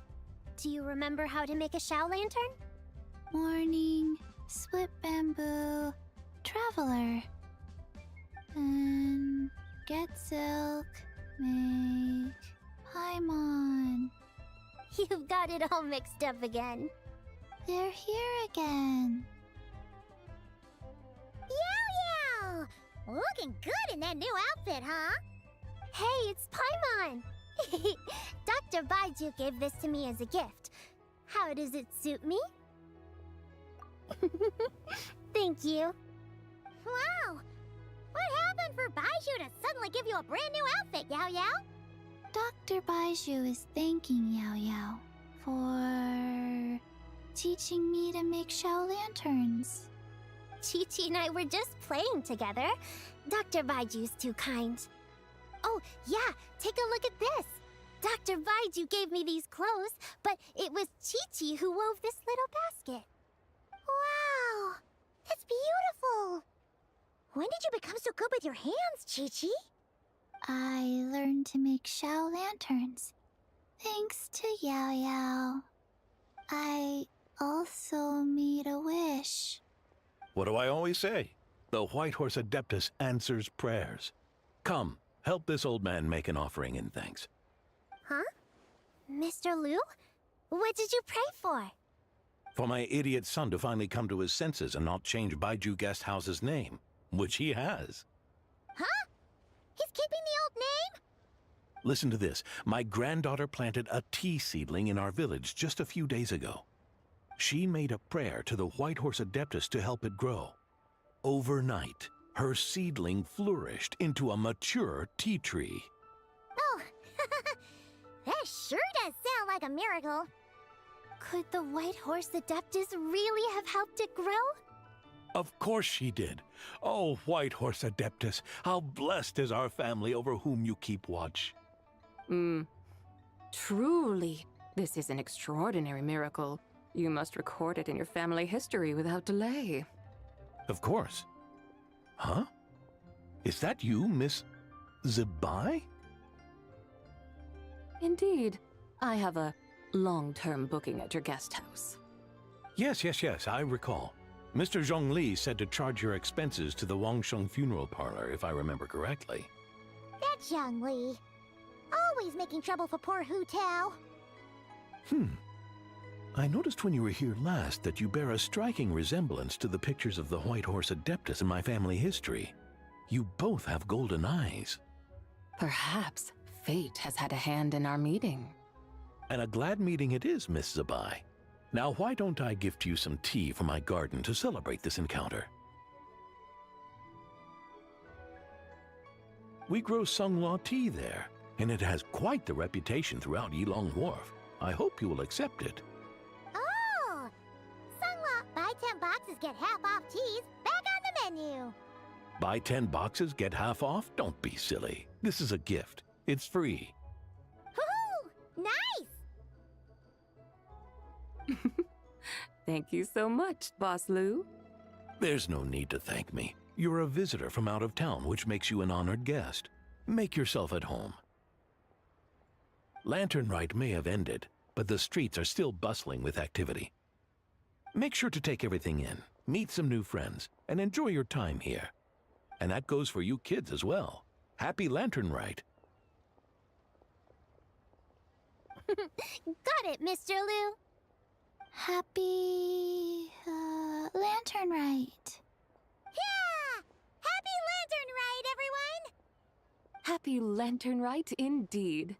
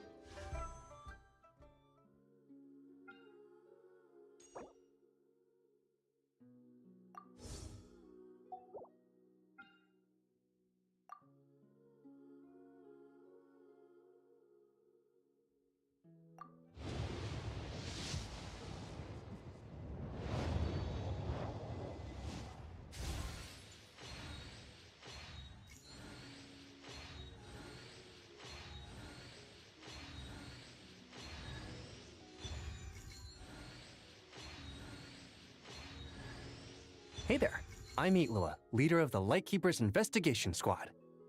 Lost your way, huh? Don't worry, that happens a lot. These paths aren't exactly traveler-friendly even on the best of days. Just follow my lead. I'll light the way ahead.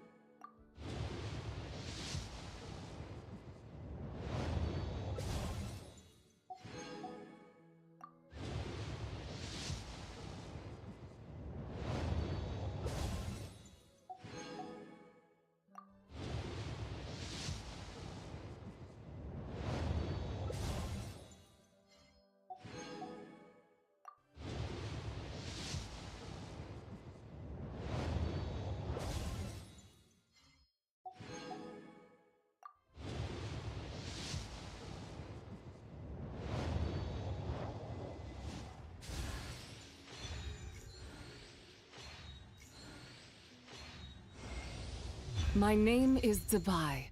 I was once known to mortals as the White Horse Adeptus, but now that I have descended to the mortal plane, you may simply call me Zibai.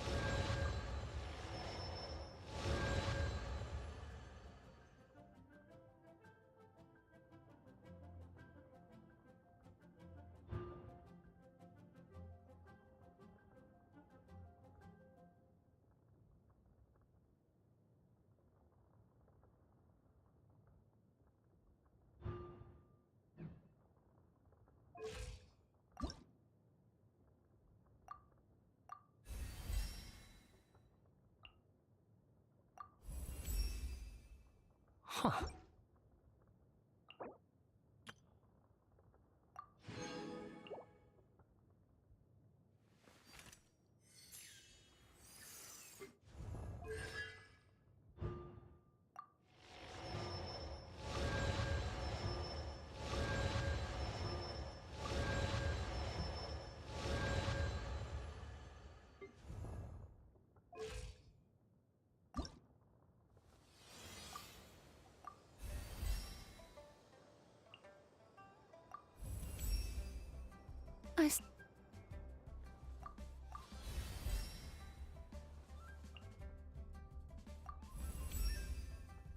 The moon waxes and wanes.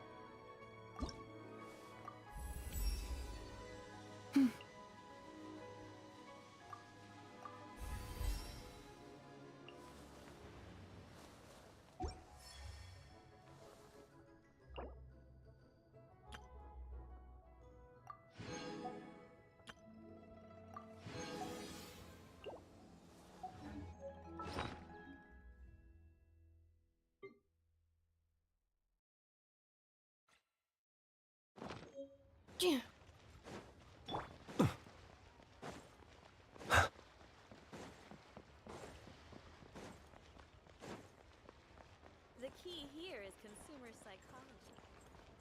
Ugh. Your cuisine is disgusting.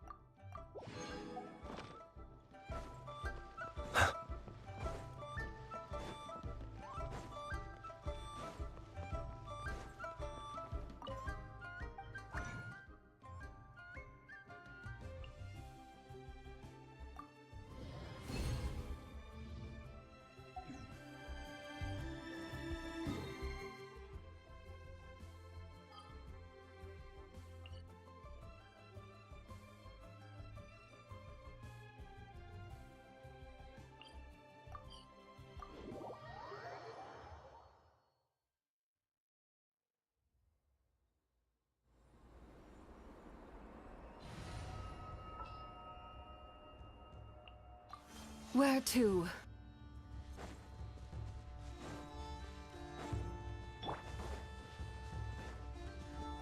Insulation. Wave, a moonlit night for all. Night falls.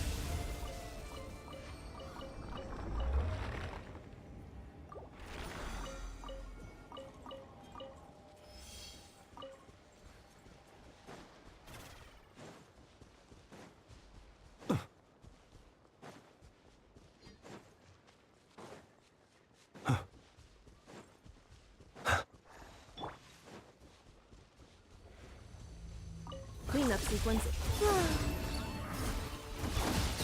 Close your eyes. Night falls.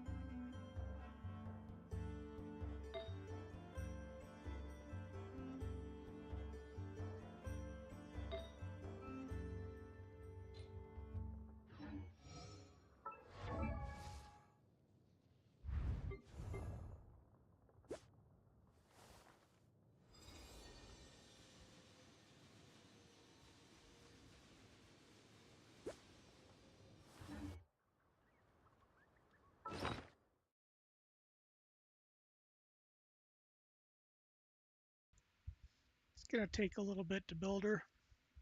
Kind of more poor right now.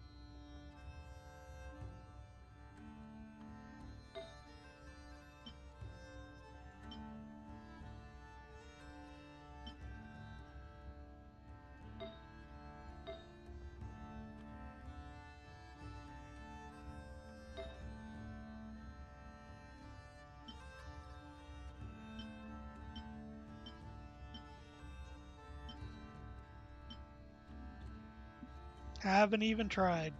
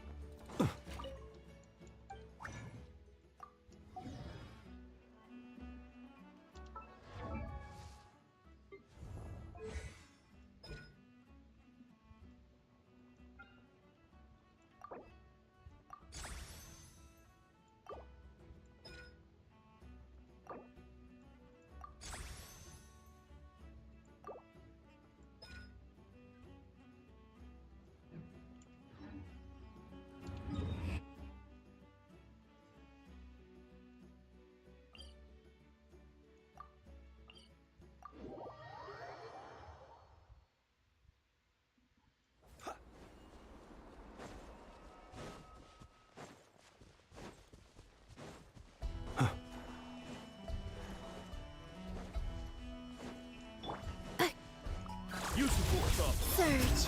A new moon rises. Observe. Close your eyes.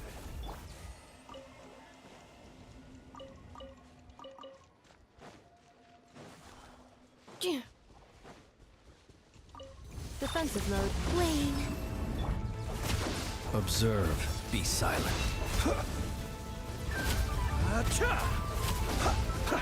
Observe.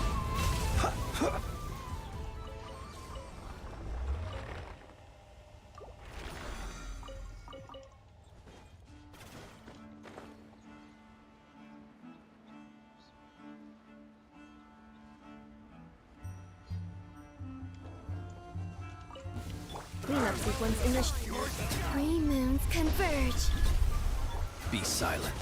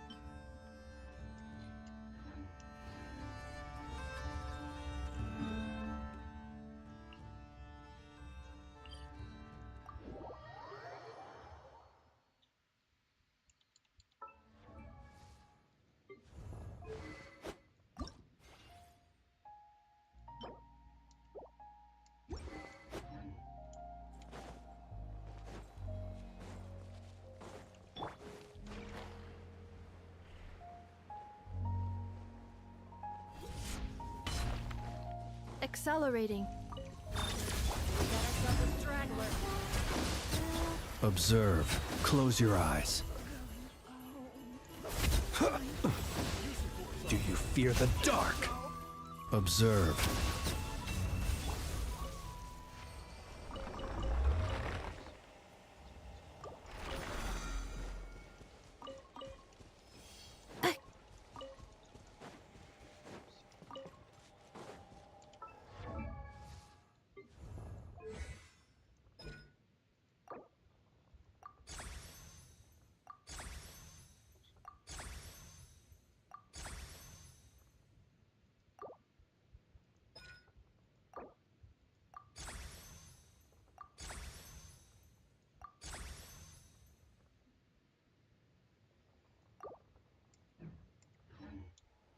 Accelerating.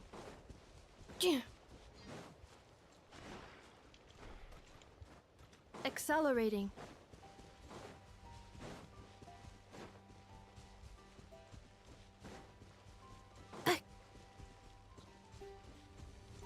Insulation. Surge. A new moon rises. Be silent. To dust.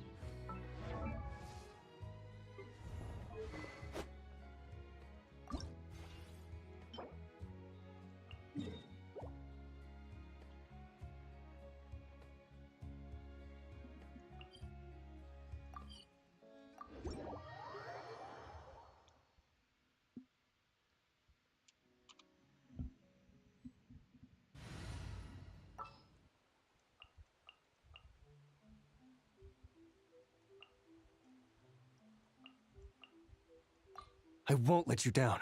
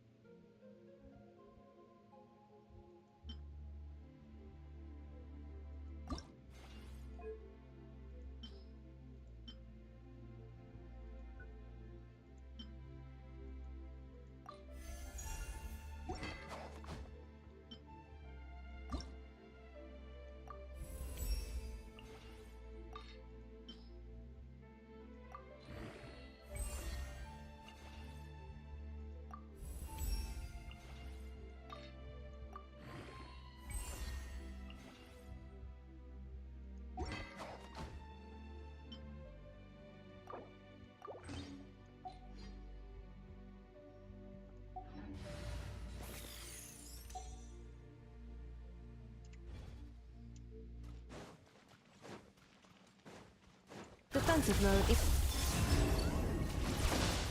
Go get him, Aiden!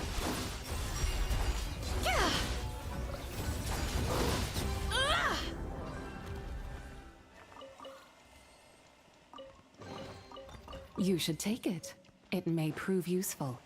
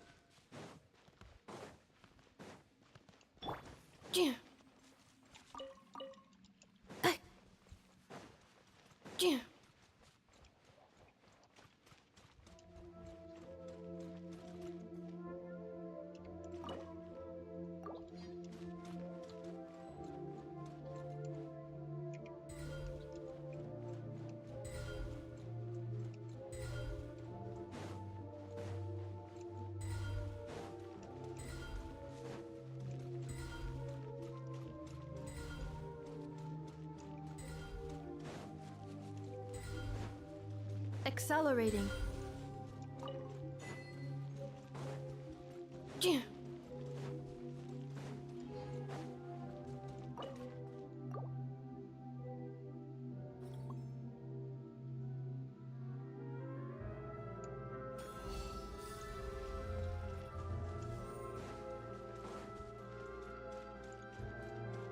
Cleanup sequence.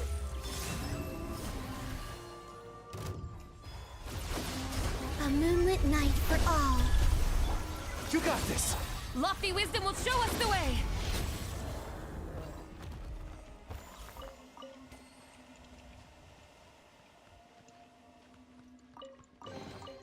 You should take it. It may prove useful.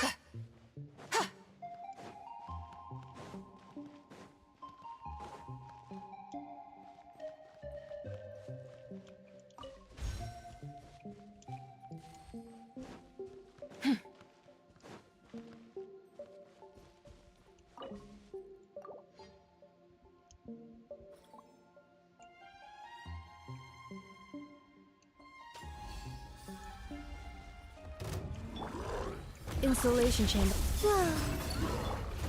Begone, shadow of darkness! Divine light, shield them!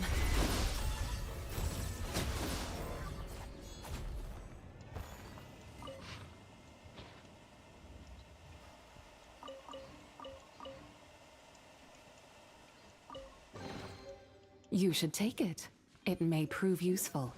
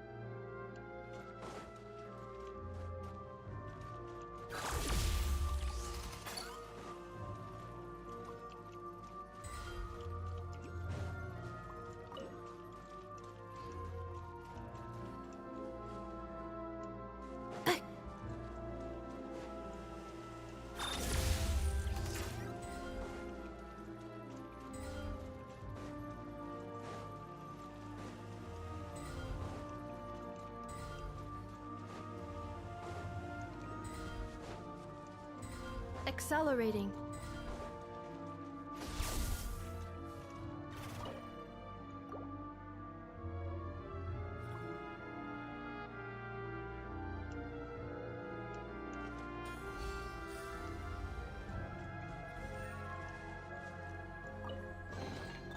Estimating value of acquired items.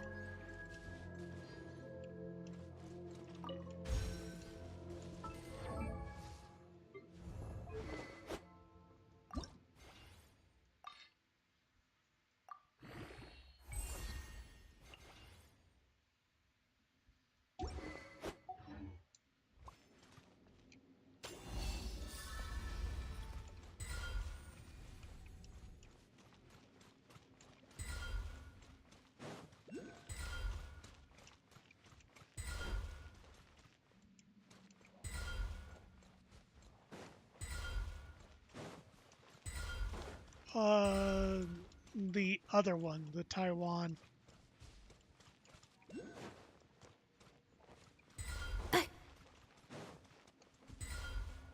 Taiwan, Hong Kong, Macau.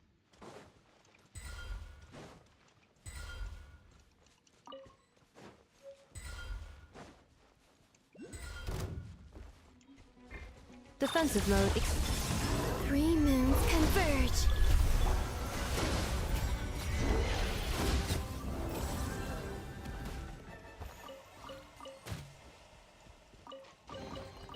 You should take it. It may prove useful.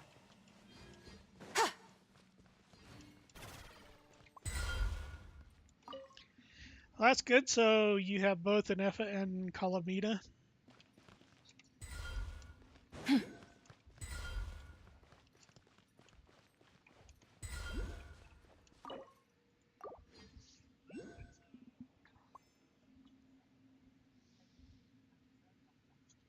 Yeah, they're very strong as a duo.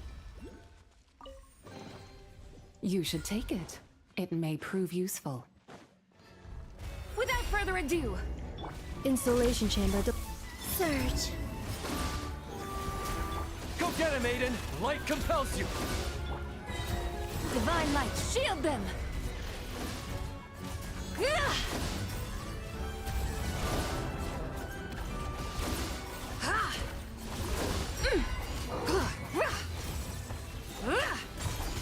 Defensive mode engaged.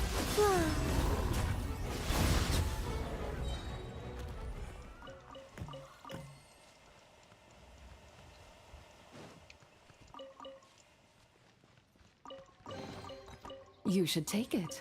It may prove useful.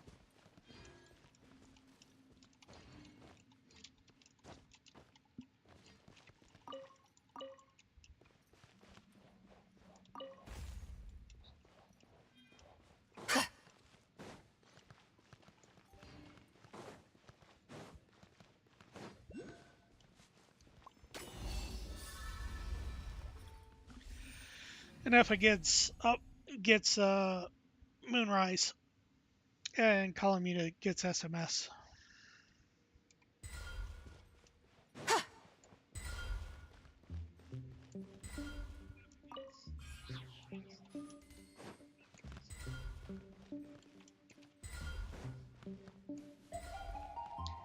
And it'll be different in a Zibai team. Since it'd be Luga holding SMS and Calamita on Moonrise.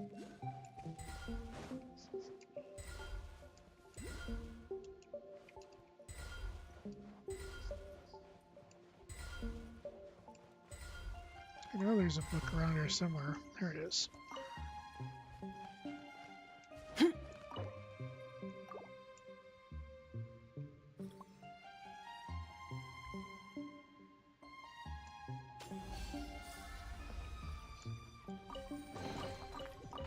A gift from the heavens.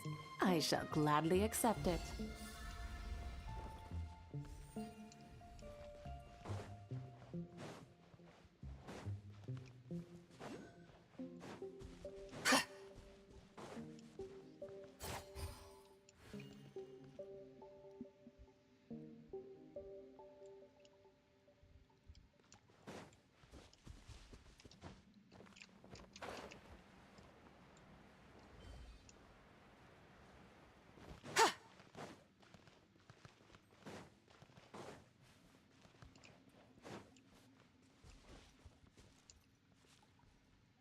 Abad.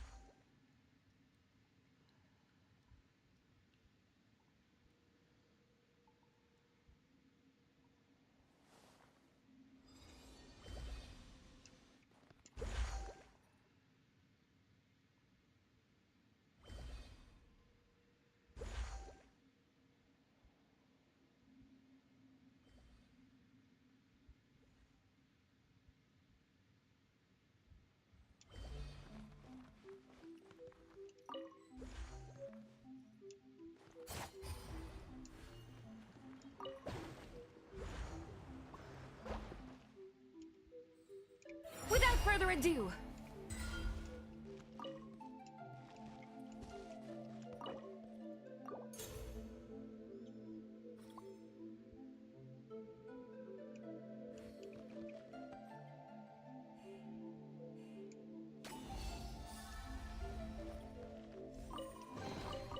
you should take it.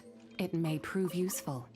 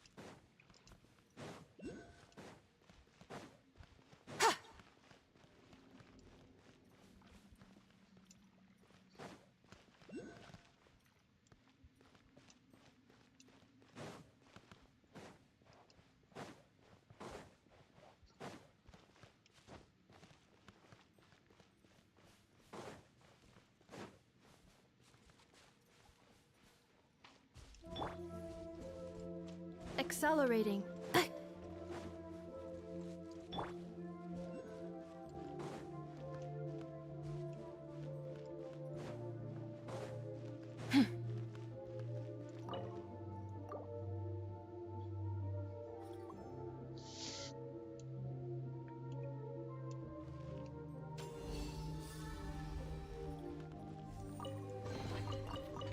A gift from the heavens. I shall gladly accept it.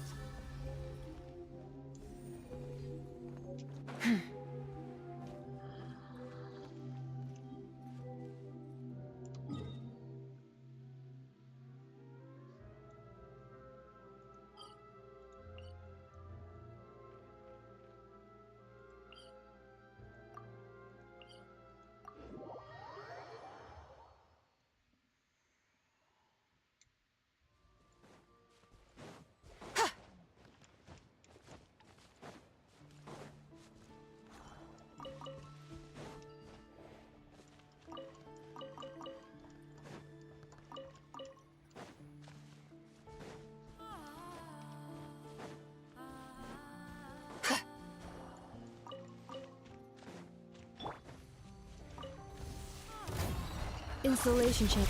Surge. A new moon rises. While the light shines bright, behold the dawn! Lofty wisdom will show us the way! Be cleansed! Yeah. Smite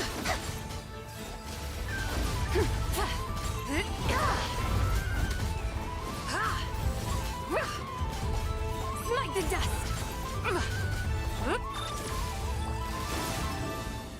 Go get him, Aiden! The light compels you!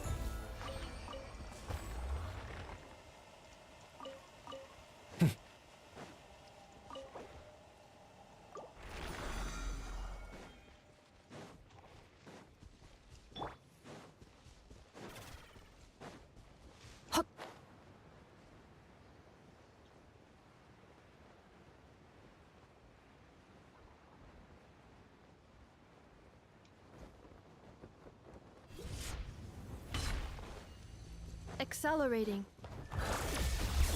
Whoa. 3 moons converge.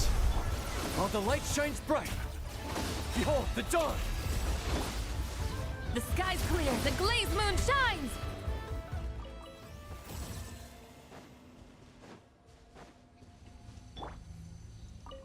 Defensive mode Better hold engaged. back this time. Go get him, Aiden!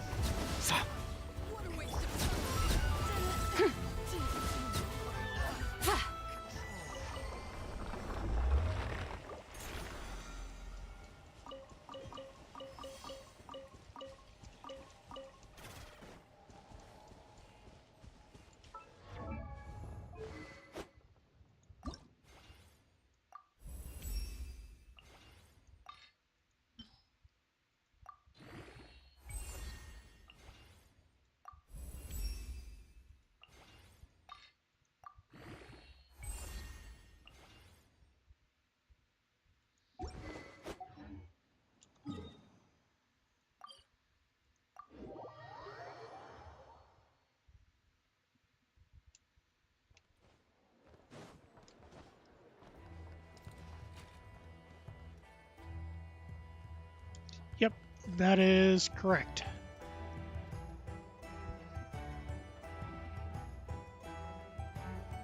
She's only on field long enough to skill, and you burst only if you need or want the EM boost.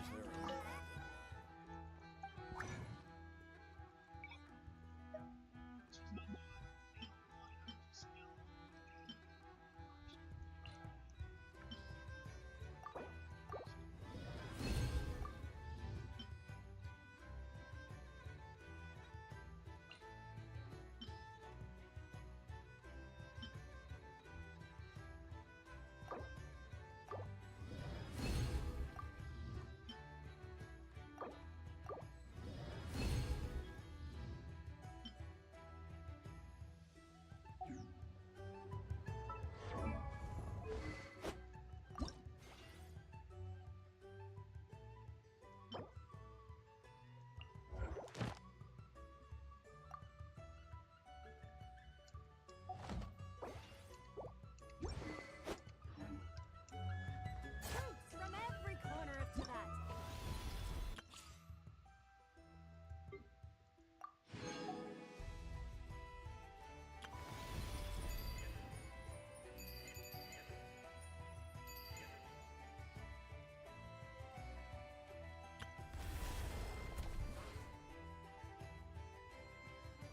The kids come over again today.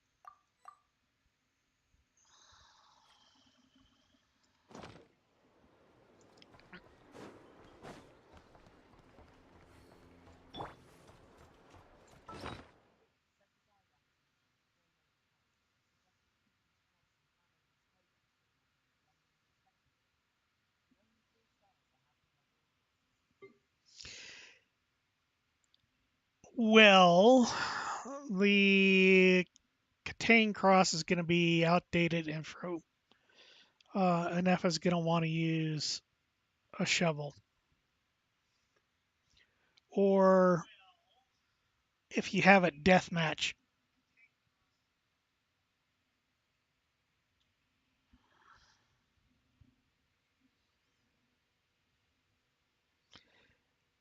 And Columbina is either Codex or Prototype Amber.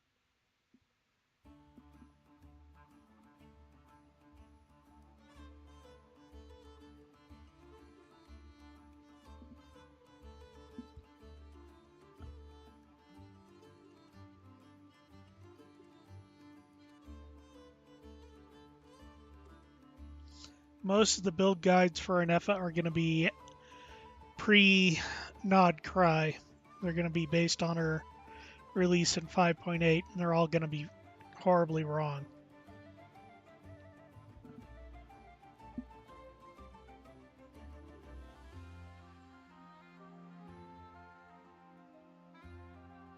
Shovel is crafted from Natlan.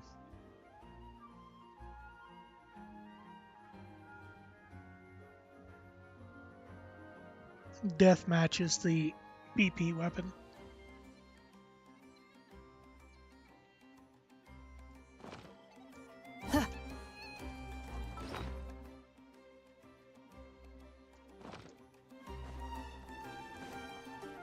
Accelerating.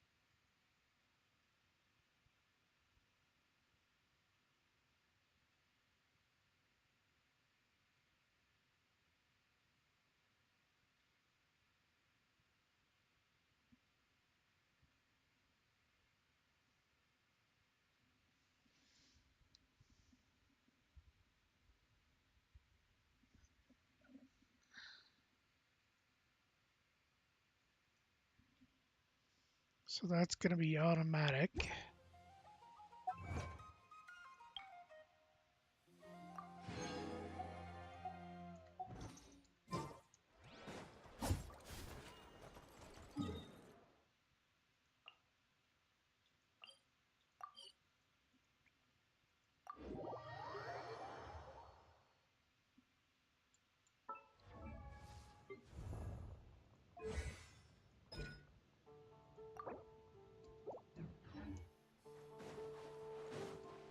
Accelerating. Cleanup sequence is Wayne, a moonlit night for all. You got this!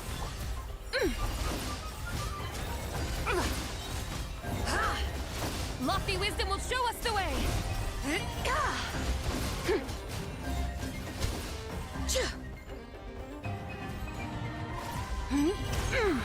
defensive mode engaged. Go get him, Aiden! Light compels you! Be cleansed! Smite the dust! The sky's clear, the glazed moon shines!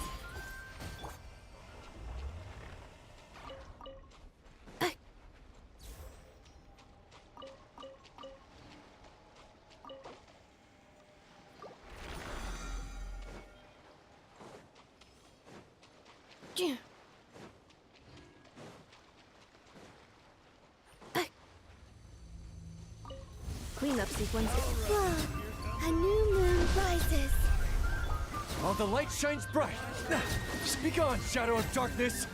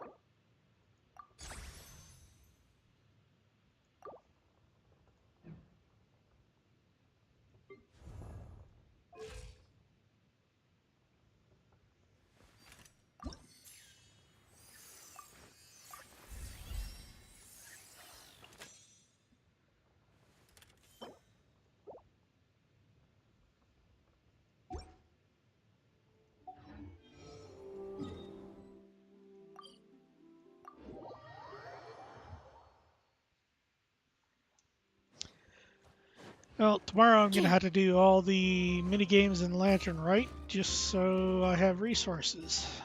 Because I am broke.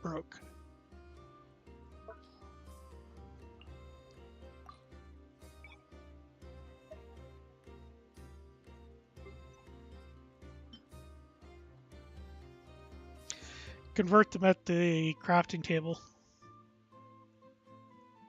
Just convert from other regions.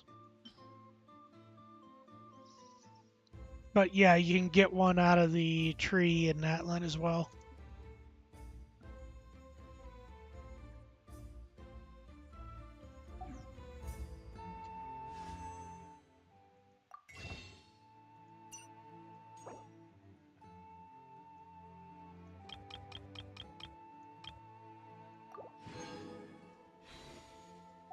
Reviewing outstanding items on today's to-do list.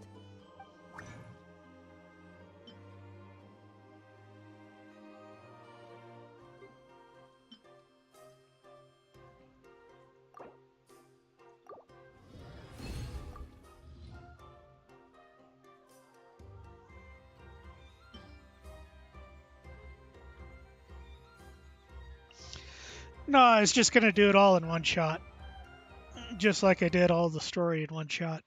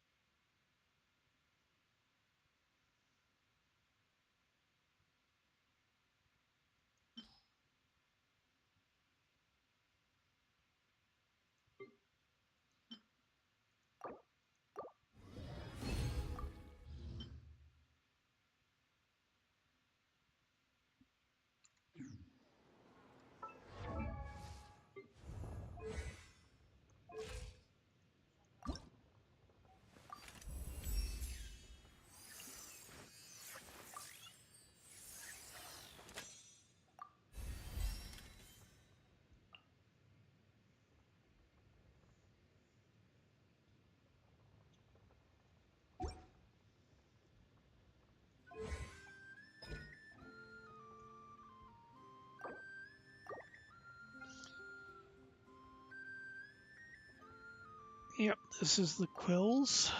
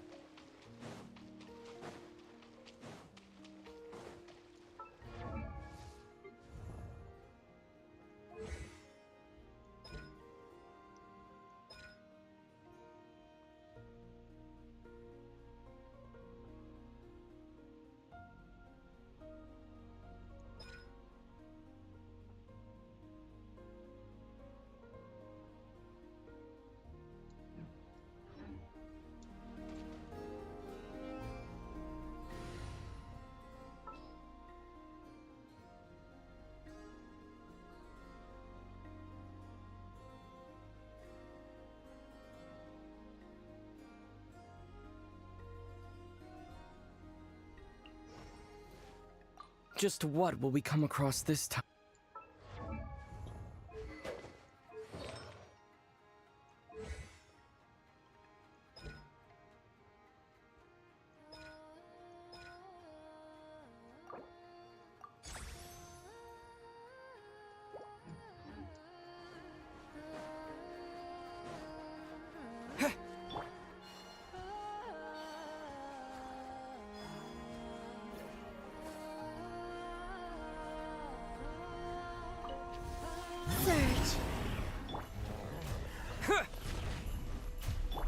get him, Aiden! Without further ado, Divine Light, shield them!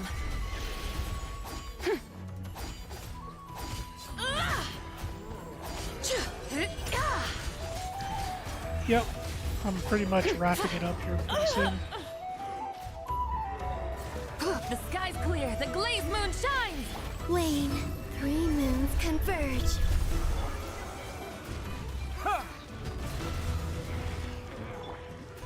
While the light shines bright, the light compels.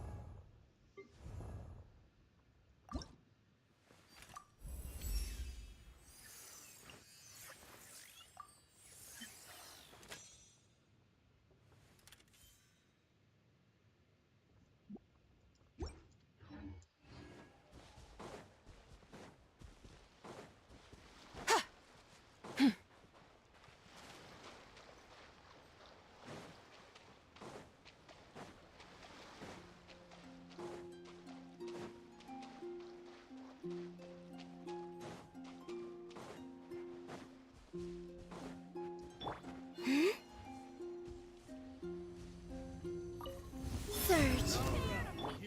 Yeah! Quake! You got this! Behold, the dawn! Without further ado,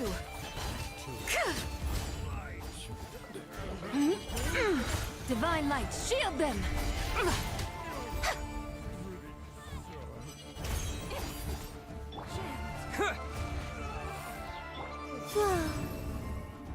Go get him, Aiden!